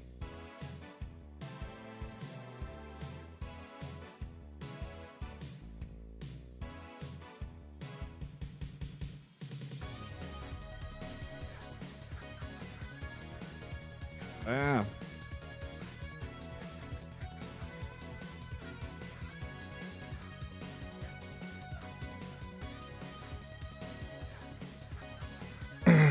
Audio. This is always like the biggest hit on Yakuza games or Like a Dragon games, because there are so many points in the game where there's just silence, or like the low hum of traffic, or like banter from NPCs or something. And there's so many points when you're traveling through the city where the NPCs banter just is repeated,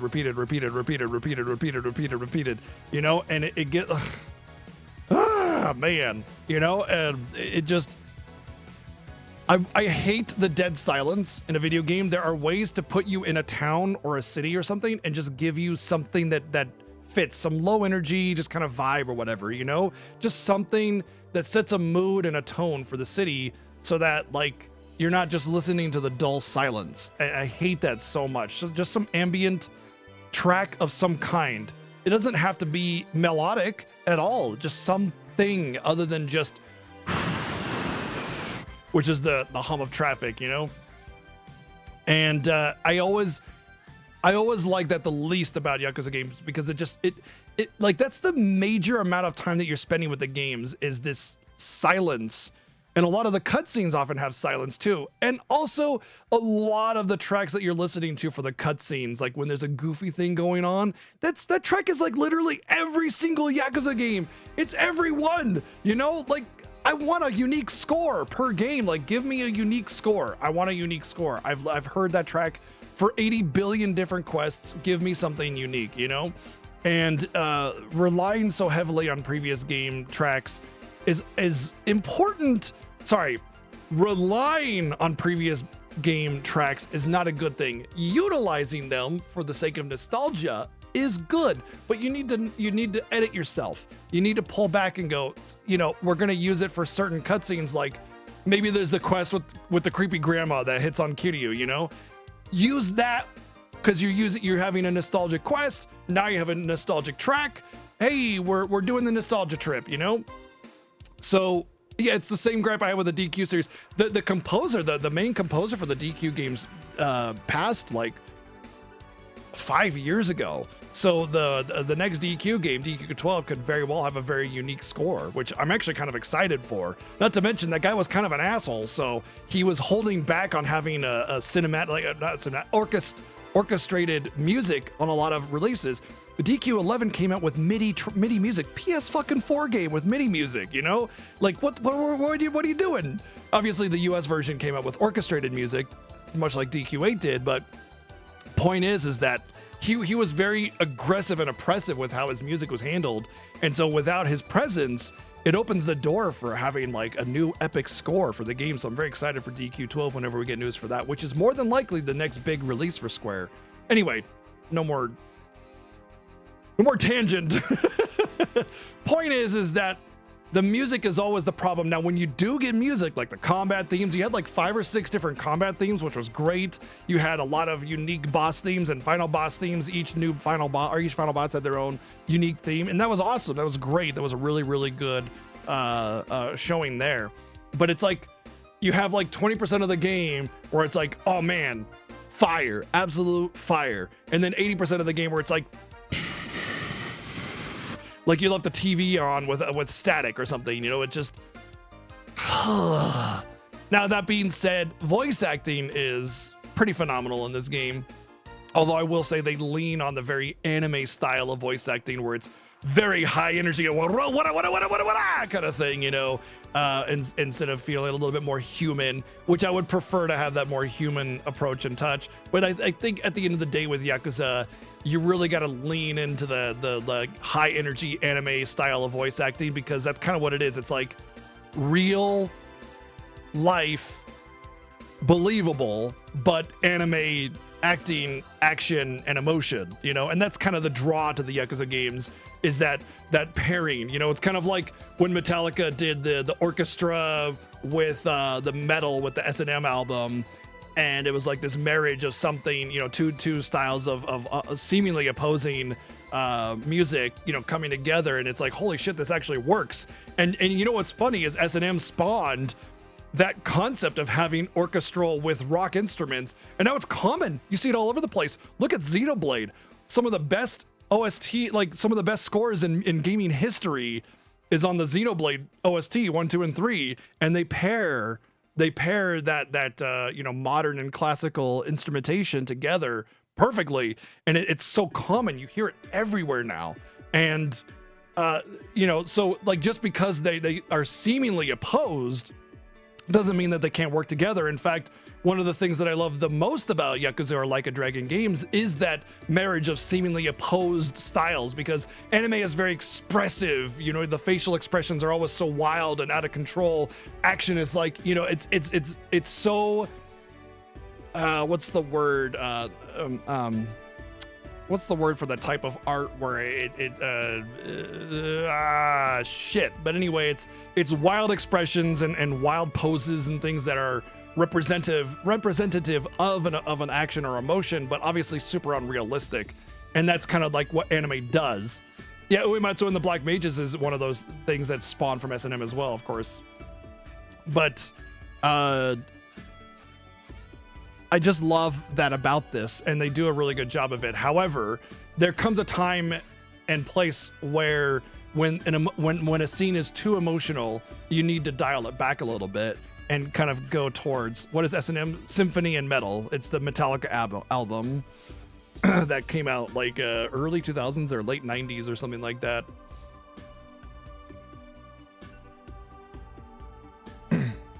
Where was I at? Oh, right. During like a highly emotional scene, sometimes you need to dial it back and have a more realistic approach to the VA in order to hone in on that emotion a little bit. And I wouldn't say they do it poorly, but sometimes it can feel like they're leaning too heavily and they forget to, like I said, edit. Editing is always the problem with the Yakuza storytelling, audio, visuals, everything. It's just a little bit of a, like, you need to edit a little bit too much or something like that. But anyway, overall, I think the game does a great job of having great score, but just needs to have more time where you're not just having silence, and develop a new score. You know, you can use the nostalgic tunes, but you need a new score all over the game, and something ambient or melodic if you want when you're navigating the city or when you're in a cutscene. Silence is the enemy. Let me just put that there. It's like one of the rules of streaming. You never have silence, okay? Or maybe not, like, unless it's for dramatic effect, obviously. But silence is the enemy. Always something moving, always something audible. you know, and you want that in a video game as well. Always something moving, always something audible, always. And the reason is to keep the viewer's attention. It's one of the reasons why I actually like having a camera nowadays, because when I'm doing my review, I know I'm a very animated speaker, so there's always me moving whenever I'm talking during a review, when normally there would just be the blank static screen not moving until I type something. So I've only been using a camera for like 6 months, and it's like whenever I do a review, I'm like, yay, I have movement again, you know, on the screen. It got to the point where I was actually having the let's see if I have it still on here. I have the visualizations for the music. See, I had them like on a faded source here, so that there would be movement when I was doing the review. But since then, I don't need those. So yeah, dead silence is the killer. Yeah, and honestly, like I've said before, that Yakuza games don't really get great viewership, and I know that, and I don't care. I love the games, so I'm going to play them. I'm going to stream them, so I don't really give a shit about that. But I acknowledge the fact that Yakuza games are low viewership, and part of the reason I almost am positive of is because there's so much fucking silence in the games, you know? Like, God, give me something to listen to while I'm going. Give me some hot jams to people, you know, get people to riled up, you know, get some melodies in there. That's one of the things that they lack in their music is a lot of good melody. Memorable. Melody is memorable. So if you want somebody to remember your track, you need a good melody. That's the big thing. That's the part that you hum. That's the melody. All right. I'm going to say 7 on audio as well. Oh, wrong window.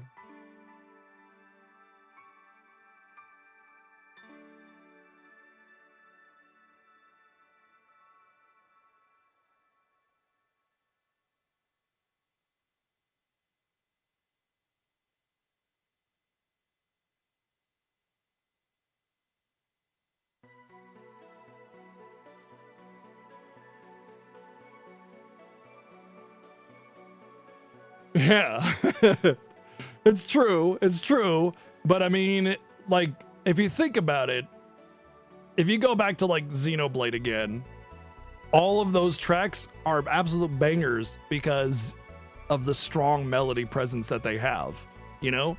And that's part of what makes Xenoblade tracks so good is that you feel it, that intensity in the melody.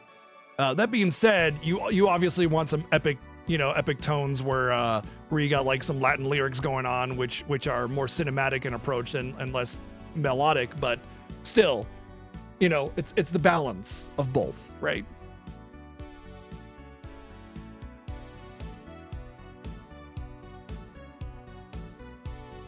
Guar Plains? Oh wait, no, right? Dude, Guar Plains was such a hit that every Xenoblade games, they've tried to make a new Guar Plains track. There's always one grassy field track that they try to have. The Mobius themes have Latin in them. Yeah, it's true. The Mobius themes do have Latin in them, and they have a strong melody, I would say.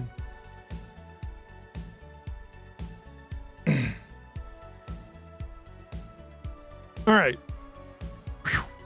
Thinking about Xenoblade music always gets me like emotional because the music is so powerful. It's like some of my favorite scores in video games. I'm always just like, whew. Like if I listen to like, what's the one track? It's Counterattack. Oh man, Counterattack is probably one of my favorite tracks in video games. But I also remember those scenes where Counterattack plays. Oh, Xenoblade Chronicles 2, man. It's my jam! All right. Gameplay. This is definitely a big hit from the previous game. And it's interesting because overall I'm giving Infinite Wealth a lower score than Like a Dragon 7 already. But it's because there's such a big gap between the two games. The threshold, the mountain, the peak is so much harder to hit now. And so even though like maybe, you know, the last game was better when it was new, this is kind of just a copy and a paste with some new stuff, you know? However, the gameplay is definitely vastly improved from the previous one. You have a lot more comprehensive abilities and elements to hit, more jobs while bringing in the old jobs. You know what I love the most about the job system? What they did with this game is they kept the old jobs and built on the system that they've done with the new jobs to like start sort of like an identity, you know? Like, let's say you play Final Fantasy. What are the first things you think of when I say Final Fantasy jobs? Any Final Fantasy, doesn't matter, like go, just go. Final Fantasy jobs, go.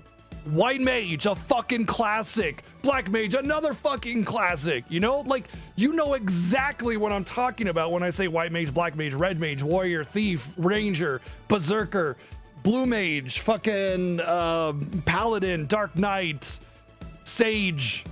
These are all iconic imagery for the Final Fantasy universe. They have the identity of Final Fantasy in their DNA. There was a Green Mage in Final Fantasy Tactics Advance 1 and 2, which was more of a buffer. Basically, they split White Mage into buffer healer, and Green Mage was the buffer part of it.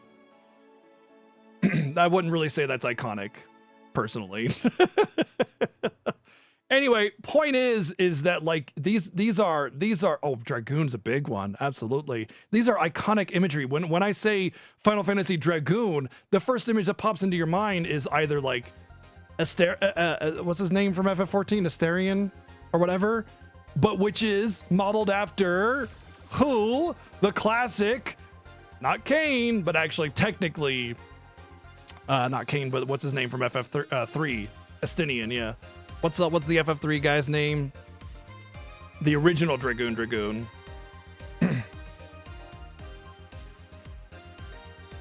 Ricard, that's what it is. Oh yeah, sorry, that's FF2, right? FF2 Dragoon, Ricard. But most people will think of Kain from FF4, who is modeled after the classic Dragoon Ricard from FF2, obviously. But not everybody's played FF2 or 3. Most people have played 4, which is their first experience with the Dragoon being Kain, being a big part of the story. Anyway, what I'm talking about is by keeping the old jobs and introducing new jobs that are all thematic to the game that you're playing. You know, you have like Hawaii themed jobs, and then you have the classic, you know, jobs from the Yakuza franchise like host or maid or breaker or whatever. All these, you know, feel like they belong in the Yakuza universe, and then you've introduced new jobs. So it's building this identity of like what could be in the next game. And before you know it, you could have something like, you know, FF5 or even like Stranger of Paradise, where you got like 20, 30 jobs to go through and how they work together and build together. That is more of a design issue, which we're going to get into about how the jobs don't mingle very well. But either way, it's like starting this, that aspect of starting this identity helps build a more interesting gameplay setting for the player. Big problem with the lack of... So the way you're able to use abilities from old jobs, it's kind of like do side content or fuck you. And I kind of am bummed out by that because I did side content, so I didn't feel it. But I wonder how many people didn't do their Bond missions and just were like, okay, I either am on this job or I'm not, and I can't really utilize anything from the other jobs otherwise. I feel like that part needs to be stricken and just have it maybe like level requirement, or like it's just always available. But if you want somebody to be stronger before they can use an ability from another job, make it higher level, you know, or have the slots unlock with character level or something like that. That being said, I also would like it if there was more passive type abilities that you could equip through the different jobs. You know, like, hey, this job can now equip this type of weapon, this job can now do this kind of thing, this job is now immune to this kind of element or status effect. But by equipping it on a different job, you now get that benefit from the previous job, making leveling jobs a lot more valuable.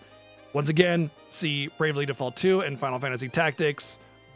Combine that and you would have the perfect job system. And I'm really hoping that the next game elaborates on that. And once again, this is more of a design thing, but it still affects the gameplay.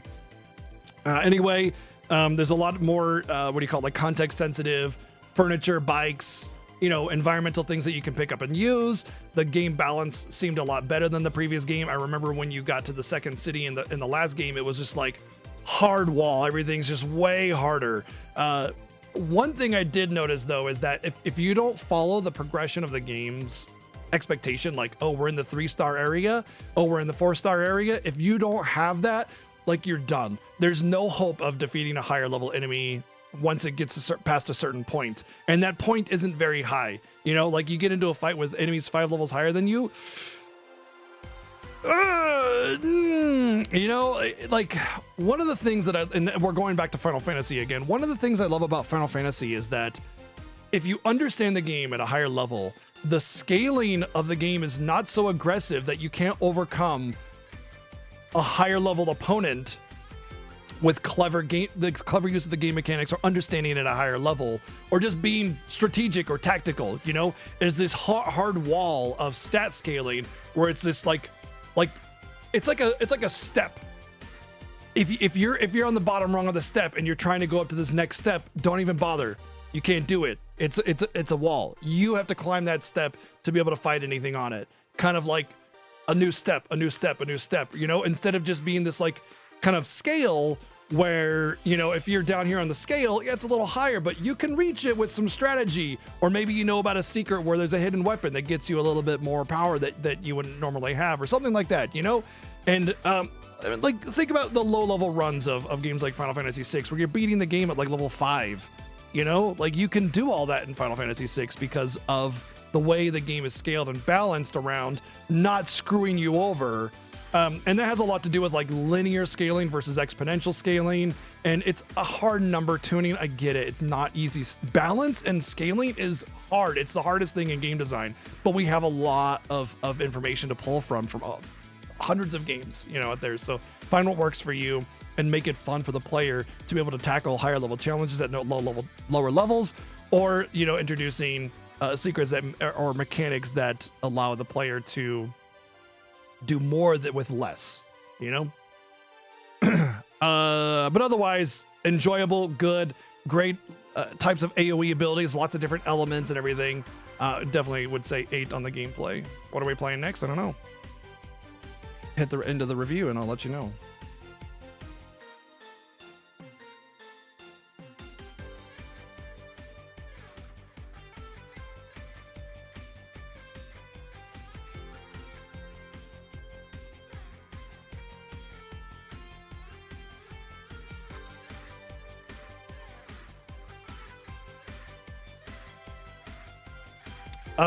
Game story. As with most Yakuza / Like a Dragon games, it's amazing. Excluding all of the side story, that the game actually paces very, very well, and it has just enough of those like twists that just have you going, you know. Much of the story was predictable, but I think like most of what I predicted was kind of like this is the kind of general plot that's introducing everything that, you know, you're supposed to feel is the only plot until they pull the cloth out and haha, it's actually this twist, you know, kind of thing. Yeah, playing games with actual games in them and gameplay, crazy, right? Although Stranger Paradise definitely has massive gameplay, but you know, if you're doing like DLC grinding, that's just monotonous. It's a great game. Like a Dragons are fantastic. I highly recommend all of them. Well, Yakuza / Like a Dragon. That being said, you know, the story is emotional, it's powerful, it's comprehensive, and introduces a lot of, you know, this is one thing that I always love about these games, is that they always introduce new characters, and yet every time they introduce new characters, it's not like I'm not too big on this character. The only character I didn't really care for was Yamai, because of like the weird like, oh, I'm cold thing, but the way they sort of finalized his story was kind of nice, you know, like he was cold because he was cold to humanity, you know, and that was representative of his indifference towards other people because of his heart being crushed, and you know, his resolution felt like he finally was warming up, and that was nice. I don't think we'll see Yamai again though, except for maybe on and off here and there. Kiryu did not die, and he went to go receive cancer treatment, but he was very thin and drawn, like face sunken kind of thing. So he was clearly very sick, and cancer was definitely getting to him. So we won't know if he actually lives or makes it through. But yeah, I had a feeling he was going to die too. I was really worried about it, but he didn't, or at least not yet. He might only have a few months left, and the cancer treatment might not take, but he's seeking help, which is the best part. At least he's trying, you know, he's fighting for his life, that kind of thing. But otherwise, yeah, story, excellent. Great side stories with a lot of crazy good humor is always prevalent in these games. Good Bond missions. The one issue with the storytelling, as always, is just too much overwriting. It's just, it goes on and on and on and on with villain monologues or side stories that just have like so much unnecessary dialogue. Y'all need to edit. Edit yourself. Keep the most important things, cut the rest, and then see if it works and add a little bit to polish it out, you know? Like that's it. That's all. That's all you need. I don't need to know the color of your socks and why it's important to the history of the world and why it is so important to the Yakuza clans and, you know, all that bullshit. Like, it's unnecessary. I don't care. Nobody cares. Edit. 9 on story though.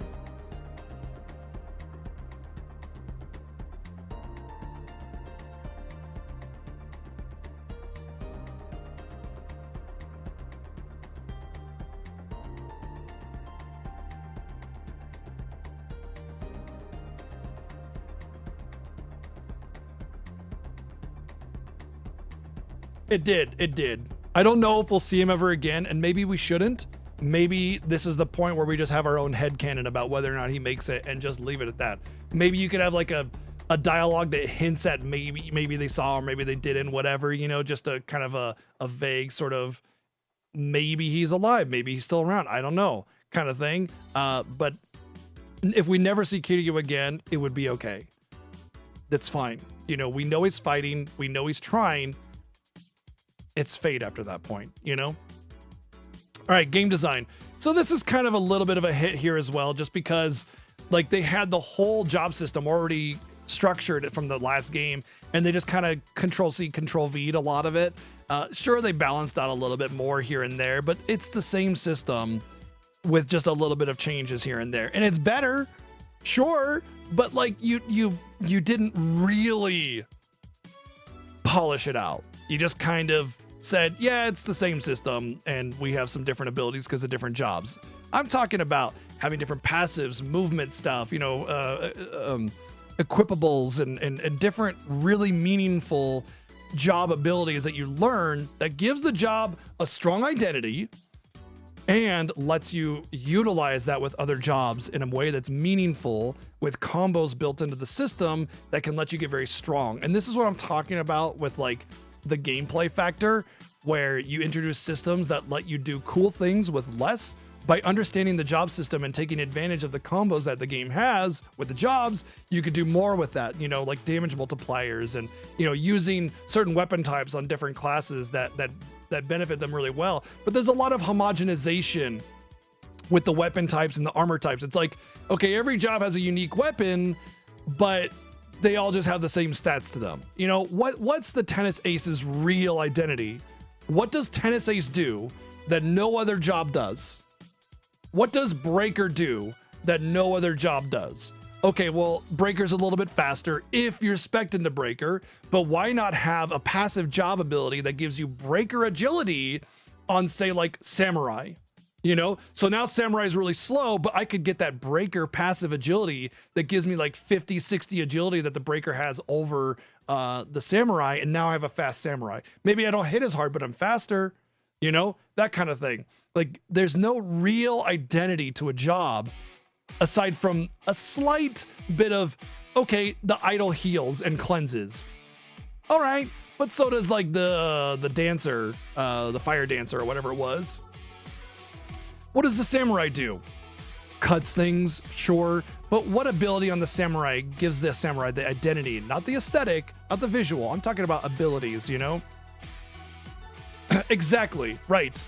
And that's like the major flaw of the job system, is not giving those jobs an ability list that feels special to them. Okay, maybe certain jobs are great at AoE. Certain jobs are good at like straight line AoE. Other jobs are great at circle AoE. Other jobs are great at being elemental, period. You know, you have the Breaker, which does a lot of, we have the Aquanaut rather, that does a lot of water abilities. Okay, so their identity is mostly water damage. But it's like, it's the same kind of abilities, just water instead of lightning, instead of physical, instead of fire, you know, because like the Samurai has the fire arrow that's AoE, the Breaker or the Aquanaut has a you know, a water AoE. That's not really an identity. You know, that's just an element. You could have a whole job based around a lot of those elements, and they like become the black mage of the game. And now it's like, okay, we have a caster job that specializes in elements over here. And then you can have a caster job that maybe specializes in debuffing or damage over time or non-elemental or physical elemental caster, you know, like a Mystic Knight kind of thing. Use the features of other games to your advantage to build your job system, to give them an identity that makes sense. But realistically, every job is kind of like the same. You go into one job to get a healer, and then you just take that heal with you for the rest of the game. All you need is 10 bond level, and you're good to go. You know, and then it doesn't matter anymore. The only jobs I think that had real strong identity were the Dragon of Dojima, which that identity was mostly useless because of the way you shifted your stance. You ended up screwing yourself with like a very slow stance or a fast stance that didn't do anything, and so you just kind of stuck with the medium stance and just whatever. And then the Idol, which of course has the stronger healing and the cleansing, which is an old job from the previous game when there were less jobs and those identities felt like they mattered a little bit more. So that would be my major complaint, is that you need to make those jobs have ability identity. Then you need abilities and passives that you can set to other jobs that matter. Like I said, taking the breaker speed and putting it on a slow samurai because you equipped a passive ability that gave you the breaker's high agility. Wow, now we're customizing our character to do something unique. Now we have a fast samurai. You can't get that normally unless you like waste all of your accessory slots on a little bit of speed, and even then, debatable on whether or not you're really getting anything out of that. So give classes more identity, make more types of abilities that matter for equipping to other jobs to help build more unique identities, combos, things like that.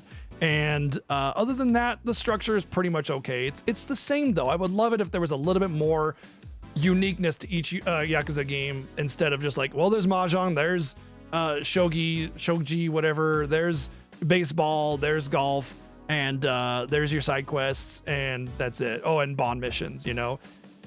I'm looking for something a little bit more. What I did like was there was that side dungeon. We didn't finish the one dungeon, but the side dungeon was a little bit neat. I liked it. It needs to be built up and polished a little more, but otherwise it was good. Yeah, same, Mog. I mean, obviously I'm ranting about it. So of course I would love to see it. So yeah, I would say this takes a little bit of a hit because there's a lot of repetition, and the job system, despite it being the second game with the job system, isn't really built up in a really meaningful way. So 7.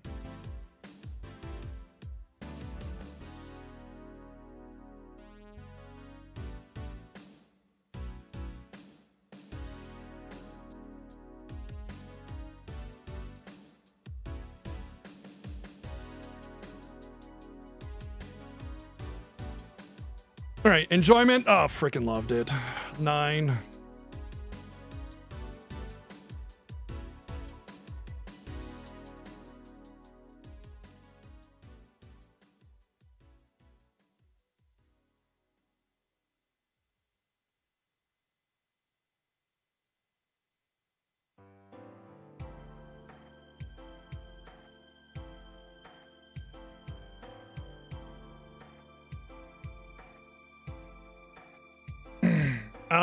As far as like, okay, what do we got for total? Actually, wait, hold on. 21, 39, 47, right? All right, 47 out of 60.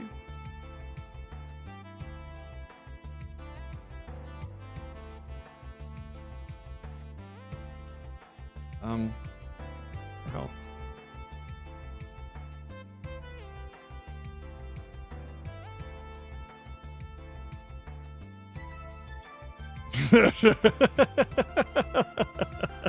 There you go, Drac. Why not? 47 is very good. Just over very good.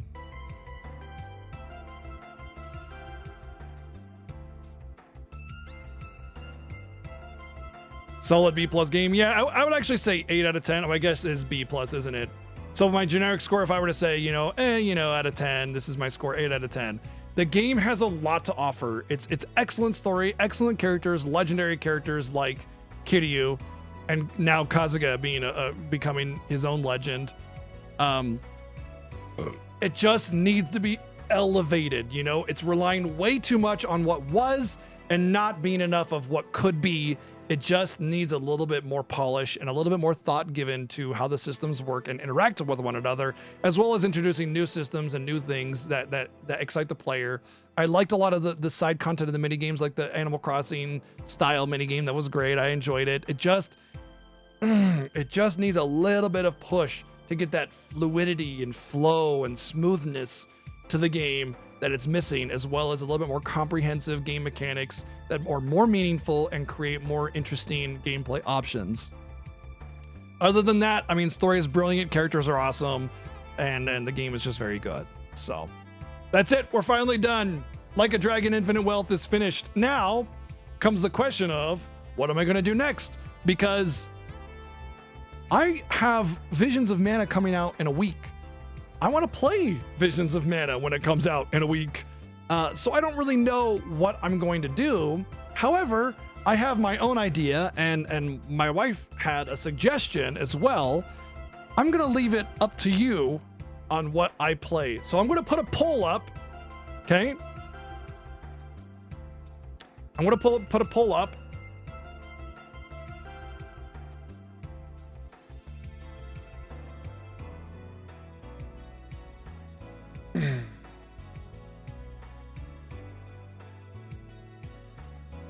You have 3 minutes to vote on this poll. And it's up right now. So, the two choices are Dark Souls 3 and Terranigma. And let me explain, if you're curious about what my reasoning is between those two games. First off, we've been doing a lot of Soulsborne stuff. I figured what better time to get back to Dark Souls 3 and actually replay it with, like, a slow play in mind, really absorbing the content and playing it the way I would normally play again. Because the last time I played Dark Souls 3, it was in a blind race and I rushed through the whole damn thing. Zoom, super fast. Okay. The other one is Terranigma. I don't really need to say anything about it other than it's Terranigma, and I've never played Terranigma. Whoa, hold it right there. So yeah, that's a fan favorite. A lot of people love Terranigma. I've never played it because it only came out in the EU, or in Japan, I guess too. But yeah, playing Essex, thank you for the 222 bits. No, I've never played Terranigma. That's why it's on the list.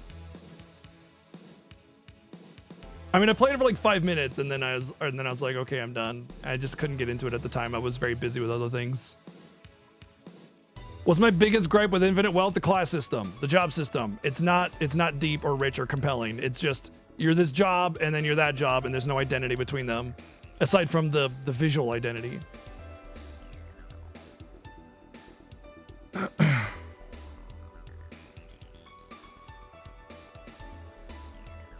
Well, we're currently playing Dark Souls 2, so we can't skip forward. I mean, I already did because I played and beaten Dark Souls 3.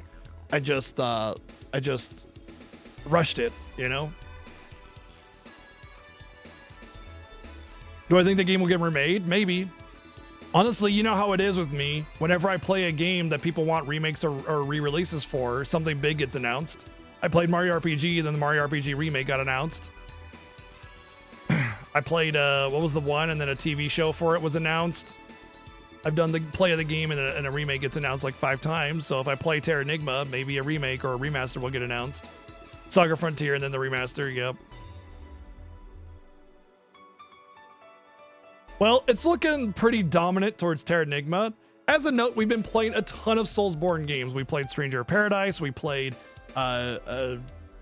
Bloodborne and finished it. We're playing Dark Souls 2 as our viewer choice game, and Neo is currently winning the vote for personal choice, or sorry, for viewer choice, although there's not a lot of votes at all on viewer choice right now, so any game really has a chance of winning here.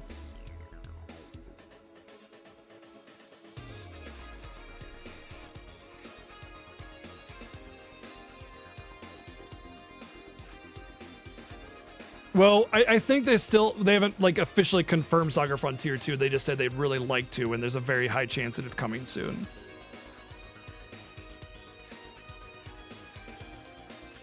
Well, Terra Enigma won very, very handedly, so that's what we're going to be doing next. However, it's not going to be today. I know. You were thinking maybe we would start it today. Well, it's already past 6. There's only a couple hours left in the day anyway. And so we're just gonna wrap it up early. I think it's a good opportunity to just wrap it up and have it early out so I can rest and recuperate for tomorrow. And I'm pretty tired anyway after that emotional roller coaster of an ending. I'm pretty worn out. So tomorrow we start Terra Enigma, which is an SNES kind of classic. What's this? Oh, is this like a pirouette thing? What is it? Okay. Did you make it? No, yeah, I didn't think so. It's wafer, right?